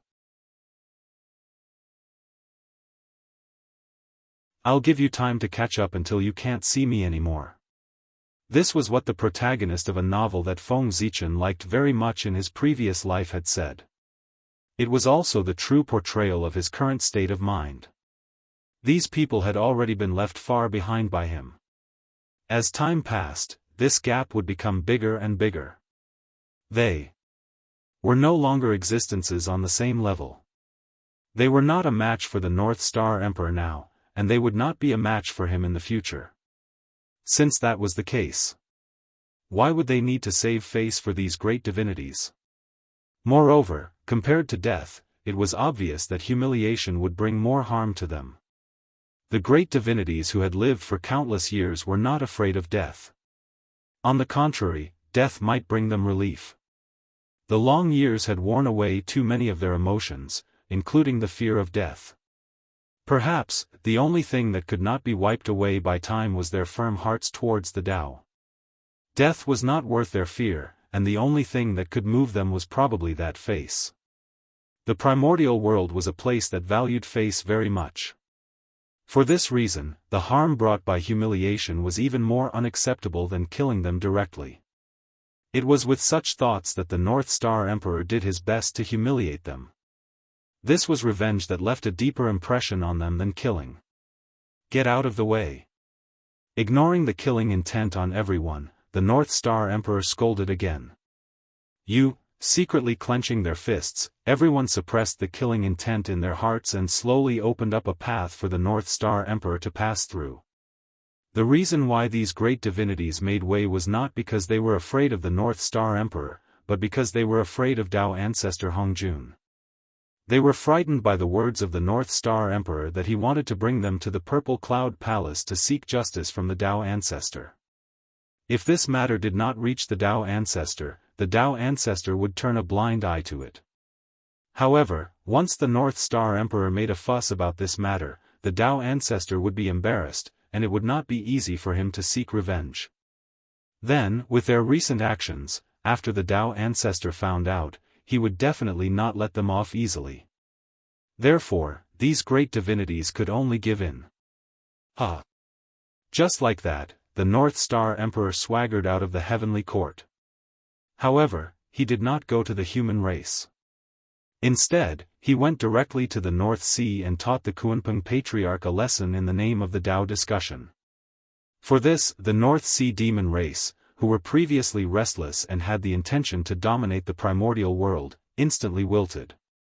Not to mention the North Star Emperor, just the primordial world, because of the flood, caused all the deployments of the human race to be in vain. Similarly, the innate vestigial race and the postnatal lifeforms were not having a good time either. At this time, no one was in the mood to attack each other. They all stopped fighting and organized their own forces to quell the flood. However, it was not so easy to quell the flood. The weak water was a highly toxic thing to the innate lifeforms, let alone the postnatal lifeforms. Basically, once a mortal came into contact with the weak water, they would be turned into white bones in less than an hour. Even a celestial immortal cultivator would have to shed a layer of skin if they fell into it.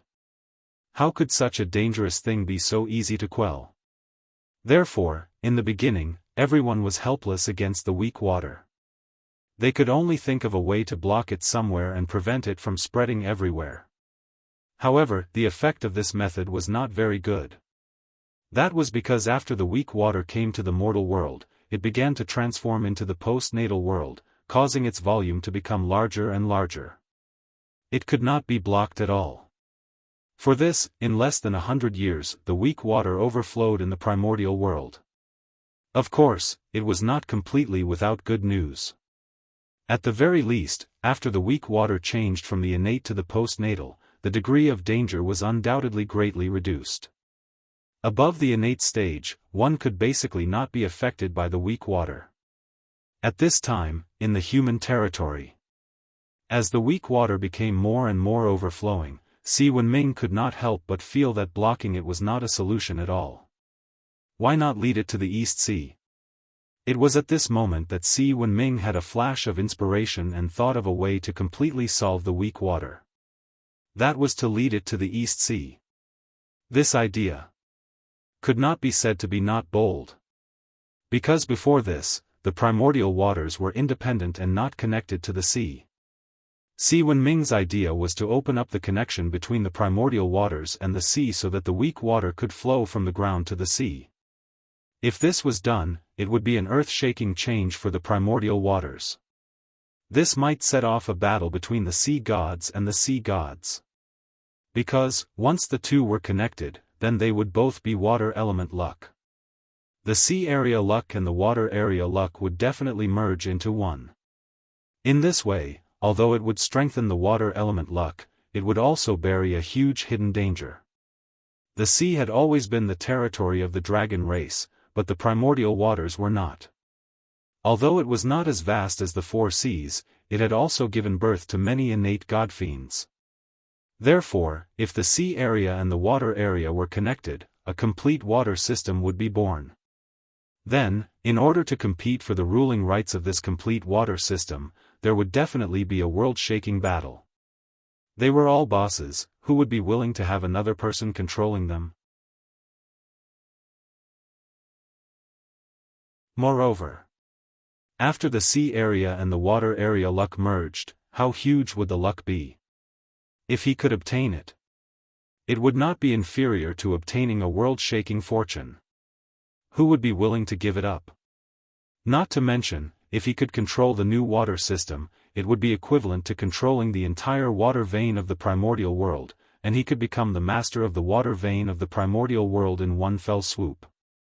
With so many fortunes added together, how could there not be a great war?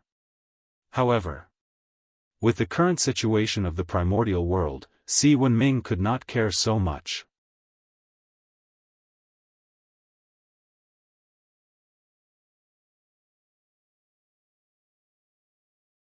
Chapter 674.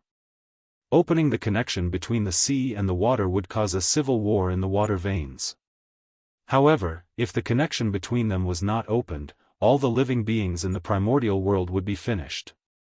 For the sake of the common people, Si Wenming had no choice. After all, compared to the common people in the primordial world, Si Wenming would grit his teeth and do it even if he had to sacrifice the entire primordial world's water veins, let alone a civil war in the water veins. He could still tell which was more important between the two. Moreover, after the sea and the water veins were connected, the water veins in the primordial world would be considered complete, forming a complete water vein circulation. Without a doubt, once this was completed, it would definitely be of great benefit to the primordial world. This was an act of boundless merit. Since that was the case, why didn't Si Wenming do it? Moreover, the dragon clan was the most firm ally of the human race. If the dragon clan could control all the water veins in the primordial world, it would undoubtedly be a great thing for the human race. At that time, the human race could completely help the dragon clan. One could suppress the earth, and the other could suppress the water veins. Together, they could maintain the stability of the primordial world.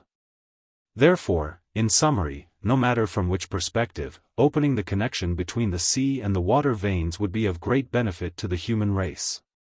In this way, Si Wenming really could not find a reason to refuse this matter. Then he did it.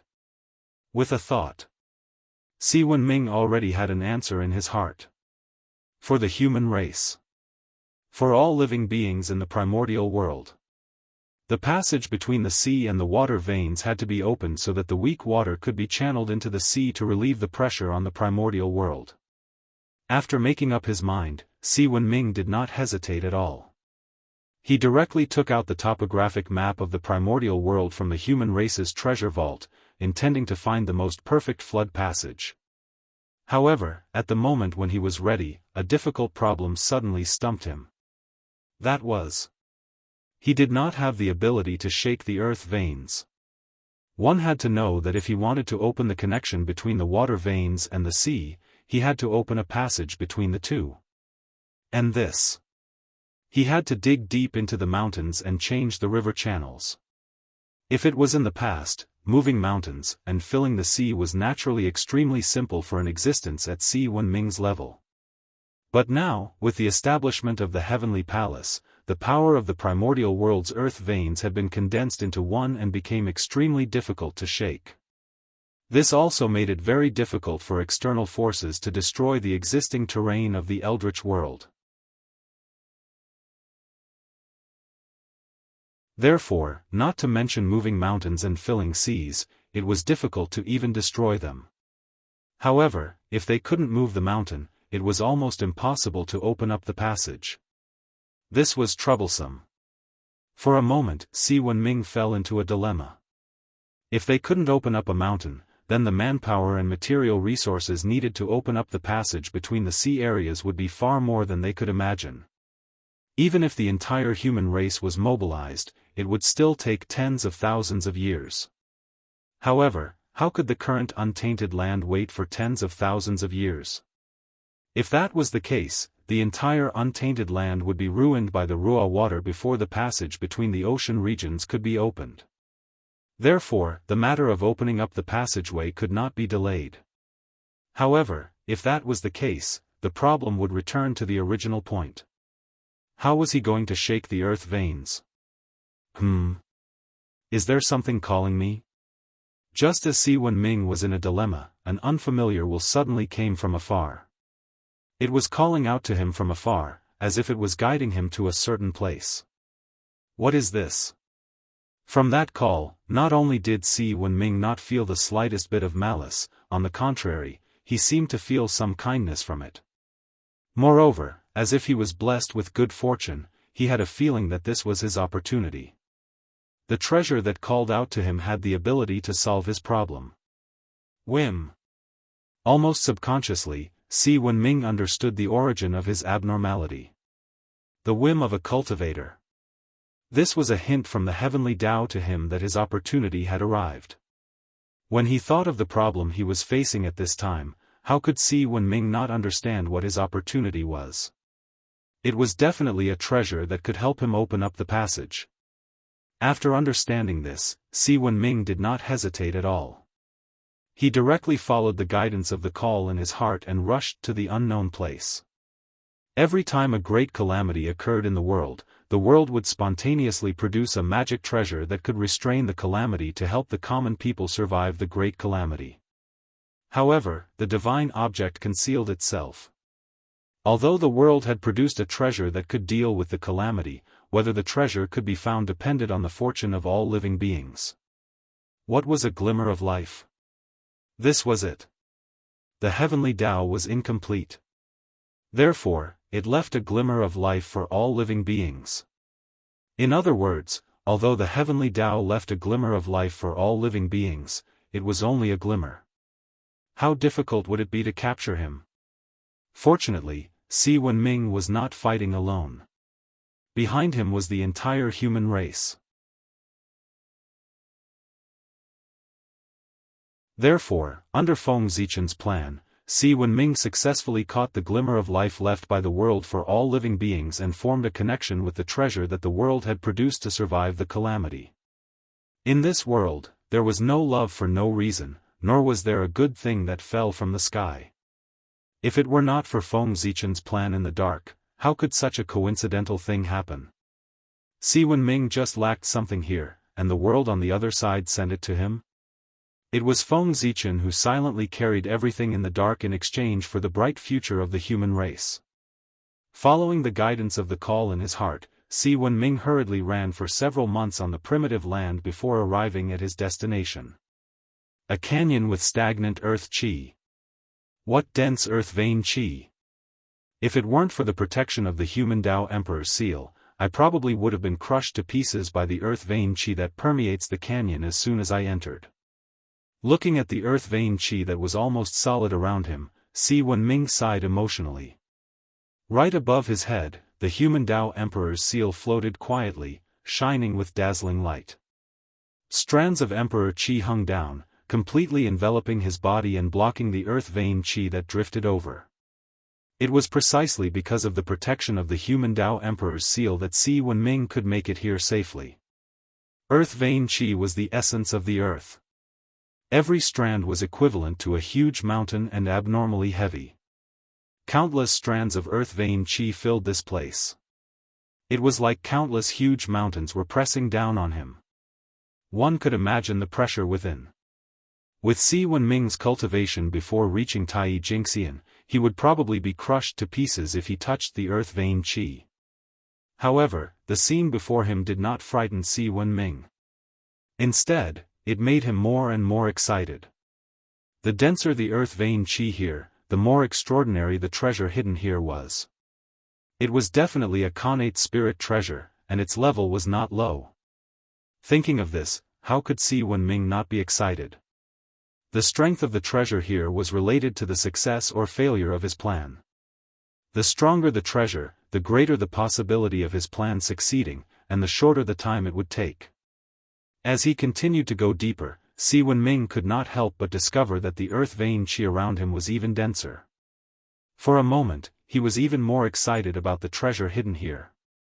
Soon, Si Wenming arrived at the end of the canyon. At this time, the earth vein qi here had completely solidified. It was frighteningly dense, and it was a mysterious yellow color, floating in mid-air. Mysterious yellow mother qi, the origin qi of heaven and earth. At the end of the canyon, what appeared in front of Si Wenming was a majestic cloud of mysterious yellow mother qi. It floated quietly in the air, emitting an astonishing creation qi around it. What a great creation! Just this cloud of mysterious yellow mother qi alone could refine a supreme-grade creation attribute postnatal spirit treasure. Not to mention, in the center of the mysterious yellow mother qi, there was also a powerful innate spirit treasure that was being nurtured. That's right. The purpose of so much mysterious yellow mother qi was to nurture a innate spirit treasure. A innate spirit treasure that could help the world survive this calamity. The so-called mysterious yellow mother qi was just a companion creature of that innate spirit treasure. This is an axe? Through the mysterious yellow mother qi, Si Wenming saw a huge axe floating inside, constantly absorbing the power of the mysterious yellow mother qi. Is this the thing that's calling me? It's a good treasure, but how should I take it out? Standing in front of the mysterious yellow mother qi, Si Wenming was in a dilemma. From the looks of it, it was obvious that it had not been fully nurtured. If he forcefully broke through the mysterious yellow mother qi and took it out, it would inevitably affect the power of this treasure, causing its power to be greatly reduced. In this case, whether the magic treasure with its power greatly reduced could still break through the earth vein would become a problem. But time waited for no one. If he continued to delay, who knew how many innocent creatures would be harmed by the weak water? It was a matter of life and death, there was no time to delay. Buzz buzz buzz, just as Si Wenming was hesitating, the huge axe in the mysterious yellow mother qi seemed to have sensed his arrival and suddenly trembled violently. Then, a huge suction force was emitted from the axe, and in the blink of an eye, the mysterious yellow mother qi that enveloped him was completely absorbed. Boom! After absorbing the mysterious yellow mother qi, the axe finally completed its final transformation and was completely born, turning into a ray of divine light and falling into Si Wenming's hand. Mountain-splitting axe?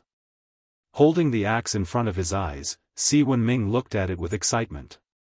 The divine axe was entirely green, covered with innate divine patterns, and on the surface of the green axe, a rough map of the wilderness was formed.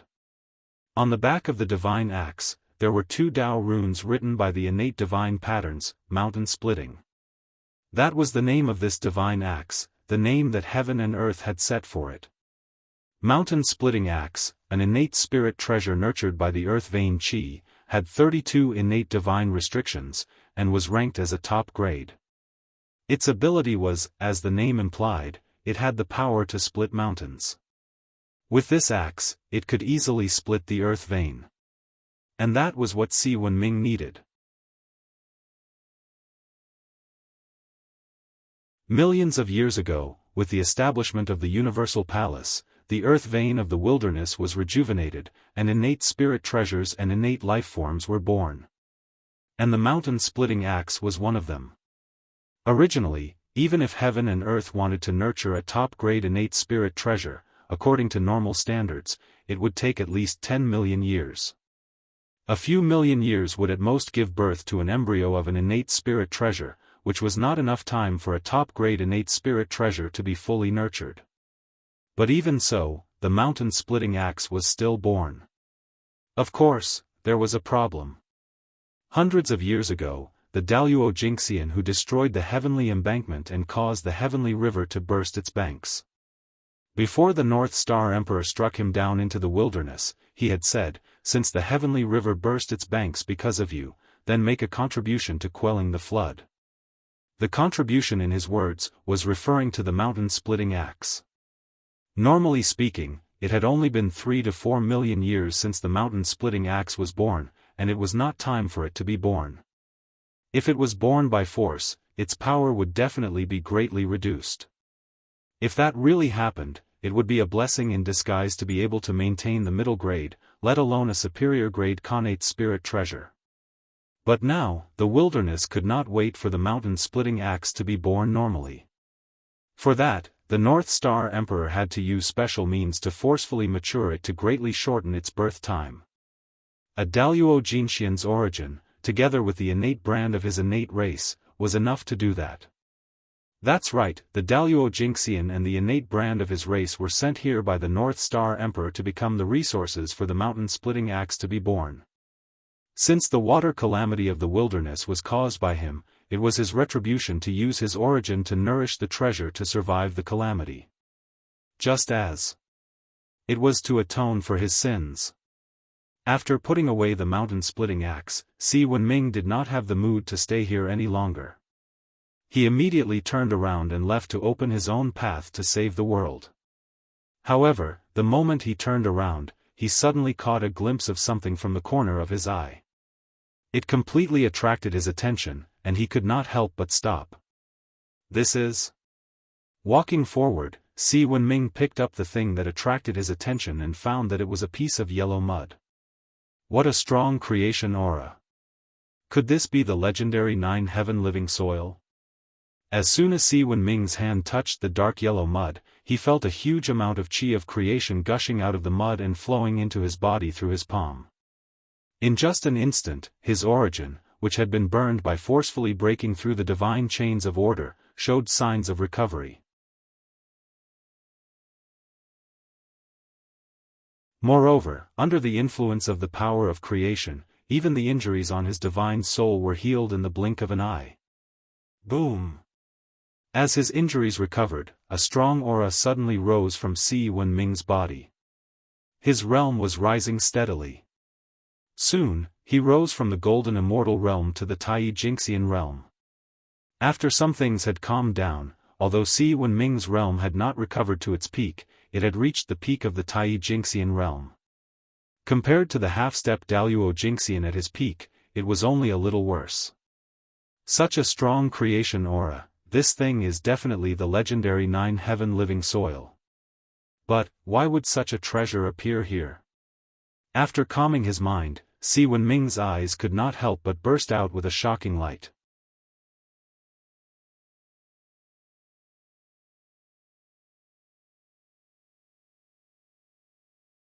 Chapter 675. The Nine Heaven Living Soil. It was also known as the innate earth essence. It was a supreme treasure nurtured by the innate earth elemental Tao and the Tao of creation. At the same time, it was also a supreme treasure of extraordinary significance to the human race. The human race was created by Nuwa gathering the triple light sacred water, supplemented by her own blood essence, and fusing it with the nine heaven living soil. From this, one could see the significance of the nine heaven living soil to the human race. This was one of the origins of the human race. Now, this legendary treasure had appeared in front of Si Wenming. How could he not be excited? However, after the excitement, he could not help but feel a little puzzled. Why would such a legendary treasure appear here? Didn't it mean after Nuwa created humans, the nine heaven living soil had disappeared from the primordial world? Then, why would it appear here, and such a large lump at that? Si Wenming had to be cautious. There were too many experts in the primordial world, and they were too good at scheming. It could be said that they had to take 3 steps before taking 1 step. A casual action would be filled with countless deep meanings, and it could be related to the huge layout of the future. If one was not careful, there was the risk of falling into the schemes of others, causing all one's efforts to be made for others. For this reason, if he could not figure out the origin of the nine heaven living soil in front of him, then no matter how precious it was, Si Wenming would not take it away. He could not drag the entire human race into the schemes of the person behind the scenes just because of a moment of greed. Losing the big for a small gain. Si Wenming still could not do it. This item is not the nine heaven living soil, but its function is similar to the nine heaven living soil. It is a treasure that I specially prepared for you to help you manage the flood of the primordial world. So, you can take this treasure without worry. You don't have to worry about the schemes behind you. Just as Si Wenming was hesitating, the ethereal voice of the North Star Emperor suddenly sounded in his ears, dispelling all his doubts. Is this item the work of your majesty? If that's the case, then I'm relieved. After bowing respectfully to the void, Si Wenming turned around and left. He didn't ask why the North Star was here, nor did he ask why the North Star knew about his plan. The primordial chaos Daoist Jingxian was a realm far beyond his imagination. Every move of such a being was not something he should be able to figure out. At the very least, not now. Si Wenming. I've given you everything that should be given to you. After that, whether you can successfully pass this tribulation and become the 9th great emperor of the human clan will depend on your own abilities.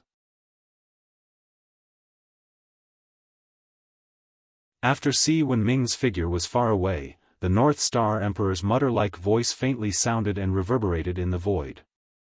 The treasure in Si Wenming's hand was obviously not the nine heavens life soil. Even if such a treasure had appeared, it shouldn't have appeared here. According to what Gaochen knew, ever since the creation of the world, only 2 pieces of nine heavens life soil had been born in the primitive world. One was used by Nuwa to create a human, and the other was in the hands of Zhen Yuanzi. Perhaps there was a 3rd piece, but North Star Emperor didn't know about it. As an innate earth elemental supreme treasure, the nine heavens life soil had unimaginable power. Just 1 grain of it could turn into a continent when it fell into water. Such a treasure. It was truly a supreme treasure to control the flood. However, although the supreme treasure was good, it wasn't in the hands of the human clan.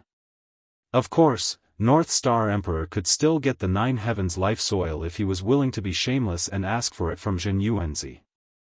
However, if that was the case, the human clan would definitely owe Zhen Yuanzi a huge karma. This was not in line with North Star Emperor's original intention. At this point, unless it was absolutely necessary, North Star Emperor didn't want the human clan to continue to have any relationship with the great divines. That would be too troublesome. The great divines weren't easy to get along with. If he received a little favor today, he didn't know how much he would have to pay in the future. Therefore, North Star Emperor didn't plan to ask Zhen Yuanzi for the nine heavens life soil. However, without the 9 heavens life soil, it would be difficult to control the flood. However, this wasn't a problem for North Star Emperor. This was because he had a treasure that wasn't inferior to the 9 heavens life soil. It could replace the 9 heavens life soil. The treasure in his hands that wasn't inferior to the 9 heavens life soil was the flesh and blood of the great divines, as well as the innate origin. Due to the heavenly river's breach, North Star Emperor was enraged. He quickly found the person behind the scenes and killed him. The person behind the scenes was a great divines with the strength of a half-step primordial chaos realm. In the heavenly court, although North Star Emperor crushed the innate undying true spirit of the person behind the scenes, his flesh and blood, as well as his innate origin, were left behind by North Star Emperor. What kind of existence was the half-step primordial chaos Daoist Jinxian? If a drop of his blood were to fall on the eldritch world, it would probably turn into a vast river. If a piece of his flesh were to fall on the eldritch world, it would immediately turn into a divine mountain. If his flesh and blood were to be completely released, it could easily evolve into a top-notch great thousand world or a supreme-grade innate spiritual treasure. The value of such an existence had far surpassed the 9 heavens life soil. North Star Emperor wanted to use this item to replace the 9 heavens life soil. A continent formed from the flesh and blood of a half-step primordial chaos realm great divines. Even if Ruoxue was 10 times or 100 times stronger, she wouldn't be able to move it at all. This effect. It was even better than the 9 heavens life soil. Since he had the flesh and blood of a great divines, why would he need to look for the 9 heavens life soil? There was no need at all. The living soil of 9 heaven in Si Wenming's hand was refined by Emperor Gaochen using the flesh and blood origin of the half-step primordial chaos expert. It was because of this that this item had such rich creation chi. Just the aura that it emitted had almost completely healed Si Wenming's injuries. With the strength of a great divines, they could be said to be the carrier of the great Tao. If it hadn't been refined by North Star Emperor, even if it had fallen, just the aura emitted from its body would be enough to kill Si Wenming countless times. Therefore, a trace of the aura of a great divines was an amazing creation for Tai Jingxian. After obtaining the splitting mountain axe and the flesh and blood of the great divines, Si Wenming returned to the human race and started his plan. He wanted to open up the passage between the sea and the water. In order to complete this plan in the shortest time possible, Si Wenming even sent people to the East Sea to ask for help from the dragon race experts. Because compared to him, the dragon race was undoubtedly more familiar with the primitive water. As for why the dragon race, who was born in the sea, was so familiar with the water, that could only mean that the dragon race had been eyeing the primitive water for a long time. That's right. The luck of the primordial water vein is so great. How can the dragon race not be tempted? In ancient times, as the strongest race in the primitive world, the dragon race focused all their energy on unifying the primitive world. They didn't care about the primitive water vein. When they unified the primitive world, what could they not have? Why would they care about the luck of the water vein? Of course, one of the reasons was that the beast race wouldn't allow the dragon race to touch the primitive water. After the ancient times ended, the dragon race's strength was greatly reduced and they were no longer able to compete for the primitive world. Only then did they set their eyes on the primitive water. At this time, the witch race rose. The water ancestor witch Gonggong ruled the entire primitive water in the name of Pangu's descendants. Facing such a powerful Gonggong, the dragon race, whose strength was greatly reduced, naturally couldn't fight against him. Therefore, without a doubt, the dragon race's hope of touching the primitive water was shattered. After the end of the Antiquity Age, the innate gods born in the primitive waters had become another obstacle for the dragon race to invade the primitive waters. Originally, the dragon race was looking for an opportunity to destroy the connate god fiends in the primitive water in one fell swoop to unify the primitive water. However, before they could find an opportunity, the human race had already come over to invite them to plot the primitive water together. Wasn't this exactly what the dragon race wanted? In that case, how could they not agree? Naturally, they happily ran over to help the human race.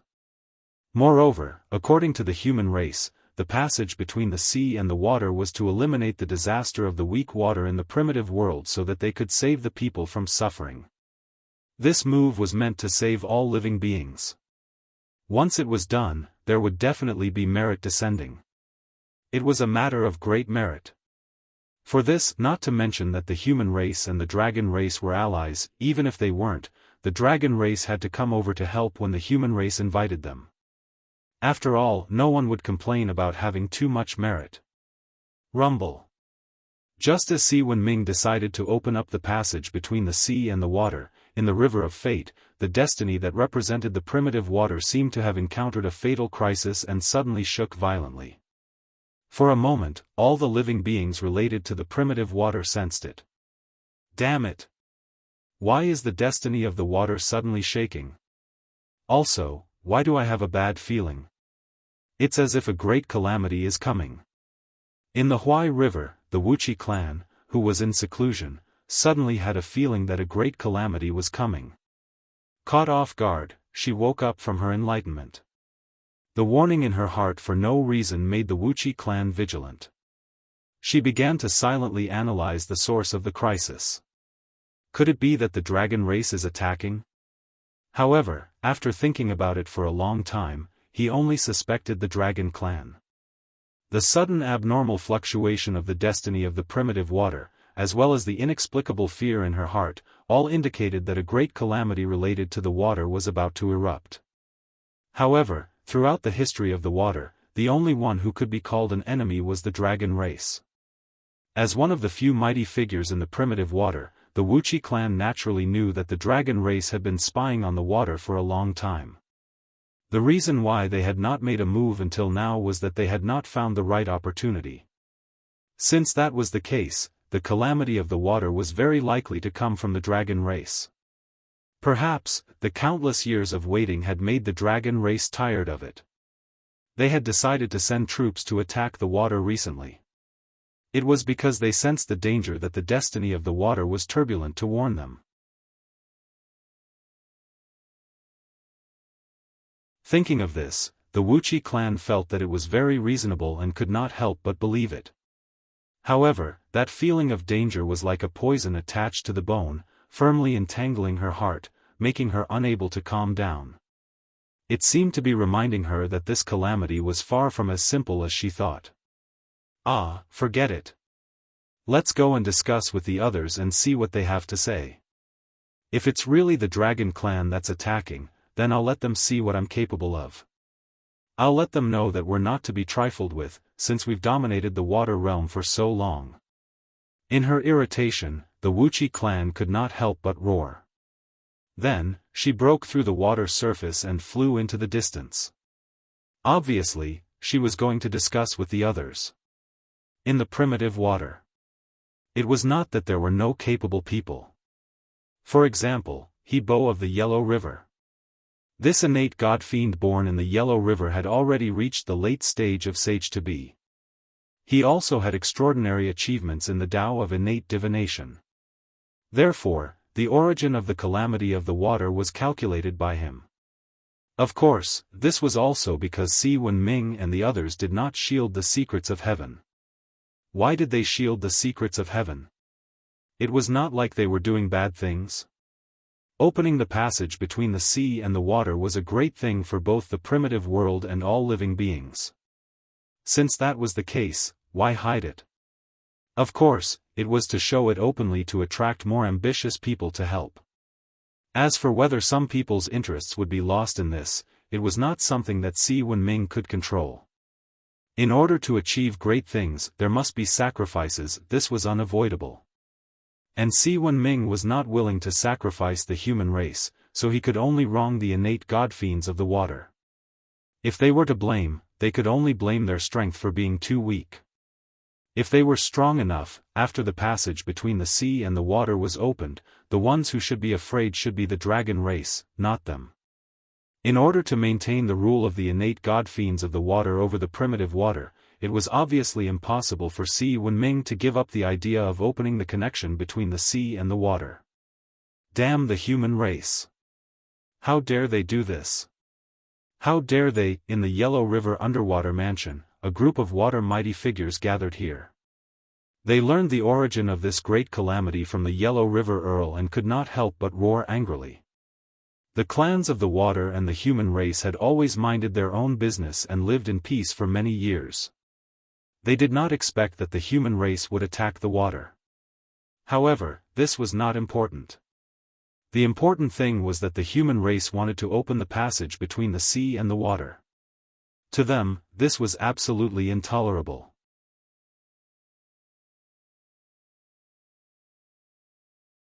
As the saying goes, all rivers flow into the sea. Once the two were connected, the luck of the water would definitely flow into the sea. This was unavoidable. Although they did not want to admit it, they had to face the truth. The sea was indeed much stronger than the water. Perhaps, when Gong Gong was in charge of the primitive water, the power of the water was stronger than the sea.